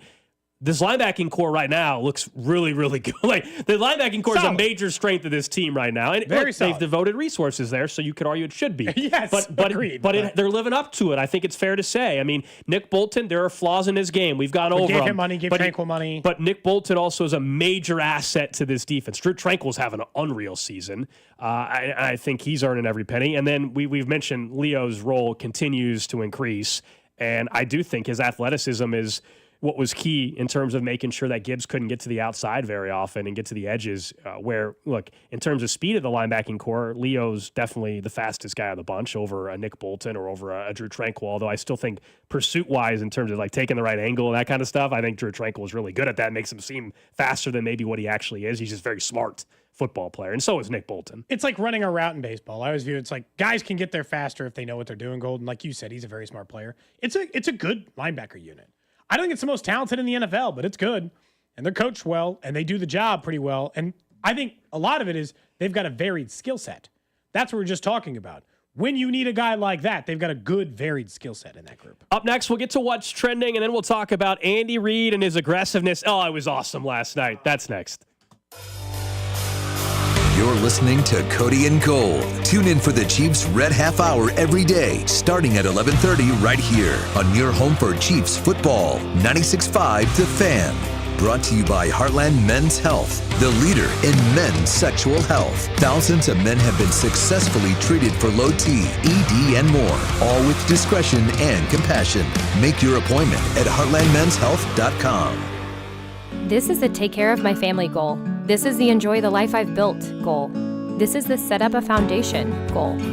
This is Busey, where your goals become lasting legacies. Through bespoke plans that maximize your wealth, through partnerships that give you peace of mind. Because building wealth, tending to it, and passing it down secures a brighter future. Busey Bank, building business, growing wealth since 1868. Member FDIC. Kansas City, it's time to turn up the heat. The Westport Sunfresh is back and better than ever. Now proudly part of the Cosentino Food Stores family. We're celebrating with a re-grand opening you won't want to miss. That means 3 full weeks of hot savings on the freshest produce, premium meats, and all your grocery favorites. Come experience the new and improved Westport Sunfresh, your neighborhood store, now with even more local love. Located in the heart of Westport, only at Cosentino's Westport Sunfresh. Hi, I'm Becca, your friend and jeweler at Shane Company. As an in-house designer, I can't wait for you to see our incredible selection of stylish and stackable rings. If you're shopping for your wedding bands, we have high-quality designs for every style and budget, from romantic to modern. If you're looking to add to a stack, your options are endless. Discover styles with clusters of gemstones, sleek all-metal designs, updated cigar bands, and signet rings perfect for an engraving. Because a friend knows you like options. Shane Company, your friend and jeweler. Schedule your home improvement project while the weather is still nice with Powell Exteriors KC. They offer easy financing, pay no interest until 2027, a 10-year workmanship warranty, and their extended summer sale. PowellExteriorsKC.com. The power of KC is Powell Exteriors KC. I'm McCall with Lee Summit Subaru, and it's time to make a big deal out of nothing. Announcing Lee Summit Subaru's 0% event. Up to 0% financing on select 2025 Subaru models for 72 months. And we have the largest selection of Subaru certified vehicles in Kansas City, starting as low as 1.9% for 72 months. 0% event and a lifetime warranty. Fall in love with driving again at Lee Summit Subaru. Based on January 2025 through June 2025 Kansas City inventory listings. Hello, Kansas City. Christopher Youngers here with Cafe Trio. The seasons, they are changing. And if you haven't seen Cafe Trio during the holidays, from Halloween, the Plaza Lights, and Christmas with all of our decorations, well, then you've missed out on one of the most seasonally spectacular dining experiences in town. Offering live music, very spirited holiday decorations, and farm-to-table fresh menus, Cafe Trio is the place to be for the holidays. 45th and Main, cafetriokc.com. Hey, Chiefs fans, Crown Royal is the official whiskey of the Kansas City Chiefs. And this season, it's not game day without the generous spirit of Crown Royal. Whether you're at the tailgate, in the stands, or watching from home, Crown Royal is the reason and the reward for coming together. Grab a glass with the Crown Royal rig at a stadium near you, because we'll be sharing the generous spirit with fans across the country. Crown Royal, fueling game day with a generous spirit. Visit www.crownroyal.com/royal rig for more on the Crown Royal Rig Tour. Please drink responsibly. I'm Mitch Holtis, voice of the Kansas City Chiefs. Choosing the best doctor for your eyes is one of the most important medical decisions you'll ever make. Whether you're considering blade-free LASIK, all laser cataract surgery, and premium lens implants, or want a world-renowned doctor to help with your glaucoma, macular degeneration, dry eyes, or diabetes, trust my doctor, Dr. Steven Silverstein. Call Silverstein Eye Centers to make an appointment, 816-358-3600. Experience the best eye care in Kansas City. You could be on the 50 at GEHA Field for the official coin toss at a Chiefs home game this season. Enter to win at Chiefs.com/GEHA. GEHA is the proud partner of the Kansas City Chiefs. Hey, listen to this. All I needed was a new starter. Got a great deal on eBay. Did it myself. Yeah, that's cool. But how about the soft purr of an upgraded exhaust when it fits just right? For me, it's the little things, like these new windshield wipers from eBay I installed. From small fixes to big upgrades, eBay has all the parts you need at prices you'll love, guaranteed to fit every time. eBay, Things people love. Eligible items only. Exclusions apply. This is the story of the one. As a custodial supervisor at a high school, he knows that during cold and flu season, germs spread fast. It's why he partners with Grainger to stay fully stocked on the products and supplies he needs, from tissues to disinfectants to floor scrubbers. All so that he can help students, staff, and teachers stay healthy and focused. Call 1-800-GRAINGER, click Grainger.com, or just stop by. Grainger, for the ones who get it done. My ride smells just right, just right, just right, just right. Y'all gotta try that Febreze car. Just right, just right, just right. Yeah. La la la la la. With up to 40 days of consistency, all over Febreze car clips right on your vent. You know my car's my happy place. Keep that smile on my face when it smells just right, just right, just right. Yeah. Breathe happy Febreze. La la la la. Must qualify for enrollment. Results may vary. We all hear the radio ads about the IRS. They tell you to be afraid, to be scared, and they try to frighten you into calling. I'm not here to do that. Tax Relief Advocates is different. TRA is here to tell you that if you owe money to the IRS, whether it's $5,000, $50,000, or $500,000, we have a solution. It doesn't matter if you're sitting in your car, at work, or with your kids. No matter where you are, call now. 800-583-5795. Don't lose hope. TRA can eliminate or reduce what you owe to the IRS. Generous programs are now available that can give you a fresh start. Our passion is taxes and helping individuals fix their IRS problems. We have over 1,000 5-star reviews on Google and an A+ with the Better Business Bureau. You don't need to be afraid of the IRS any longer. End your tax nightmare today by visiting us online at TRA.com or call 800-583-5795. That's 800-583-5795. Tax Relief Advocates. Real solutions for real people. Brought to you by Duke's Mayonnaise. This is the Duke's country song. It's a song about the best mayo. It has a yellow lid, and its full name is Duke's Mayonnaise. Get Duke's Mayo in store. It's got twang. You're listening to 96.5 The Fan from the DM Injury Law Studios. Mike's got this. What's trending? What's trending brought to you by Telly Tire and Auto Centers. Winning starts with a great drive. Since 1942, Telly's certified techs have delivered complete car care with top brand tires and expert auto service. Keep your drive going. Take it to Telly. Visit TellyTire.com today. Number one, of course, Chiefs get the win. They get back to 500, a 30-17 performance. Patrick Mahomes continues to put up MVP-type numbers. We're going to take a deeper dive in it tomorrow, but just know that he's up to 11 touchdowns and 1 pick over the last 4 weeks, throwing over 1,000 yards. He's been sensational. This defense last night held the number one offense in football to 17 points. And so Kansas City now gets set to get Rashee Rice back as the Raiders come to town for a rare noon kickoff. You know, we had been talking about that the last couple of weeks. You know why? They scored 28 in 3 straight games. We haven't felt the need to be like, but Rice will come and save us eventually. Yeah, it's definitely not the savior combo. No. It's more of the, this could be really exciting. Like a compliment part. We've talked about it less because the offense have been performing. Next up on What's Trending, the Mariners get game 1 against the Blue Jays in the ALCS, or as I saw the sign to the A as an EH. ELCS. Yeah, game 2 today at 4 o'clock. Game 1 of Dodgers Brewers in the NLCS starts at 7. Hands down, the best t-shirt of the weekend was the Blue Jays fan behind Cal Raleigh. My goodness. It didn't work out because Cal Raleigh hit a homer. All-time sports photo, if you didn't see it, of Cal Raleigh hitting that home run. Everyone's familiar with his nickname. You go look at the photo. Yeah. Figure it out on your own. Yeah. Very funny. Yeah. Very funny. Elsewhere, we mentioned this towards the end of the noon hour. Brian Callahan, the former now head coach of the Tennessee Titans, he was fired today, a 4-19 record in a year and a half of service there. He becomes the first coach fired this season. It's a long history now of coaches and GMs being fired in a short time period for the Tennessee Titans. Remember, they spent their top pick on Cam Ward this past year, so whoever ends up being the hire in the offseason will inherit Cam Ward and likely inherit a top 5 draft pick, if not top 3, the way things are trending for the Tennessee Titans. Although for 1 week, sometimes you get the interim boost. You get that interim boost for like 1 or 2 weeks, and then it gets back down to reality. We'll see. This is now 4. Did you mention that? 4 straight? That's insane. Yeah, insane. Bad track record. And that's not the only quarterbacks who've had their coaches fired within a year or so after being drafted in just the first round. But that's just the number 1 overall picks. Next up on Watch Training, the KC Current get a 2-0 win over Gotham FC this weekend.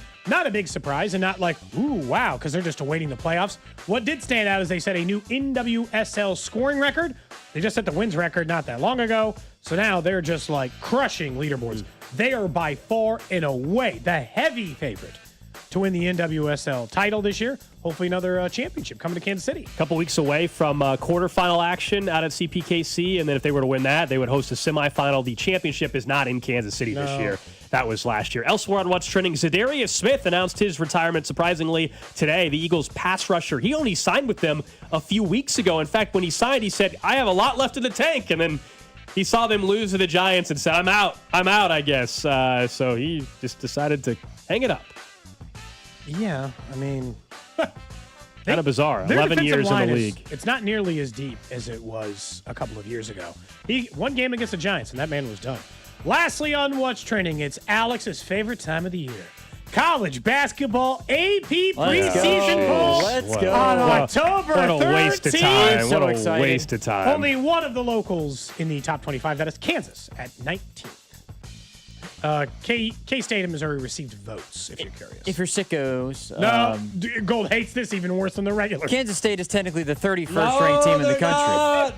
And Missouri is 34th. We don't rank them that far down. We don't rank them that far down. That's not how this works. You guys don't understand how There's excited. no such thing as being 34th in the country. It doesn't exist. You guys don't understand how Not until excited. you become the tournament team. I'll be honest. I think maybe even more so, it does actually matter outside of the receiving votes. Because of the whole bracketology but thing. Again, not to go deep down the rabbit hole again. Again, the AP is not who's deciding the seeding for the NCAA tournament either. Is this a good time to look through the AP top 25 of college football this previous year? We can. I'm sure it's Let's look at the KenPom ratings super too, accurate. Oh, yeah. Let's say that's what's trending here, brought to you by Telly Tire. What was the, can somebody give me the preseason poll? For which ones? For college football from this year? Texas was 1. Penn State was... Whiff. 2. Whiff. 0 for 2. What else we got? Ohio State was 3. Give me a second. I'll get you the exact answer. So you've got the current week pulled up, the updated one, Cody? I can. Sure, if you got the old one. So this is the original. All right, way back in August when I also said these polls don't matter. Texas was number 1 in the country. Whiff. Penn State was number 2. They've already fired their head coach. We'll get to James Franklin tomorrow. Ohio State 3. Clemson 4. Georgia 5. Notre Dame 6. Oregon 7. Alabama 8. LSU 9. Clemson and Penn State are the bad then ones. You had Miami, Arizona State, Illinois, South Carolina, Michigan, Florida. Arizona State looks like a bad one, too, honestly. SMU. Texas is way off. They have the number 1 team in the country. K-State was 17th preseason. Oklahoma, A&M, Indiana, Ole Miss, Iowa State, Texas Tech, Tennessee, and Boise State. In fairness, way off on Boise. Way off. Texas bounced back. But come on, they're not the number 1 team in the country. I think all of us knew that already, though. I think if you watch them play, like they hung around in the top 10 way too long. Whiff. They were way off. They only had like a 30% accuracy mark of within let's give them plus or minus 5. So if you ranked them, are they within 5 spots? So if they're the 6th ranked team, are they number 1 or are they number 11? They're way off on way more than 30% then I think. Yeah, it might be 50%. I'm giving you plus or minus 5 spots. That's a pretty good variance, even if I made it 7 or 8 spots. Because I mean, they're wrong about Indiana. They're wrong about a lot more. They're probably half, or if not even maybe more than half the teams. I thought Kansas was supposed to have the number 1 player in the country. They have the number 1 player in the country. That doesn't mean they have the number 1 team. A lot of it is unknowns, I think, with KU this year. They got a really young. They had to replace a lot of talent. We'll see, and bring in portal guys. We'll see. Yeah. Yeah, the poll, if you guys have listened to the show for a while, you know, the AP poll has nothing to do with where KU's ranked this year. In general, even when KU was number 1 in the country a year or 2 ago, preseason, I said it's stupid. I think last year. Was it last year? Yeah, it's like, this doesn't matter. BYU is top 10 with DeBanza. It just doesn't matter. So we had such a long time till we get to conference play and everything. I know, Drew, you're going to Big 12 Media Days here in a couple weeks, I think. Next Wednesday. Next Wednesday, T-Mobile Center. I'm so excited for basketball season because Wisconsin just lost 37-0 to Iowa the other day. Oh, in college football. I am so pumped up for college basketball season more than anybody else. Last year, it takes me until January to get excited. I've been honestly. miserable. Yeah, I think once conference play starts. Yeah. Last year going into the season, Kansas was ranked number 1, and Hunter Dickinson was the odds-on favorite to be the player of the year. Yeah. The polls honestly, they just don't matter. They don't at all. Now, let's talk about the Chiefs, who did matter in a game yesterday in which they whipped up on the Detroit Lions. And one thing that we have talked about a ton on this show showed up in the most aggressive fashion I've ever seen. We've talked about it. Andy Reid wasn't aggressive enough against Jacksonville, and it bothered me. He was against the Ravens, even though it turns out that wasn't a team he probably had to do it against because they're lost. Sam McDowell put out a stat yesterday that I think perfectly encapsulates what happened. Since Patrick Mahomes took over, they have faced 4th and 3 and longer inside the 30. So like proper field goal range on a slightly longer third down. 86 times in the first half under Mahomes. They have kicked a field goal all 86 of those times. They haven't made all 86, but they've settled for the field goal. 86 of those times. What happened last night was the most aggressive I have ever seen Andy Reid been. At one point in the first half, they were 0 for 3 on third down and 2 for 3 on fourth. They had gone for all of them. It had led to 2 touchdowns. 1 turnover on downs, in which what I've been saying this entire time is the defense immediately got them the ball back by forcing the Lions to turn it over on downs on their own right. So, like, their defense is good enough that they should be like this all the time. I want them to be Dan Campbell the rest of the way. And I know that that's a pipe dream. What I do like is when they are aggressive, this team is built for it. And I think that's part of what's been tempting Andy to be a little more aggressive this year is, one, their record, so they feel like they have to. And they're not going to be out of underwater from their record in the division or the AFC standings for a while, so they'll keep doing it. And some of his opponent. Well, their schedule's tough. Yeah, so there's going to be a lot of opponents that drive him that way. Last week, he acknowledged that it changes based on the opponent, essentially. And so that same scenario, 4th and 3 inside the Lions 30, if that was the Jags, I think they kicked the field goal. And you brought up some of the numbers that shows historically there's no doubt in their mind they kicked the field goal. I think it's a couple things. One, I think there's the reality that your field goal kicking is not nearly the sure thing that you used to have. That has to be part of your thought process. Yeah, at least right now. We'll see if things get better as the year goes on. Right now it hasn't. And then you look at, to me, not just how your defense plays, but your offense, especially with soon-to-be Worthy Rice-Brown all on the same field at the same time, and you have a quarterback playing at the MVP level, take advantage of that. It puts so much pressure on your opponent, and they're not going to get it every single time. We understand that. The Chiefs could have failed on that 4th and 3, and I still would say it's the right call. They could try it against the Raiders, and they don't get it. I still would applaud Andy Reid for it. It's okay that you recognize you're not going to get it every single time. The thought process is what I'm more concerned about, and I loved what we saw last night from an aggressiveness. They had a 4th down they didn't get. All right, it's going to happen.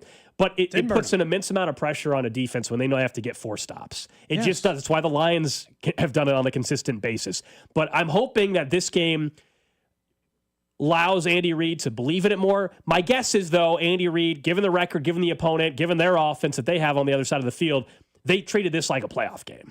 And so when the Chiefs, we've seen this even during the numbers you brought up.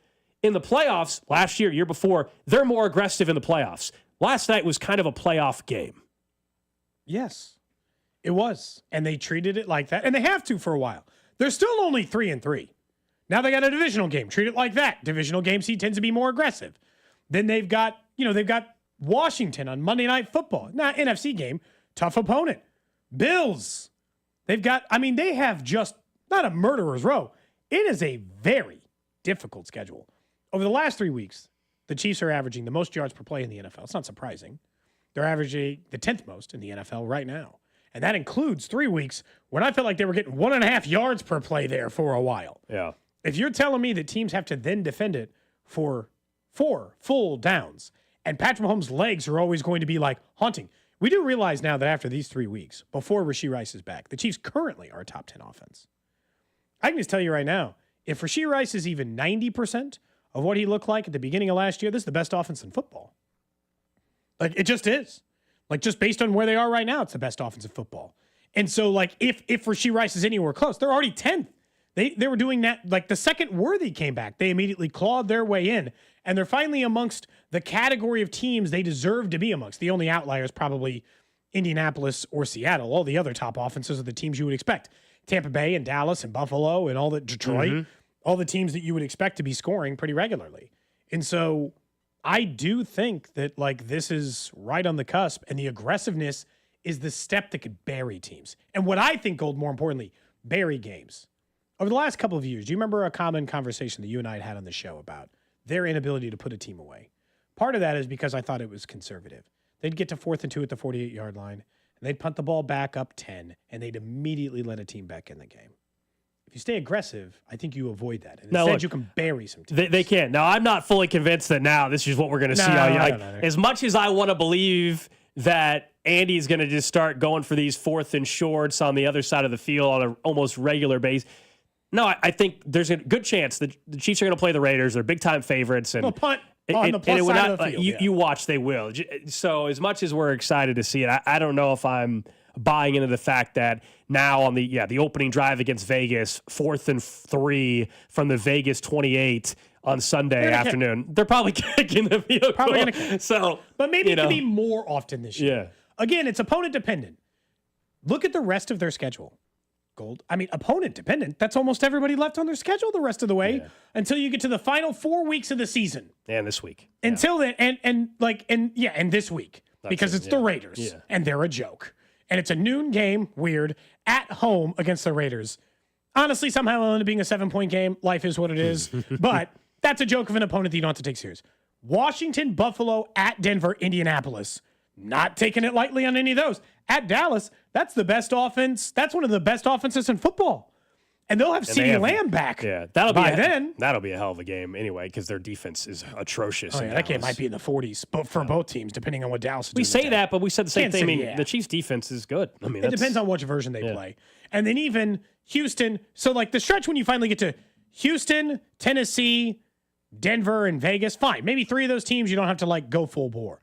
But it also probably depends, Gold, on where they are amongst the number 1 seed. Part of the reason that Andy Reid could be conservative is last year they had so many wins, Gold. They didn't have to treat every game like it was do or die for winning the division or getting the number 1 seed or the things that matter to the Chiefs. If they're facing Houston on December 7th and they're still a game back of the Chargers or tied for the Chargers, they might treat it more aggressively. They might be more on it in order to get that win when the desperation kicks in. This might be, I think we're going to get the most aggressive version of the team we've ever seen. I think for all the reasons, and part of it just being the slow start, part of it being the schedule, and part of it being that they're incredible at it.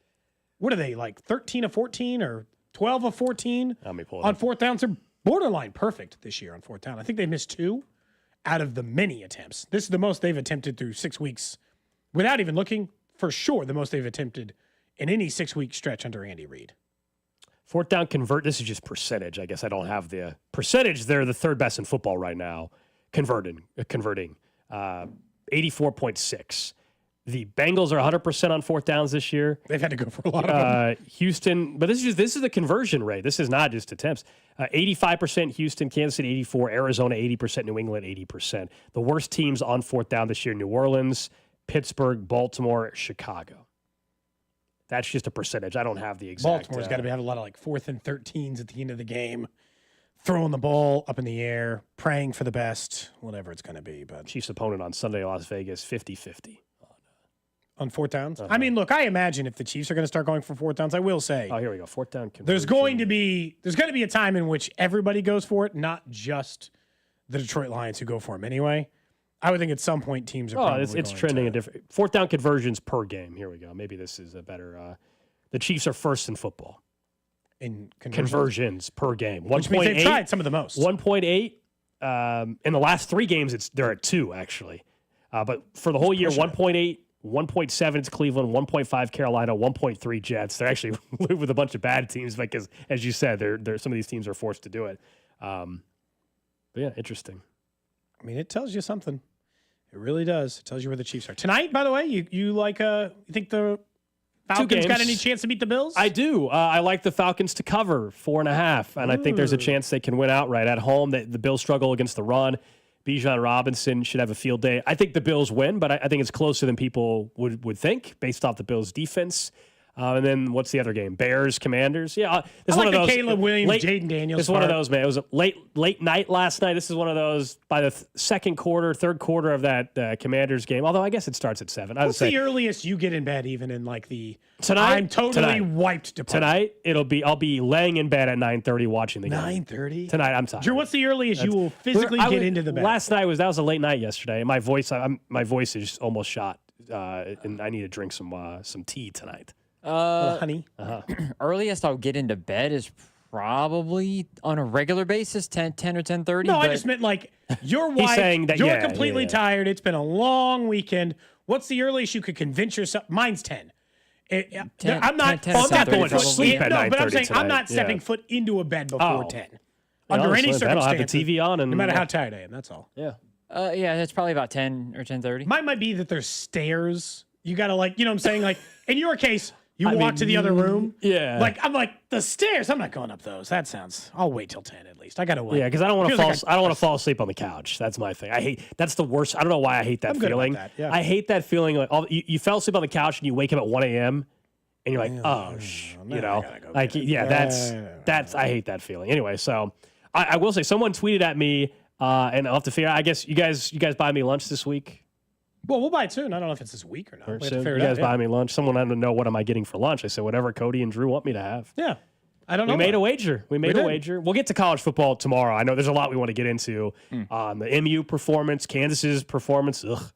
K-State got a big win. Kansas. Sunflower Showdown's a couple weeks away as well. So we'll do that. But yeah, we made a little wager when we were out at the Community America Credit Union Red Friday tailgate. And a reminder, we'll be back out at a Community America Credit Union in a few Fridays for Halloween version of Red Friday tailgate. I will not be. We'll be at the Blue Springs. Advice of Odyssey's lawyers, I will not be. Yeah, probably not smart. Dressed as Chiefsaholic. Should not do that. Yeah, that's a good call. I think that's a smart decision if you want to retain employment. I do like being employed. Somebody got a job for me if I ever get I need fired from Halloween here? costume suggestions for the Red Friday tailgate, please. Thank you. Can you send those in to me at Alex Gold on Twitter? Let me know, what should I wear for the Red Friday tailgate? It's Halloween, and if we're gonna dress up, we gotta come up with something. Do I need to dress up? Even though I'm not going to be there, I'll be here. Sure. I mean, yeah. Should I? Usually, well, you can put on that video. You can put the Hooters outfit on early. You know.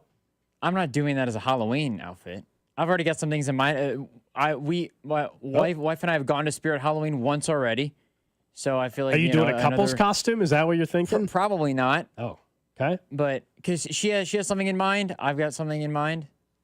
I will say they do have some. I'm not doing this. You but seem like they do have Scooby Doo. They do have Scooby Doo costumes. Honestly, that is what Spirit you should Halloween. do. But I'm not doing Scooby Doo. Feels that's right. That's your thing. That's your thing. Yeah. I just don't want to buy a new costume every year. I want to buy one costume that's got like a 2, I haven't. 3, I 4 can't tell you year the run. last time I dressed up for Halloween. Somebody said I Dead should be a serious. giant sports card, like a what, like Like the one my friend did on one Ned of Yost. one Alex that Gold. one was incredible. A one of one Alex Gold. There you No, go. I don't want to do that. I think they're just being like, pick whatever. That's weird. I would mock you. Yeah. relentlessly. Someone said, someone would say no, like a one of one of. You could be the one of one. You could be the Caitlin Clark card, and I would forgive exactly. you. Yeah, that's what they're. I think that's if you what. just, if you just do like a big blow up of that saying. card and you stick your